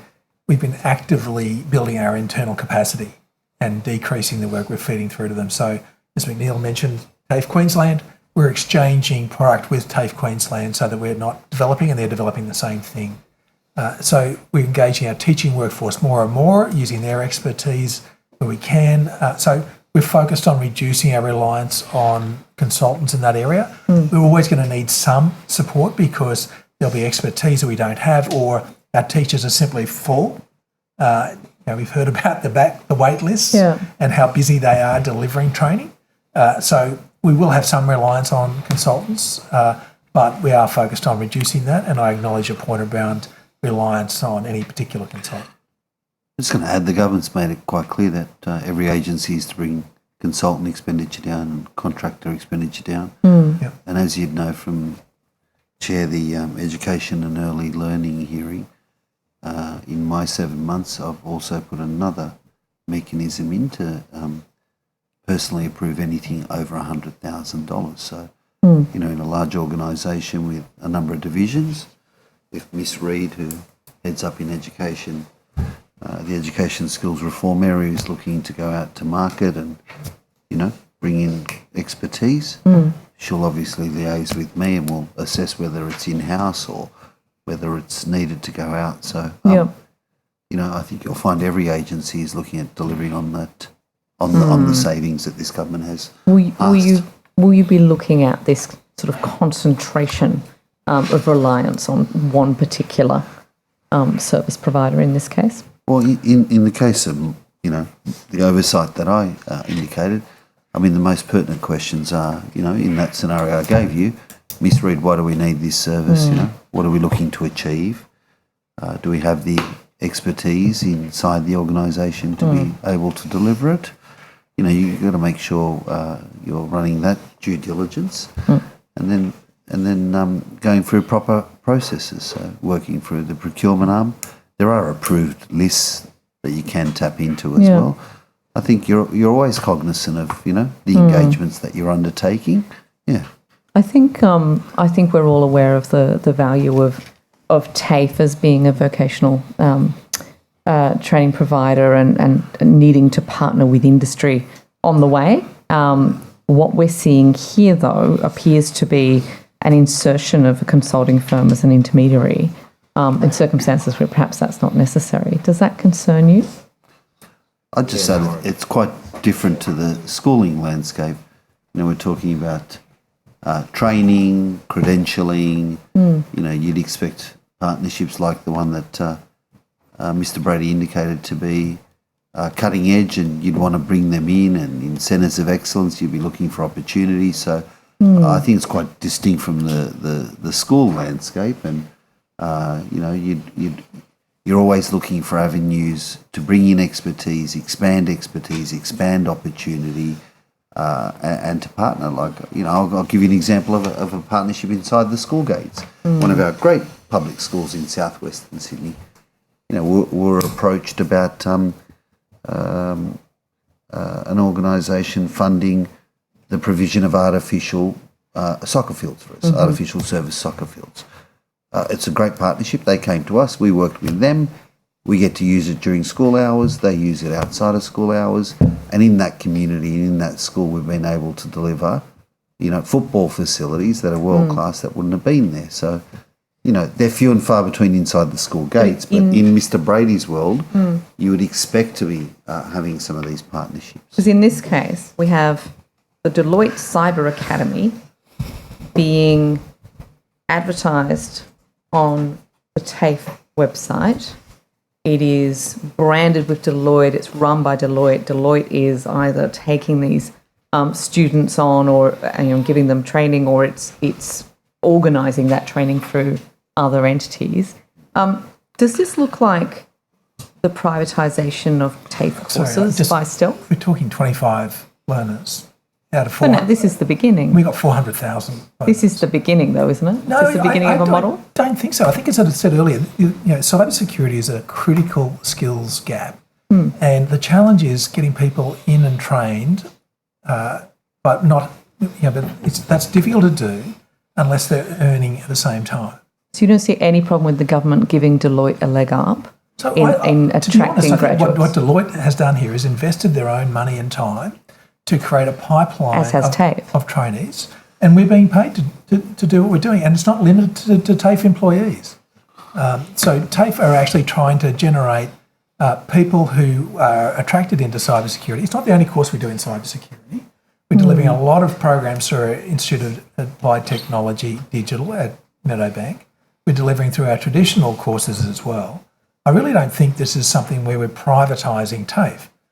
It's an initiative created by one organisation that is benefiting. As you said, there's nothing. You said there's nothing to stop anyone else from coming and doing the same thing. Precisely. So we're going to end up with every consulting firm running TAFE courses. Is that the? So they're not running next TAFE step? courses. They're organising trainees, and we're delivering TAFE courses.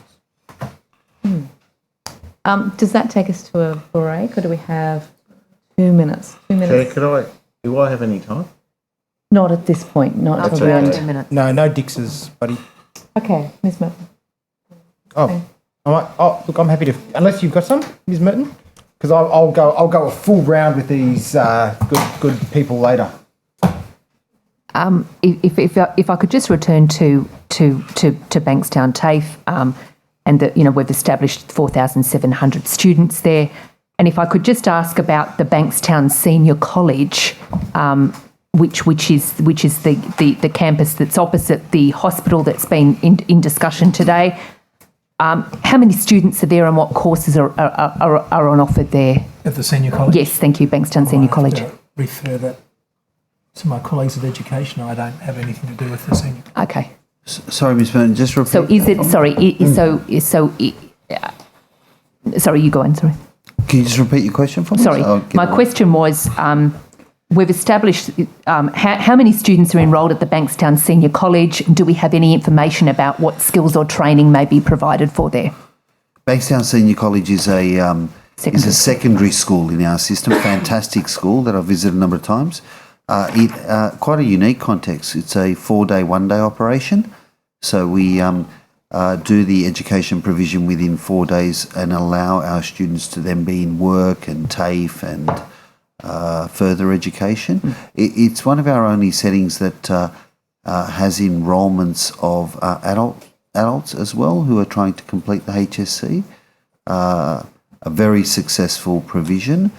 By way of student numbers, last time I visited, I can get you the exact student numbers on notice, but last time I visited it was around 450 students. But let me get you the exact number.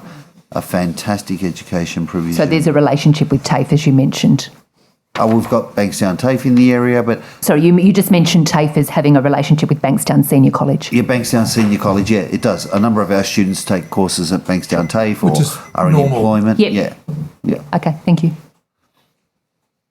Goodness. I think my next round of questions is on something completely different and quite substantial. So if you wanted to take this last 1 minute before we go to break.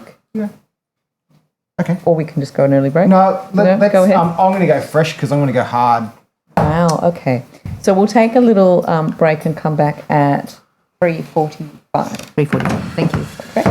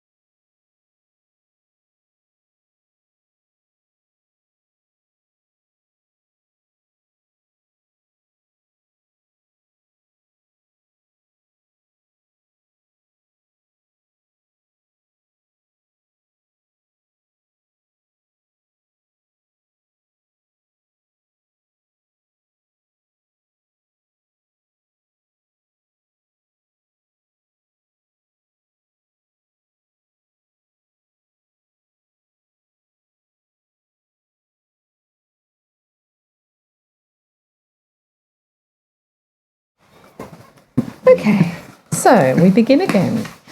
Opposition, which of you is going to take? Oh, Chair, I reckon I might have a go. Go ahead, Mr. Feng. Thank you, Chair. Can I ask, the Country University Centre, are you able to indicate how the New South Wales Government is currently supporting the Country University Centre and the programs that they run? Sure, Mr. Feng. You'd be aware that the New South Wales Government has put in $16 million into the Country University Centre to establish 10 centres across New South Wales. Yeah, and when did that happen? There was an $8 million grant in 2017. Yep. And that was to establish 5 regional study centres. That was stage 1. Yep. All of those are operational. Yep. And there was an additional $8 million grant that was committed in 2019 for stage 2 to establish 5 new centres. Yep. I can give you a bit more detail if you No, want. no, that's good. So I've got those two, yep. So we've got 4 of those stage 2 centres have been open, and the 5th is due to open in Mudgee. Okay. So I guess what I'm asking is now, what is the New South Wales Government doing to continue supporting the country university centres? It's a really good question. I thought so. Yep. So far, the 9 that have been up and running have supported 3,540 students in regional New South Wales. Yep. In their higher educational studies. And we are looking at evaluating the impact and effectiveness of this initiative. And who's doing that?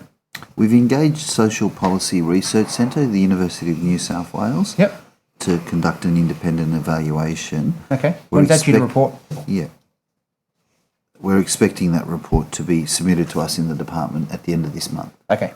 Is that going to be released publicly? Well, it's a report that we commissioned for the department. Normally, when we receive these reports, we discuss the findings. This is a reform area initiative. You're not going to keep it concealed, are you? Is it the minister's decision? I don't want to comment on a report that I'm yet to receive. As Secretary, I want to receive the report. Yep. It has been normal practice that we've released reports. So I imagine... Has the minister committed to doing that? Well, the minister hasn't even been briefed. I haven't been briefed myself. We've got to receive the report first, and it'll be incumbent on me and Miss Reid, who has carriage at that area, to brief the minister, to take the minister across what the report says. But it'd be fair to say, wouldn't it, Mr Dizza, that the Labor government, when they were elected, indicated that they were particularly transparent, or they would aim to be. So would it be reasonable that it should be an uncontroversial report and should be released publicly?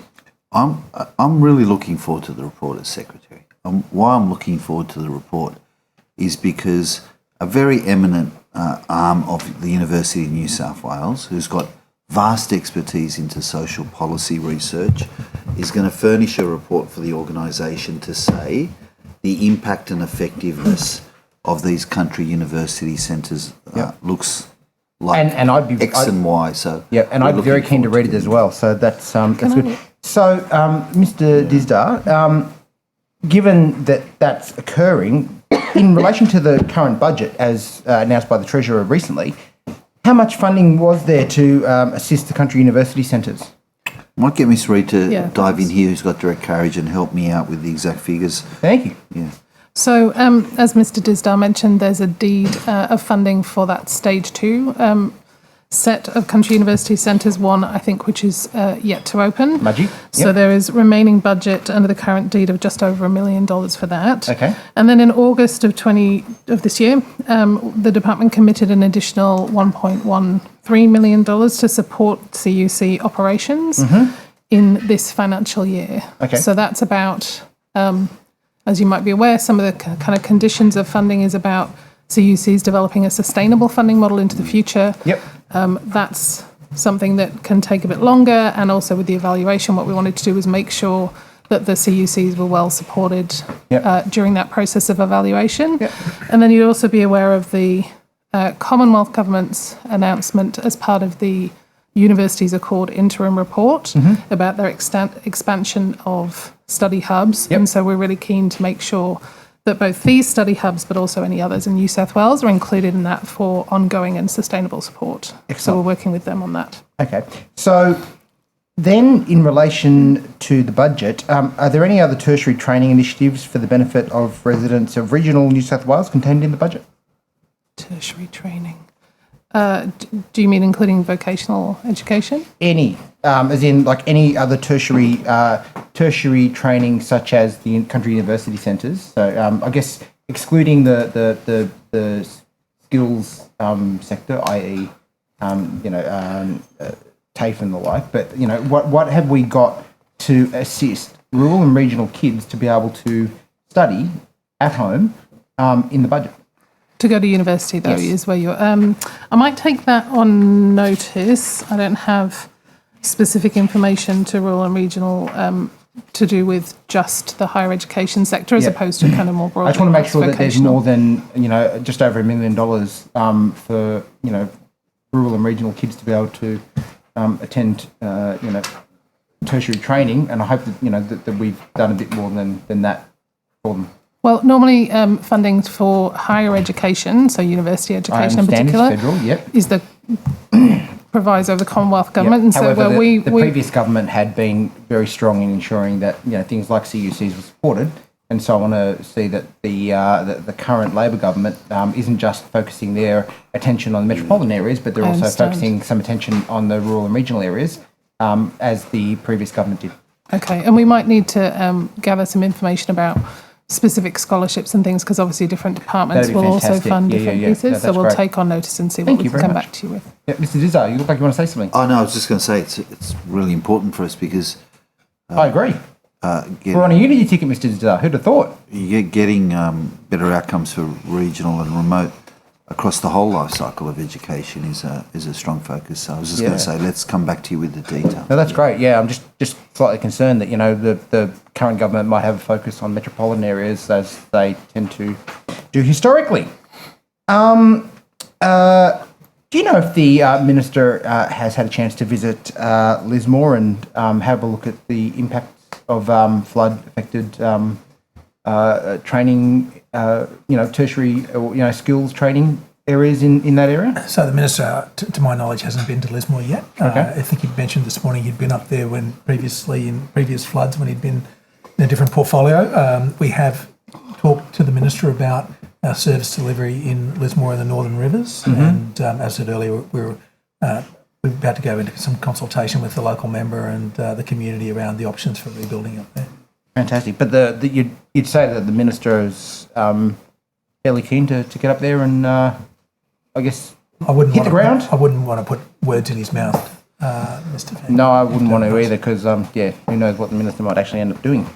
I'd just say that we have had senior officers, including myself, visit all flood-affected areas in New South Wales, from Deputy Secretary to Secretary.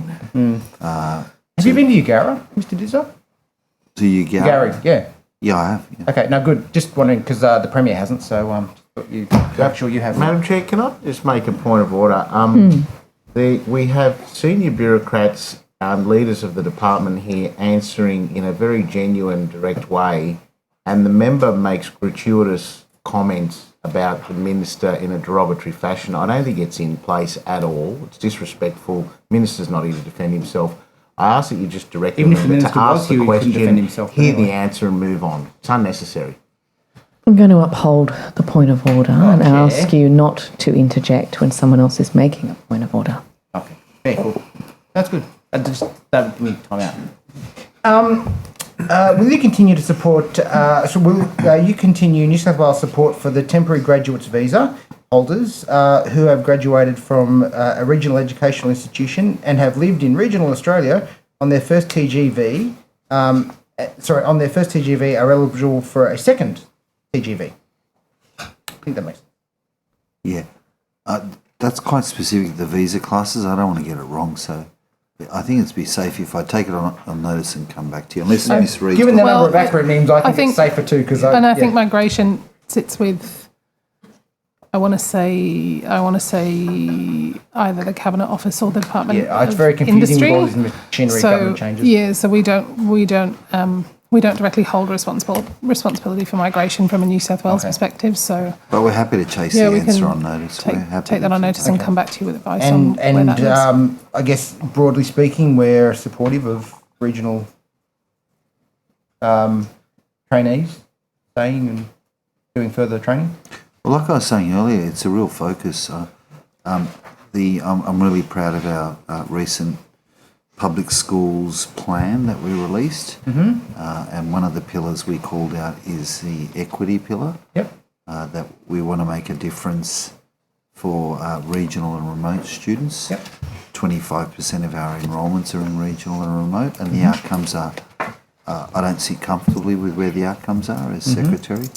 Alongside Aboriginal outcomes and students with disability, we called out the equity pillar as being of prime importance to move the dial. And that goes from the school gates to, whether that's TAFE or other providers or to tertiary, how we make sure that we can remove the barriers, broaden the horizons, get better completion rates. I know that it's a focus when I chat with Mr. Brady. I know it's a focus when I chat with Mr. Martin in Nessa. I know that having gone to EMM, Education Ministers meetings, nationally, it's a focus nationally. So given your strong focus on that, do you think it's fair to say then that you would see that as a real KPI for you having achieved in your role? Well, I mean, I've publicly put it out there on the public education plan for the next 4 years to make a difference on the equity front for our learners and that the we outcomes. serve. I spoke to this on the education committee as well. That was last week, Mr. Fang, where we're working with schools. Actually, we started that this week, and by the end of term one, we'll have improvement measures for each school across a range of areas that recognises their context. Excellent. You might be able to take this one on notice as well. International graduates who have studied and lived in Category 3 may be eligible for an additional 2 years on a second temporary graduate visa. This provides an additional incentive for international students to study at regional institutions and live in regional areas post-study, boosting diversity and prosperity in regional New South Wales. Are you able to tell me how many students are eligible for these incentives since the 1st of April 2023? Very specific again, Mr. Yeah, I think that'll be potentially a Commonwealth Government question, but we'll take it on notice and see if we can direct the query to the right place at least. I very much appreciate your assistance. No problem. Thank you. I'm going to move now to apprenticeships. The NCVER statistics show that an 8% increase in the last 12 months' figures of people who are undertaking an apprenticeship or traineeship in New South Wales. Question is in March this year, the commitment was to hire an extra 1,000 apprentices and trainees by 2026 to work across the state government. Is this achievable? And is this time frame the one that you're still working towards? Yeah, we spoke a little bit to that earlier, the steps and where we're up to, and Mr. Collins unpacked that. I think, whenever you're going to set targets, whenever you're going to set improvement measures, like the ones I referenced in education, you want to make them aspirational. So, yeah, there's a challenge ahead of us. The problem is by making them aspirational is they may also be unachievable. Is that not the case? No, I think in my experience what it does is, galvanise and drive people, and that's why we've had all these meetings with all these different agencies to bring them on board. I'd be worried if it was only a figure that was given to me in education, for example, and it's not. It's across the public service. So we're going to work with all our partners in the public service to achieve that. And it's a figure that, is both apprentices and trainees. So there's different complexity in each of those, but we're hard at work. As you know, the applications are now open, and we're going to run hard at delivering on that government commitment. And can I just add something to that? Sure. The public sector has long had a graduate program, so a program where graduates are placed in public sector agencies and move around different agencies, getting different levels of experience. While there is a wide variety of apprenticeship and traineeship activity across the public sector, there's no established program at the moment that does this, and so there's a real opportunity actually in this commitment for public sector agencies to step up and take vocational learners as well as university qualified, and so we see that as a really interesting opportunity. And we've had really, I think you'd say, Mr. Collins, really good enthusiasm from other agencies on that. Yeah, so there's been a lot of interest from agencies. We're starting this year with a target of 200 traineeships, so in this financial year. Yep. And overall, the 1,000 target is an additional 500 apprentices and 500 trainees. So we're starting with the trainees, and trainees, the opportunity is really broad. The range of qualifications that can apply across agencies is very broad. So there's a very good focus on that. And as Ms. Reid has said, there's been a lot of interest from agencies. So we are confident that we'll work with them over the next 2 years, and we will see this starting to become a more regular pathway into government employment. So in relation to that then, noting Mr. Dizar's contribution, effectively it's across all of government and, we're looking for, I guess, a whole of government solution here. Is it the Minister Whan, is he responsible effectively for delivering this at the end of the day? He is responsible. So how is he ensuring that this occurs and it's not just something that's lost in the ether and, the blame falls to many, to all the ministers for the failure to actually reach the target? Yeah, I'd just say Minister Whan's the lead minister. It's us as the agency that's got to drive and lead the work and keep the minister updated. I know you appreciate this, Mr. Fang. We're only early doors because we're just released, as you know, the application process. But in a very short period of time since the announcement, and this is where I'm really proud of Mr. Collins and his team, they've run hard to make sure, I think I said it earlier this morning, something like 32, 33 meetings with different agencies. We've put a steering committee. We're already out the door with the application process. And it'll be incumbent on me as Secretary, Mr. Collins, Ms. Reid, to keep our Minister updated along the way and call out if there's any risks that we're detecting along the way in the run rate towards achieving that. We'll be calling those risks out and how to mitigate that. But it's been a good kick-off so far, good engagement from agencies. I think this could be I actually think, Mr. Fang, this could be a long-lasting program. Ms. Reid spoke about the graduate program and entry into public service. We're a large employer and this could really help break the back of further apprenticeships and traineeships into public service. Well, Mr. Dizar, noting those positive comments, I guess one of my concerns is that in March this year, Labor said that 1,000 figure would be in addition to the 200 apprenticeships to be hired to build the next fleet of Tangara trains in New South Wales. Is this still the case? Can I comment on that? Please, Mr. Collins. Just jump in there. Sure. So the 1,000 apprentices and trainees are expected to be direct employment within government agencies. Yes. The work building the Tangara trains will be likely conducted by other organisations. So not government agencies. Okay. By commissioning that work, the government expects that it will be generating employment for apprentices and trainees, and we, through our responsibilities for that, will support that. But the 1,000 apprentices is specifically government employment. Public service only, and it is quite clear that it's additional as well, so whatever we've got already in play doesn't count. And in March this year, the indicated cost of the plan was 93 million. Has that at all changed? I think we gave the figure 93 point something in the morning. That's right. That's about right. Right. So given that there's been, I guess, a shift in the inflation and wages and the like, you're still expecting a same budgeted figure that was announced in March. We're gonna drive hard to deliver on that 1,000 additional across public service apprenticeships and traineeships with that budget envelope. And that's where we're gonna. And we're going to do that by Mr. Collins, end of 2026. Yeah. And are you able to provide a definition in relation to apprentices and trainees? Like, how do you draw? How do you define each of those roles in the government sector? As in full-time, apprentices, full-time trainees. Or are you counting part-time? Mr. Collins, how are we going to count these numbers? Is it FTEs? Commissioner Collins going to help us out here. So apprenticeships and traineeships in New South Wales are regulated under the Apprenticeship and Traineeship Act.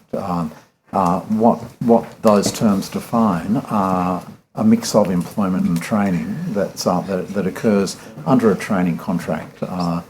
The apprenticeship classically is a trade qualification, so things that you would expect like construction, manufacturing, automotive repair. Traineeships apply in a really broad range of areas. You can find traineeships in primary industries, in the care sector, the service sector, a range of other areas. Pretty much everywhere that's a non-trade area. So what we are looking at in relation to the agencies is what roles, what pathways they've got that that relate to these qualifications and these programs. So it will be an identified apprenticeship or traineeship that relates to the work and the opportunity that can be provided by the agency. And we look to the agency to be providing the appropriate supervision and the like within that employment process. Okay. I have a few more questions, but I'll defer. Thank you. I wanted to ask you about students with disability. The Disability Royal Commission, in its report, found that people with disability were much less likely than their peers to finish Year 12, which of course then makes it much more difficult for them to go on to enter tertiary education or the workforce. Given that, what mechanisms do you have in place to support young people with disability going into TAFE? Thank you, Chair. We've got approximately 45,000 students with a disability at any one point in time. We have a funding stream called our Community Service Obligation, which supports us to provide additional services to students who have a disability, and we also get some extra loadings through Smart and Skilled on the individual level funding. So around the types of supports we have, for initially we have disability teacher consultants who will work with new students to understand their needs. They'll establish a plan and work across teaching and non-teaching support services for that student, and look at things like their orientation, their access, their mobility needs, but also look at whether they need specialist support like note takers, assistance with their assessments. Do we need to redesign the course delivery in any way to support them? We also liaise with local community organisations, employers, etc. around support. So that disability teacher support consultant is sort of the critical link. We then have other disability consultants of a more generalised nature. Do you have any, do you keep the numbers for students with disability by type of disability, specifically whether we have separate numbers for students with intellectual disability versus those with mobility needs? I don't have a breakdown. I do have categories. We would have some of that information we can provide on notice, but to the extent that people disclose. Yeah. So yeah. I'm just wondering if that figure that you gave before, the 45,000, if that is people who have identified the need for an adjustment, or whether that is people with disability, sort of more generally. Well, it's probably a mix of both. Okay. People who identify or people who indicate that they need some level of support or, yes. But we can provide the detail of that. If I can add some context as well, please, Chair. The disability teacher consultants, these are teachers, they actually specialise in a particular type of disability. So we have disability teacher consultants that specialise in vision impairment, people who do specialise in students with intellectual or neurological disability as well. So they have a caseload based on their specialisation, and they rally the support. So we've got those people, we've got counsellors, and we've got a lot of people that are in the class supporting the students with a disability. Thank you. Just looking at the last however many years, what have I got here, about 7 years of annual reports for TAFE New South Wales, the additional number of yearly enrolments by learners with a disability is declining every year. So we had I think it was 56,000 was probably the high that I can see in the recent past, in 2016-17. And then it's sort of consistently declined to get to 45,000 in 21-22. Why is that? Great question. I wasn't aware of that trend. We certainly have been providing, as I say, supports. We've got a disability inclusion action plan, which we've completed the first iteration of. We're just about to release a second disability inclusion action plan. We've established an employee resource group for our disabled staff members. So we're making a lot of effort to make sure that we're being as inclusive as we can and to provide the supports we can. But I think we'd have to take that on notice and see what we can find that's driving those numbers. Yeah, maybe if you could provide more detail on the breakdown, as you know, maybe it's a percentage of total students issue, maybe it's it's got something to do with, I'm just looking at those figures, I was going to say COVID, but it starts declining before COVID. If you could come back to me with any additional info, that would be really useful. How much money does Smart and Skilled receive in relation to training for students with disability? Do you have any breakdown of that funding and where it goes? Yeah. We do as those who run the Smart and Skilled program. So in 2022-23, we don't receive funding for students with a disability. We give it out, so in the form of loadings largely. So in 2022-23, 11,350,000 and change was those loadings. Okay. To different providers. And then I would just add that also Smart and Skilled is a particular piece of delivery that we commission. So we also have adult and community education providers. And I don't have a breakdown of funding, but in 22-23, 21% of training from those providers was to students or learners with a disability. Okay. So there's some other provision there alongside TAFE and alongside Smart and Skilled. Are you able to tell me how many students how many students with a disability access Smart and Skilled, like what that 11 million sort of equates to? On notice, yes. Thank you. I don't have that number, sorry. Also, do you have any data on how many students... Sorry, actually, Mr. Collins might have that number. So in terms of student commencements under Smart and Skilled, it's about 13,600 a year. Okay. It's around that.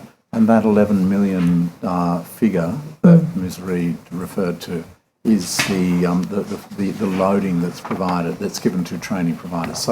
So under Smart and Skilled, all providers are funded for a price for the qualification that they're delivering, and where they enrol students with disability, there's a 15% loading on that payment, which is what goes to make up that 11.6. Yeah, so that's only the 15%, not the total. That's the 15%, not the total cost. Good point. Okay, thank you. Do you have any data on how many students with disability complete TAFE for the different sort of certificate level qualifications? Can't give it to you disaggregated like that, but last year the completions, and this is our internal data, it's not the NCVER data. Last year the data we had on completions was that it was about 45% of students. So that compares to it doesn't compare precisely. We know that the most recent NCVER completion data for all students is 47%. So it's slightly lower than that. I understand. Okay. All right. Thank you. Can we just turn to something completely different? There's a NOUS contract that was entered into, when was it published? 13th of October 2023, but it's for the 17th of April to the 30th of June, so just a 2-month or less than 2-month contract, 6-week contract. This is for the TAFE New South Wales operating model for $770,000. Can someone tell me what we got for $770,000 from NOUS? Yes, I can. Thank you, Chair. That contract was to review and recalibrate our operating model. I think a lot of people, when we talk operating model, think restructure and job losses, but that's not actually what it looks at. It looks at a number of components, including the way they were organised, our capabilities that we need now and in the future, our leadership and what our leadership makeup is, our processes, our governance, and that's what the NOUS group supported us to do. The operating model is usually recalibrated by organisations around every 3 years. That's good HR practice to look at the way you operate. And with the emerging needs of the sector changing, the new skills areas that we can see emerging, it was a really good time to look at our operating model. So that's what that contract covered. Thank you. So are we spending $750,000 every 3 years on something like this? No, not at all. We recalibrate and look at the operating model in good practice every 3 years. I can't say that we do it regularly every 3 years. It's good practice to do so. Okay. But no, we wouldn't spend $700,000 every 3 years. It's just that with everything happening in the sector, that's the decision that was taken on this occasion.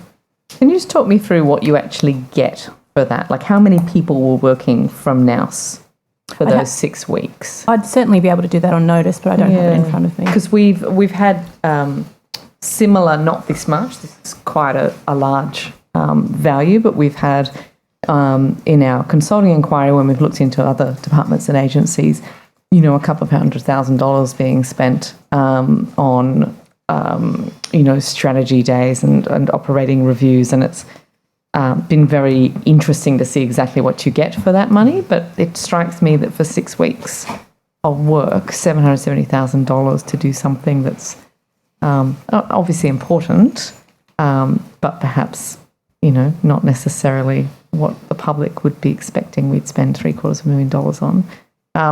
Can you give me any other sort of detail as to why it was quite this expensive?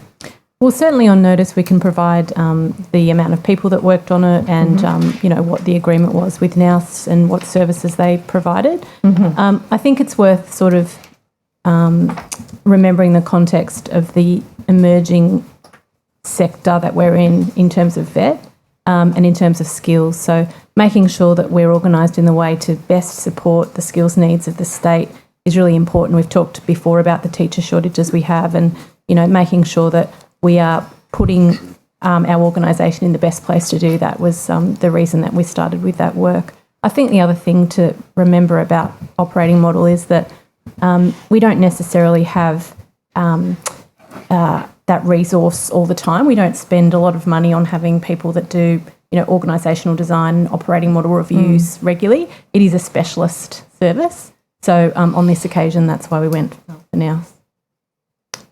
Just when we're talking about that, so if we're looking at, if there's a bunch of government agencies that are all doing a similar sort of thing and they're all paying consultants to come in and help them review their operating model, is there not a case to be made that there should be someone within the public service that can be doing that? Why is that? Again, it's $770,000. If you speak to someone in a community service organisation, like they could, if they got $770,000, they'd be running for, you know, another 3 years, providing twice the services they already do to really vulnerable people. This is 6 weeks of work to a consulting firm. What value for money did we get from that? Well, so I think I've said a few times today, we're a complex organisation and we still suffer from some of the legacy of the Whan TAFE reforms. And so what we're doing is sort of dealing with a lot of those old issues and trying to make sure that we're actually dealing with some of the criticisms of TAFE, which are we're not sufficiently aligned to industry, we don't understand the rapidly changing demands of industry, and that we're not sufficiently connected to our local communities. So looking at the historical decisions around Whan TAFE, some of the feedback we're getting from our key stakeholders, how do we better set ourselves up to deal with the changing landscape and address these key concerns from our stakeholders? So I totally understand the question about value for money. It is a substantial amount of money, but if we can get this organisation performing more effectively, then we believe we'll deliver well and truly value for that piece of consultancy. Do you do any sort of post-engagement review? We have, as a group, discussed where we felt that we've got, I wouldn't say we've done a formal post-implementation review. What we have done is as a group, regularly discussed the performance of organisations that have done work for us and share that feedback so that when we're considering if we need further support, whether someone's actually provided value for money. That contract began on the 17th of April this year, so not that long after the election. Who would have signed off on that? I would have. Right. So that kind of level of contract at that time, that doesn't need to go higher than you, doesn't need to go to the Education Secretary, doesn't need to go to... I don't report to the Education Secretary. No, so it doesn't need to go to the Minister. Right, so it doesn't need to be No. shown to the Minister. There's no requirement for a brief and an expenditure of... No, it's just... Okay, understood. It wasn't uploaded to eTender until, looks like almost 6 months after. Is there any reason why it was so slow to be notified on eTender? No, I don't know the answer to that. I'm sorry. I'm not sure why it would take so long to go onto eTender, and so I can find out if it's helpful, but no, I don't have any. Thank you. If you could, that's quite a long period of time for that kind of thing. It would be very useful if I could understand why that was. Normally, a month. Okay. Just coming back to that Deloitte contract then, I just want to understand one more bit about it. So I'm looking at a media release from 31st of May this year, where the previous minister is talking about, he tables the annual reports of the universities in Parliament and then notes several important collaborations and initiatives underway, including the Deloitte Cyber Academy, which is designed to apparently fast-track 1,200 careers. Is that 1,200 annually, or do you know what that 1,200 students figure is, given we only have 25 at the moment, you were saying? I'd have to take that on notice. I'm not aware of that number. And it says it gets seed funding from the New South Wales Government's Collaboration and Innovation Fund. Is that the same funding you were talking about earlier, or is this a different amount? That's funding from the department. So the Collaboration and Innovation Fund is a small budget that the time was given to. There's a whole set of criteria, but essentially projects where universities are collaborating with others to deliver things, basically. So it would have been through the university involvement in the Cyber Academy, and it will have been, from memory, $100,000 or $200,000, but I'll need to take the figure on notice. Okay, that would be useful to understand. And presumably it went to the university rather than to one of the other partners in... Yes, I would have thought so, but I'll double check and confirm. Thank you. Sorry, just one thing I forgot on that one we were talking about a moment ago in relation to NOUS, the $770,000 one. There's also, it was described on eTender as being, the tender method was an open tender, but the bit about the evaluation criteria on what basis it was granted just isn't given here. It's not disclosed. Are you able to come back on notice and tell me who else participated in that tender process and the evaluation criteria, why NOUS was the one to get it? Certainly. Yeah. Thank you. Just looking now, I'm just going on the tender system, it's just coming up with huge number of contracts with KPMG, Deloitte and NOUS in particular, totalling millions that just are coming up for this year.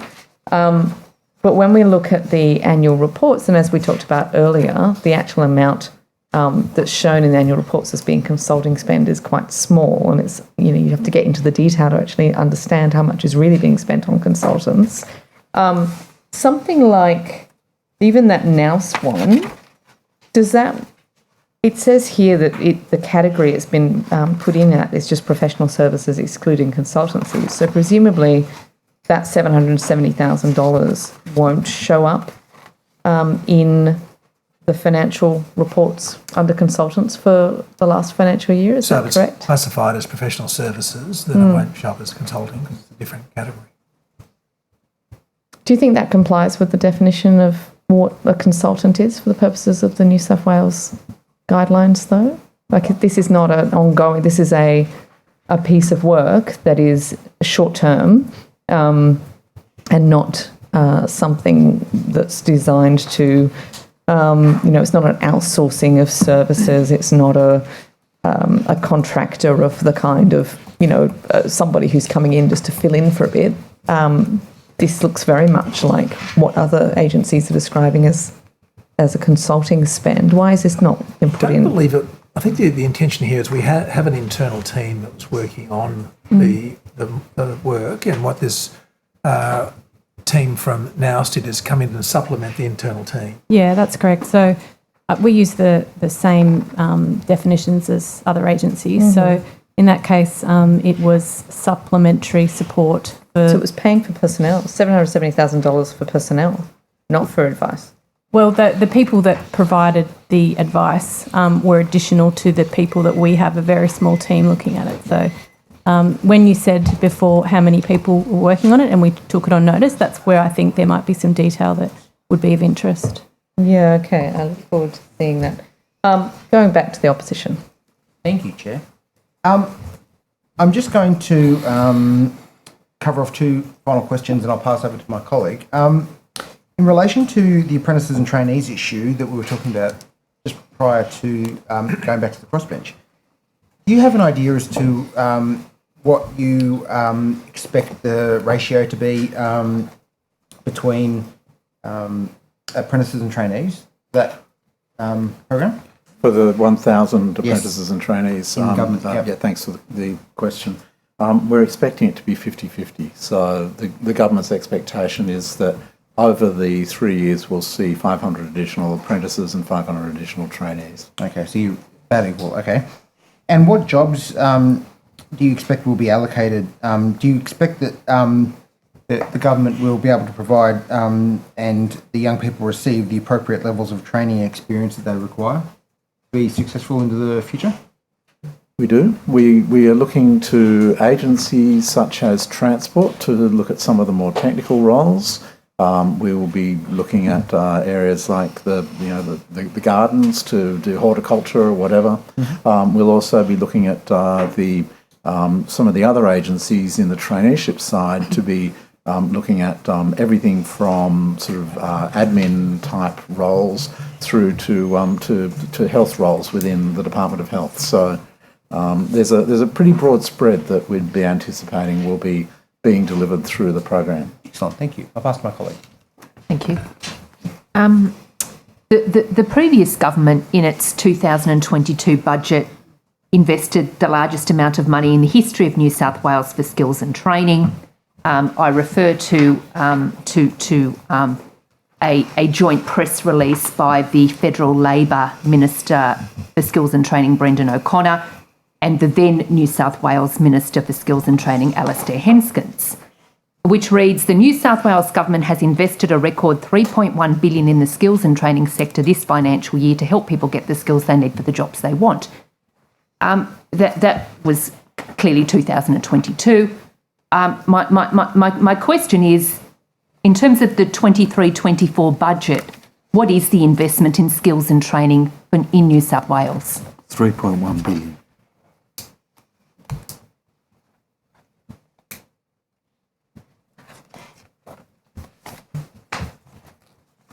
So we'd say it's remained the same, 3.1 billion.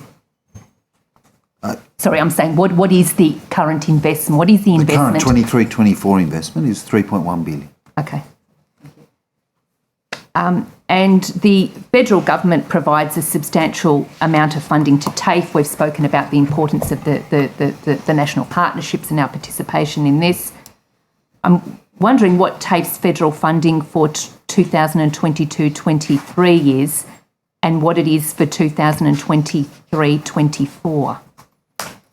So federal funding for TAFE. The federal funding flows through the skills budget to the department, and then we then receive funding via the department. So it's not possible for me to say what proportion of our budget is funded from the Commonwealth.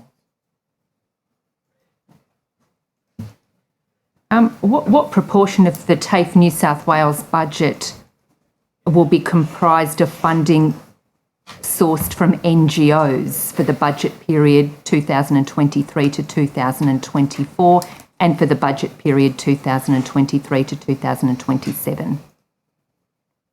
From NGOs. So how much funding does TAFE receive from NGOs? Yes. I'm not clear that we get we do, so our streams of funding tend to be from the department, they come from the Commonwealth, and they come from delivery for private sector organisations where we deliver training commercially. We have international streams of revenue from delivery of training internationally. I'm not aware of us having a substantial NGO funding stream, but I'm happy to take that question on notice and come back. Yeah, and like you mentioned, it would be capturing some of those examples that you've just listed. Oh, so you're referring to any non-government funding stream? Yes, correct. Oh, okay, sorry. I thought you meant an NGO. No, sorry, non-government. Yeah. Thank you. I don't have that split with me. Do you mind if we take that on notice and come back to you?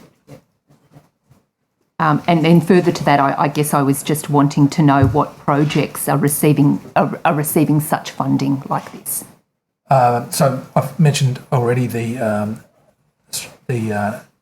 Australian Migrant Education Program, which is our largest single contract, which comes from the Commonwealth. Yeah. We're delivering some programs for other government agencies. So we have a very successful program with the Department of Communities and Justice, which has been an ongoing program delivering training for some of their staff.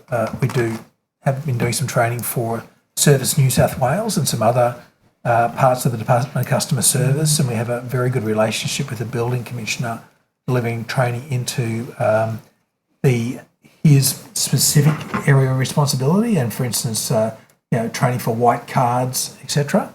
And then we do a range of other training for commercial organisations. So look, I'd have to come back to you with the detail. Okay, thank you. Just on the wage increase, my question is, how has TAFE funded its staff wage increase made by the 2023-24 budget? That wage increase was funded through our allocation from Treasury. Mm-hmm. And what proportion of the operating budget for TAFE New South Wales is now applied to staff wages?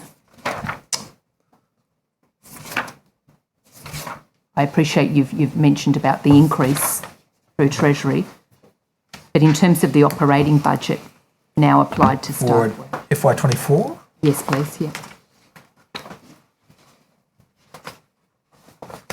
So the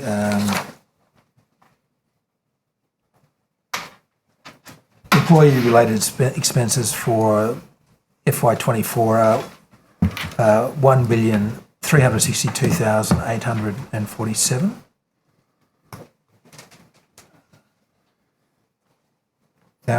And so a proportion of the operating. I'll so just we get my know calculator out. That's we can look at the figure. Thank you.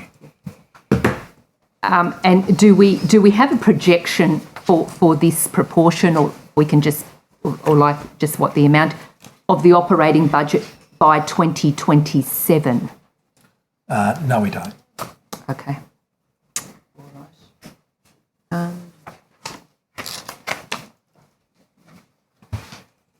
I'm happy to continue. Thank you. So, in the previous government, and I don't know, were you covered off these funding? Yes. Did. And the commercialisation. Wow. Okay. I will move to. I'm going to talk about Vic Naidu. When did Mr. Naidu depart? Can anyone provide me a response? I would be doing it from memory. It's earlier this year, but it's very easy to get, so we can give that to you in a moment. Okay, excellent. While you're looking at that, could I ask why did he depart? Vic Nadeau had a portfolio which was, he was head of commercial and strategy or something. Strategy and commercial officer? That's right. And I think where we were, the construct of that was he had our research team, which helps us plan where our skills are going. He had our strategy team. He had some of our teams that look after our relationships with universities, and our commercial bid type team. Certainly one thing when I came into the role, looking at the amount of change that's happening in the vocational education system, both at the Commonwealth and state level, I felt that we weren't sufficiently, my office wasn't sufficiently equipped to carry on the nature of the engagements I needed to have with Commonwealth departments, regulators, inquiries, as well as what's happening at the state level. So I chose to bring the policy and strategy teams into my office. So that I was more closely engaged with those. That left some of the other teams, and quite frankly, they needed to be more closely connected to the delivery part of our business. So those teams largely shifted into Ms. Scorer's area. Right. So it was really a restructure and reflection of the changing priorities, where we really needed to be much closer to the changing policy landscape. So has the restructure left any roles unfilled? Are you asking if there are job losses associated? Well, I guess that given that you've brought parts of it in under your office, or Ms. Shorer's office, has that resulted in a situation where people have left or people have moved into new roles, and that there are roles now that are unfilled in TAFE at that senior engagement level? No. So what we've really done is been able to focus the activities more closely.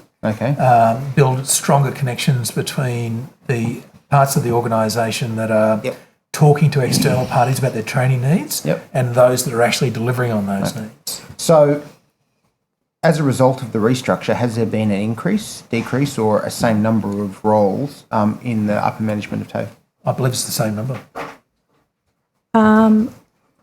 So I can provide that to you. Yes. Just give me a moment.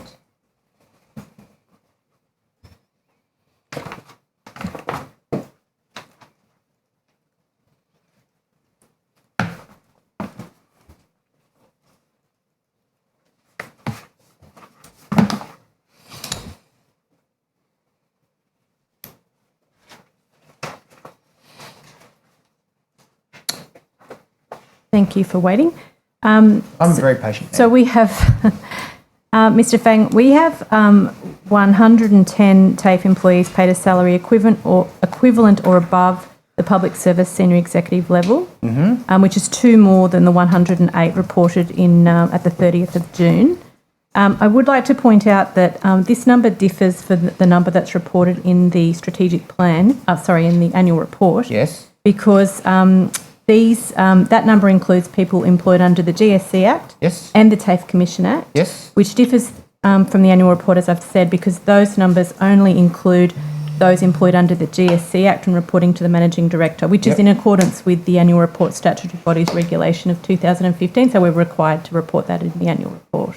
But the actual change you're talking about, Mr. Fang, was really a reorganisation to better align ourselves rather than seeking to increase or decrease. Yeah. Yes. So just for the number's actually gone up instead of decreased. Just for more context. Just directly associated with the question you're asking. No. Yeah. But I mean, yes. If I can provide some more context. So we have people paid at that remuneration range on a number of different classifications. One of them is a TAFE Manager 6, which is under the TAFE Managers Enterprise Agreement. To align closely with the GSE Act, we've been steadily moving people across using attrition, so we don't employ people at that TM6 level anymore. New people coming in, we employ under the GSE Act, so that's why the numbers fluctuate a little. Understood. Has there been flagged with you any requirements to have efficiency dividend applications put to TAFE? Has the Minister or Treasury indicated to you that you're expected to reduce the number of senior managers or people on senior level incomes within the organisation? So we're subject to the same whole of government savings requirements as the rest of the sector. Yep, you've gone backwards, noting we've gone from 108 to 110. You've actually increased. Yeah, prior to that commitment being made. So we will be. Sorry, if I'm not wrong, you said that you've gone from 30 June. You've gone from 108 to 110. Is that right? Yes, so just to clarify though, the government has committed to reducing people under the senior executive band, so PSSE band 1, 2 and 3. What the managing director is just talking about there is that we will contribute, as every other agency does, to the reduction there. But as I said, in the remuneration bands that in the same remuneration sort of area, we also have people under the TAFE managers agreement, which are not subject to those reductions. Many of those are people who are our educational managers, what you might have called a faculty manager at some time ago. So we call them director of skills teams. They look after our teachers and head teachers. So they are paid under the TAFE manager agreement and are not subject to the same reductions. Right. In the same way that a school principal. Yeah. It's just interesting to see the way that it's being applied to TAFE, given that the way that we've been discussing it in other budget estimates for other portfolios. So I guess I'm just trying to understand how it's going to impact the delivery of services to students and the way that it's being implemented versus other areas, and how that saving is going to reflect in future years. So in relation to that then, if we're looking back at the way that you engage with external stakeholders around the delivery and the provision of services, has the reorganisation and restructure bringing that team in under you, Mr. Brady, has that had any impact at all on the way that you liaise and engage with stakeholders that was perhaps Mr. Nadu's role previously? Are you seeing an increase or a decrease in that? And what is it you're seeking to get out of bringing that team in-house? So I think we've certainly increased our effectiveness in engaging with a range of inquiries and reforms that are happening both at the Commonwealth and state level. TAFE New South Wales is the largest training provider in the country, if not the Southern Hemisphere. So when you think about policy reforms, you absolutely need practice-informing policy. And so it's critical that TAFE New South Wales can have a strong voice in those forums. And that's what the intention was, and we've been able to make sure that we are getting a message through, whether it's through the university's accord or whether it's through the work being done around qualifications reform or the regulations applying to RTOs. There's a range of different reviews and inquiries that have been happening, as I said, at the Commonwealth and state level, and we've had to lift our capability to engage in those, and I believe we have done. But how are you judging that? I mean, it's one thing to say, sitting there going, we've increased our engagement, but on a how are you judging the productivity of that, other than the feel, the vibe? Well, we're one of many voices into these inquiries. What we've got to do is try and ensure that we get our message across as clearly and as succinctly as possible, and hence the change. I mean, in terms of how do you measure that, I think one way we measure it is the fact that we now have a much stronger engagement with our regulators and with the department, and we are being invited into conversations with regulators directly. So Ms. McNeil has been invited onto a national review of qualifications. She's the only representative of an RTO in the country on that body. So that's a reflection of the fact that we are being more effective in getting TAFE New South Wales into those conversations. Is that a result of you bringing the team under your office? Not solely. I mean, let's be realistic. We've got, and I guess that's what I'm saying. How do you judge the effectiveness of a organisational change such as the one you've just rolled out, given that there seems to be a lack of measurables or KPIs with which you can say this change in the way that we do business is resulting in an outcome X or Y, which is what I'm seeking to achieve, and it's 50% better or 80% better, other than going, we're increasing our involvement. I mean, that's like, do you understand what I'm saying? I totally understand. Because at the end of the day, it's the people of New South Wales who are funding all this, and everything needs to be measured. I agree. The challenge is, what we're talking about is advocacy, and how you measure advocacy. Is are you influencing the decisions? Mm-hmm. We're getting invited into the right forums, which we weren't before. We're getting offered a key role in a national review process. So we're certainly positioning ourselves much better to have those voices. We won't know until we see the outcomes, and of course the difficulty there, you can't see the counterfactual, but we're certainly being heard. Yes. No, I was just curious as to see how you would seek to justify the change and how you would seek to measure it. And I think that there are difficulties there, and obviously it'll be something that we can discuss at future estimates at some point. I'm going to now move to closing the gap. Do you know what interventions by the Minister have occurred either through the new Minister or the previous Minister, or even the interim Minister, in relation to closing the gap outcomes? So we have a range of measures where we're engaging our Aboriginal students and workforce. We have approximately 35,000 Aboriginal students in TAFE New South Wales, so it's a really critical part. And we see, obviously, vocational learning as a critical lever to help with the closing the gap measures across government. We have a range of initiatives that we work on, which I'll get Ms Tickle to talk to about in a moment.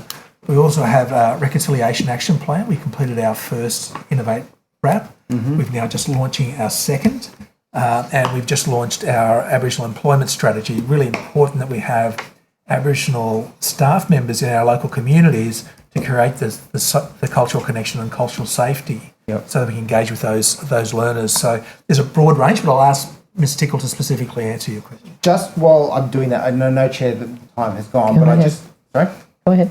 I just wanted to, in particular, seek to understand what has happened in relation to closing the gap since, say, April the 1st, since there's been a change of government. What new initiatives, not the initiatives of the previous government, but what new initiatives have been introduced by any of the new ministers that have had, and there's 3 ministers now, that have had carriage of this area since, the change of government, that have been newly rolled out by this government. So I might, if you don't mind. Yes. So new reconciliation action plan, new Aboriginal employment strategy, absolutely within the term of this government. We have internally set up a review of our closing the gap measures. So clearly Ms Tickle, Ms Scorer and myself are sitting down with our leaders in closing the gap initiatives that we work on, and we will be putting proposals to the Minister about how we want to sharpen our activities. Okay. If I could just add a couple of extra... I would love you to. Mr Collins outlined the loadings that we pay under Smart and Skilled previously. Up until, I think it was July of this year, we used to pay sort of one of those loadings, even if a learner would potentially attract more than one of those loadings. So if a learner was Aboriginal and also had a disability, they would only receive one amount of loading as opposed to both. So we've changed that. We've also, in the institution of the new Smart and Skilled provider contract, we now have more Aboriginal controlled RTOs on that. I think it's 14. We've increased from 8 to 13 Aboriginal community controlled organisations that are on contract with us now, able to be funded to deliver training. And then the other piece I'd add is the signing of the National Skills Agreement, where one of the priority reform areas is states and territories working together with Aboriginal controlled organisations and Aboriginal learners and communities to work together towards closing the gap from a skills perspective. Wonderful. Thank you. I just wanted to ask a couple of final questions, I think. Maybe running out. I wanted to understand... plenty. Yeah, good. Very good. I wanted to understand how many secondees you have from consulting firms sitting within TAFE. particular? I don't know that we. I wouldn't describe them as secondees. We have secondees working with us from other government agencies. In terms of, do you mean people who are in people who work in our organisation that have come across from? No, not even. So people who have who are currently employed either as a consultant or as a partner or an employee of a consulting firm, who, when they're doing a piece of work for you, are sitting on premises. Oh, we'd need But to under our control and direction, as if they were an employee. So not necessarily, but both. So in other departments, we've had examples of where consultants are doing particular bits of work. Often they'll have a secondee who comes in and sits there and acts as a liaison. In other circumstances, there have been people brought on from consulting firms who people, for example, in transport, where people don't actually know that they are consultants because they're sitting there for, say, 6 months, a year. So it depends, but they are fundamentally still being employed by the consulting firm. Do we have those within TAFE? I don't believe we have certainly the second category. And the first category, when we have a piece of work with a consulting firm, sometimes it's more efficient to have them come working in alongside our team. So we talked about the Nouse work, for instance, where they probably, we have had consultants spend time working in our offices. In terms of a liaison sitting in our office, we don't have that practice. Have you had any circumstances where you've had a consultant or a consulting firm come in and set up like a project management office to oversee implementation? Something along those lines? Is that a practice within TAFE? I wouldn't describe it as a practice within TAFE, and I'm certainly not aware of any of those type of arrangements in the last couple of years. I wouldn't be able to comment prior to me being in this role, but it's not a practice. Okay. Certainly not. That's very useful, thank you. Something completely different. Just the National Skills Agreement, which I understand will take effect from January 24. What will that mean in terms of TAFE working with transition authorities or however they're described, once they're set up? Is that the general intention of the National Skills Agreement, that we will have climate sort of ready workers to help with climate transition? Do you want to? So, sorry, can you repeat the question on transition authorities? What do you... So I'm talking about so at both federal and state level, there have been commitments given by Labor to set up authorities that are variously called different things, and I can't remember what the New South Wales one is. It's something like job, I can't remember what it is, but basically it's for those areas that are transitioning out of reliance on coal and fossil fuels and into renewables or something else. Nuclear? Sorry? Nuclear? No, not nuclear. Shame. And the idea of these transitional authorities is to provide funding and ensure that people are actually moving from one job to another. Okay, I understand. There have been nods given, job ready. Yeah, so there's been nods to that concept given in relation to the National Skills Agreement. I'm wondering how that will apply, given that it's going to start next year. Yep. Whether there is already some sort of a plan, or whether that's to be worked out in terms of making sure that people are getting upskilled and reskilled to go into jobs for the future. Yep, I understand. So, as you would have heard from the Minister earlier, there's various priorities in the agreement, and then there are those specific pieces of reform programs funding that are aimed at things like the Centres of Excellence, which you might imagine would play some role in the types of transition that you refer to. For each state and territory, there's a requirement to produce an implementation plan, I think by the end of 2024. And there's then kind of on those particular reform priority areas also we'll be producing kind of bilateral engagements on what are those reforms, how do they look, how do we work together on things. So the short answer is that the agreement isn't that specific, because different states and territories have really different landscapes in terms of where they're at in those sorts of transition journeys, and how they would approach it within their different jurisdictions. Yeah. Mr. Collins and Training Services often do work with particular workforces or reach out to particular areas to assist in planning that transition, and I know that TAFE have also been involved in those sorts of things in the past. So I think Qantas, when they needed to stand down a bunch of workers during the pandemic, I think it was you, Mr. Brady, who worked with those employees to find them kind of suitable training and opportunities into employment. And we've had similar, if you want to talk about the renewables piece. So, yes, we've got a regional network of teams, and they will work within their labour market to look at where there are transitions occurring. So there's a lot of work going on in the Hunter, for example, that's looking at the transition that's happening there, the opportunities that may be emerging through the sort of renewable or sort of net zero type activities, and how we can support people to make that transition. Interestingly, whether it's there or in the renewable energy zones, a lot of the skills that are emerging and that are in demand are trade skills. So there's a really strong demand for things like electrotechnology skills and construction and the like.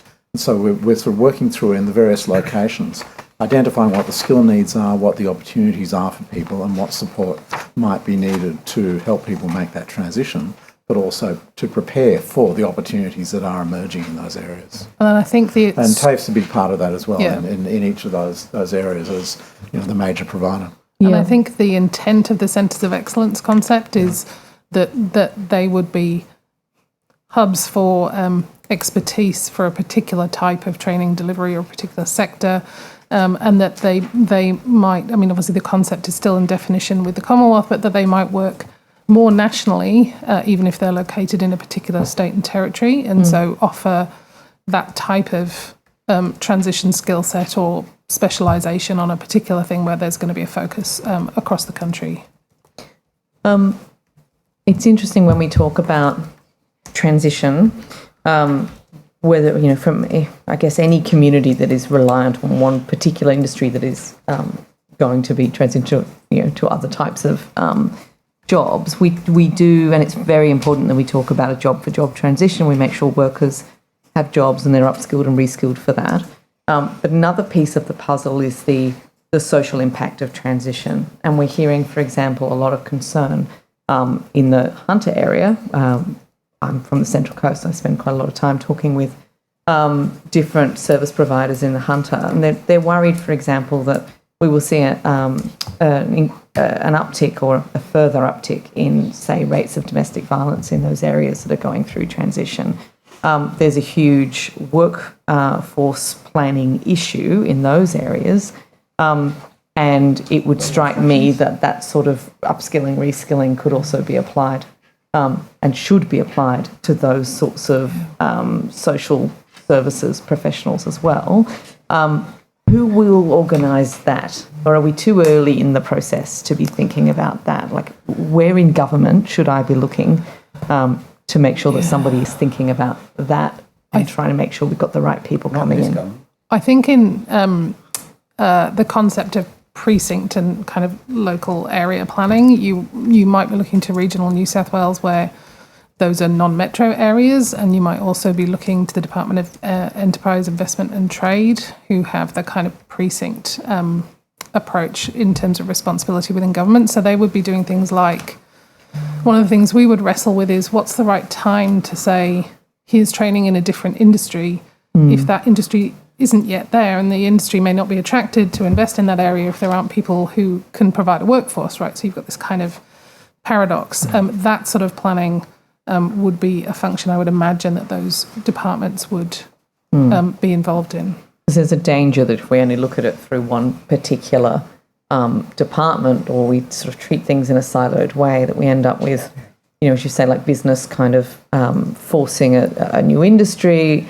But when we're looking at the need for government services and for workforces to actually for workforce strategy to actually back up those government services that are divorced from industry or from that sort of industry.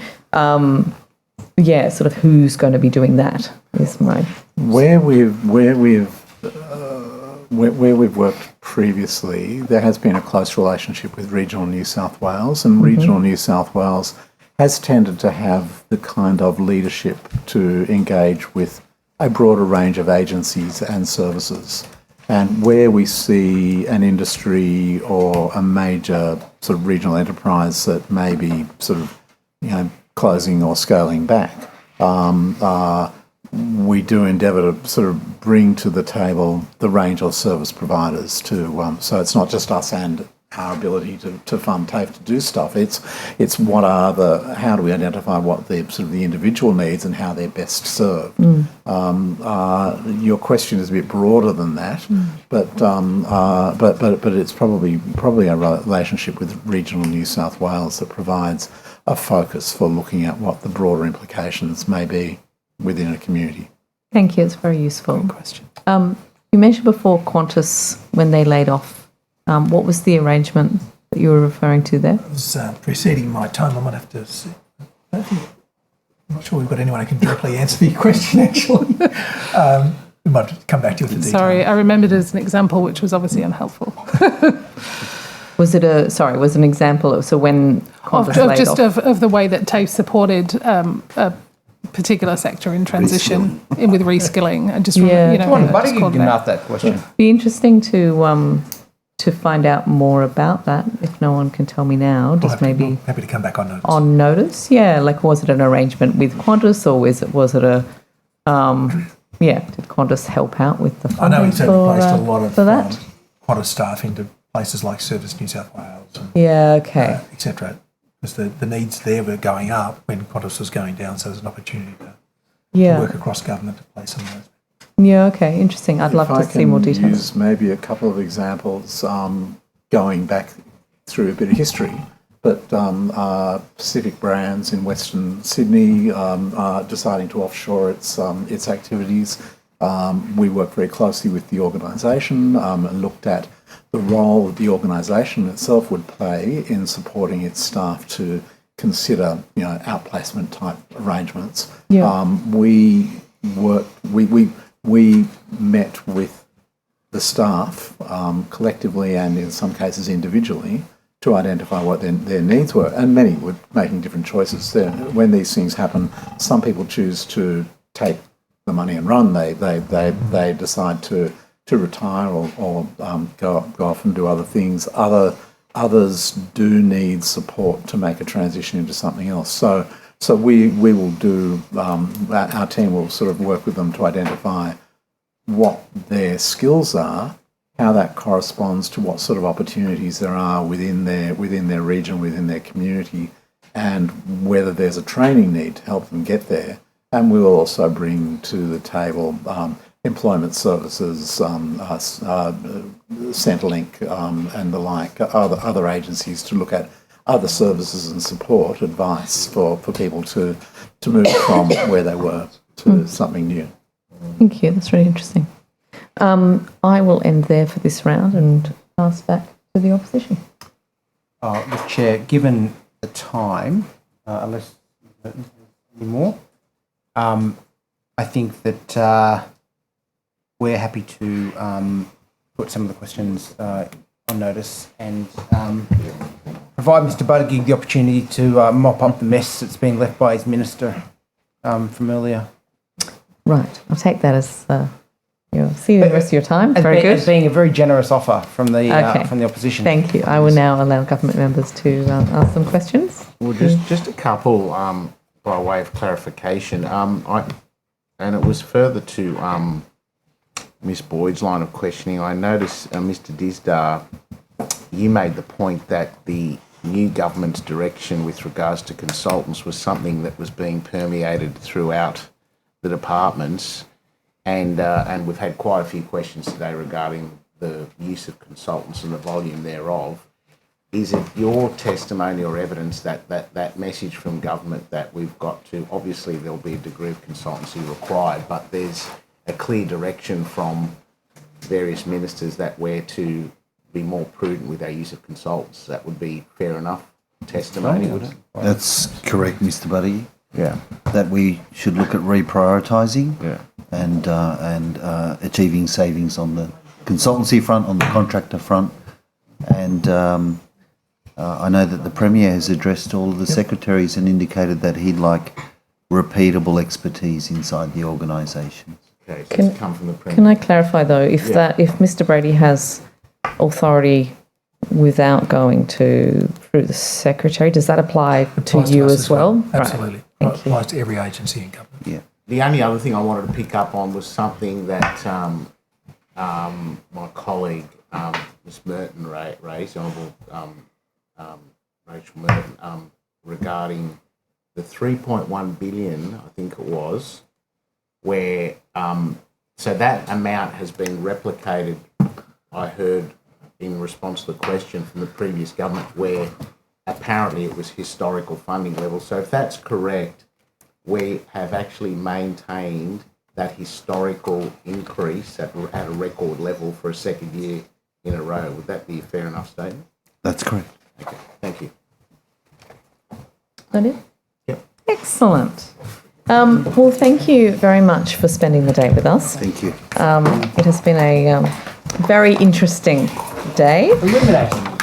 Very illuminating. Thank you. The Secretary will be in touch in relation to questions taken on notice and any supplementary questions, of which I know there will be some. But that does end our session for today, so thank you very much. Thank you to the committee. Thank you.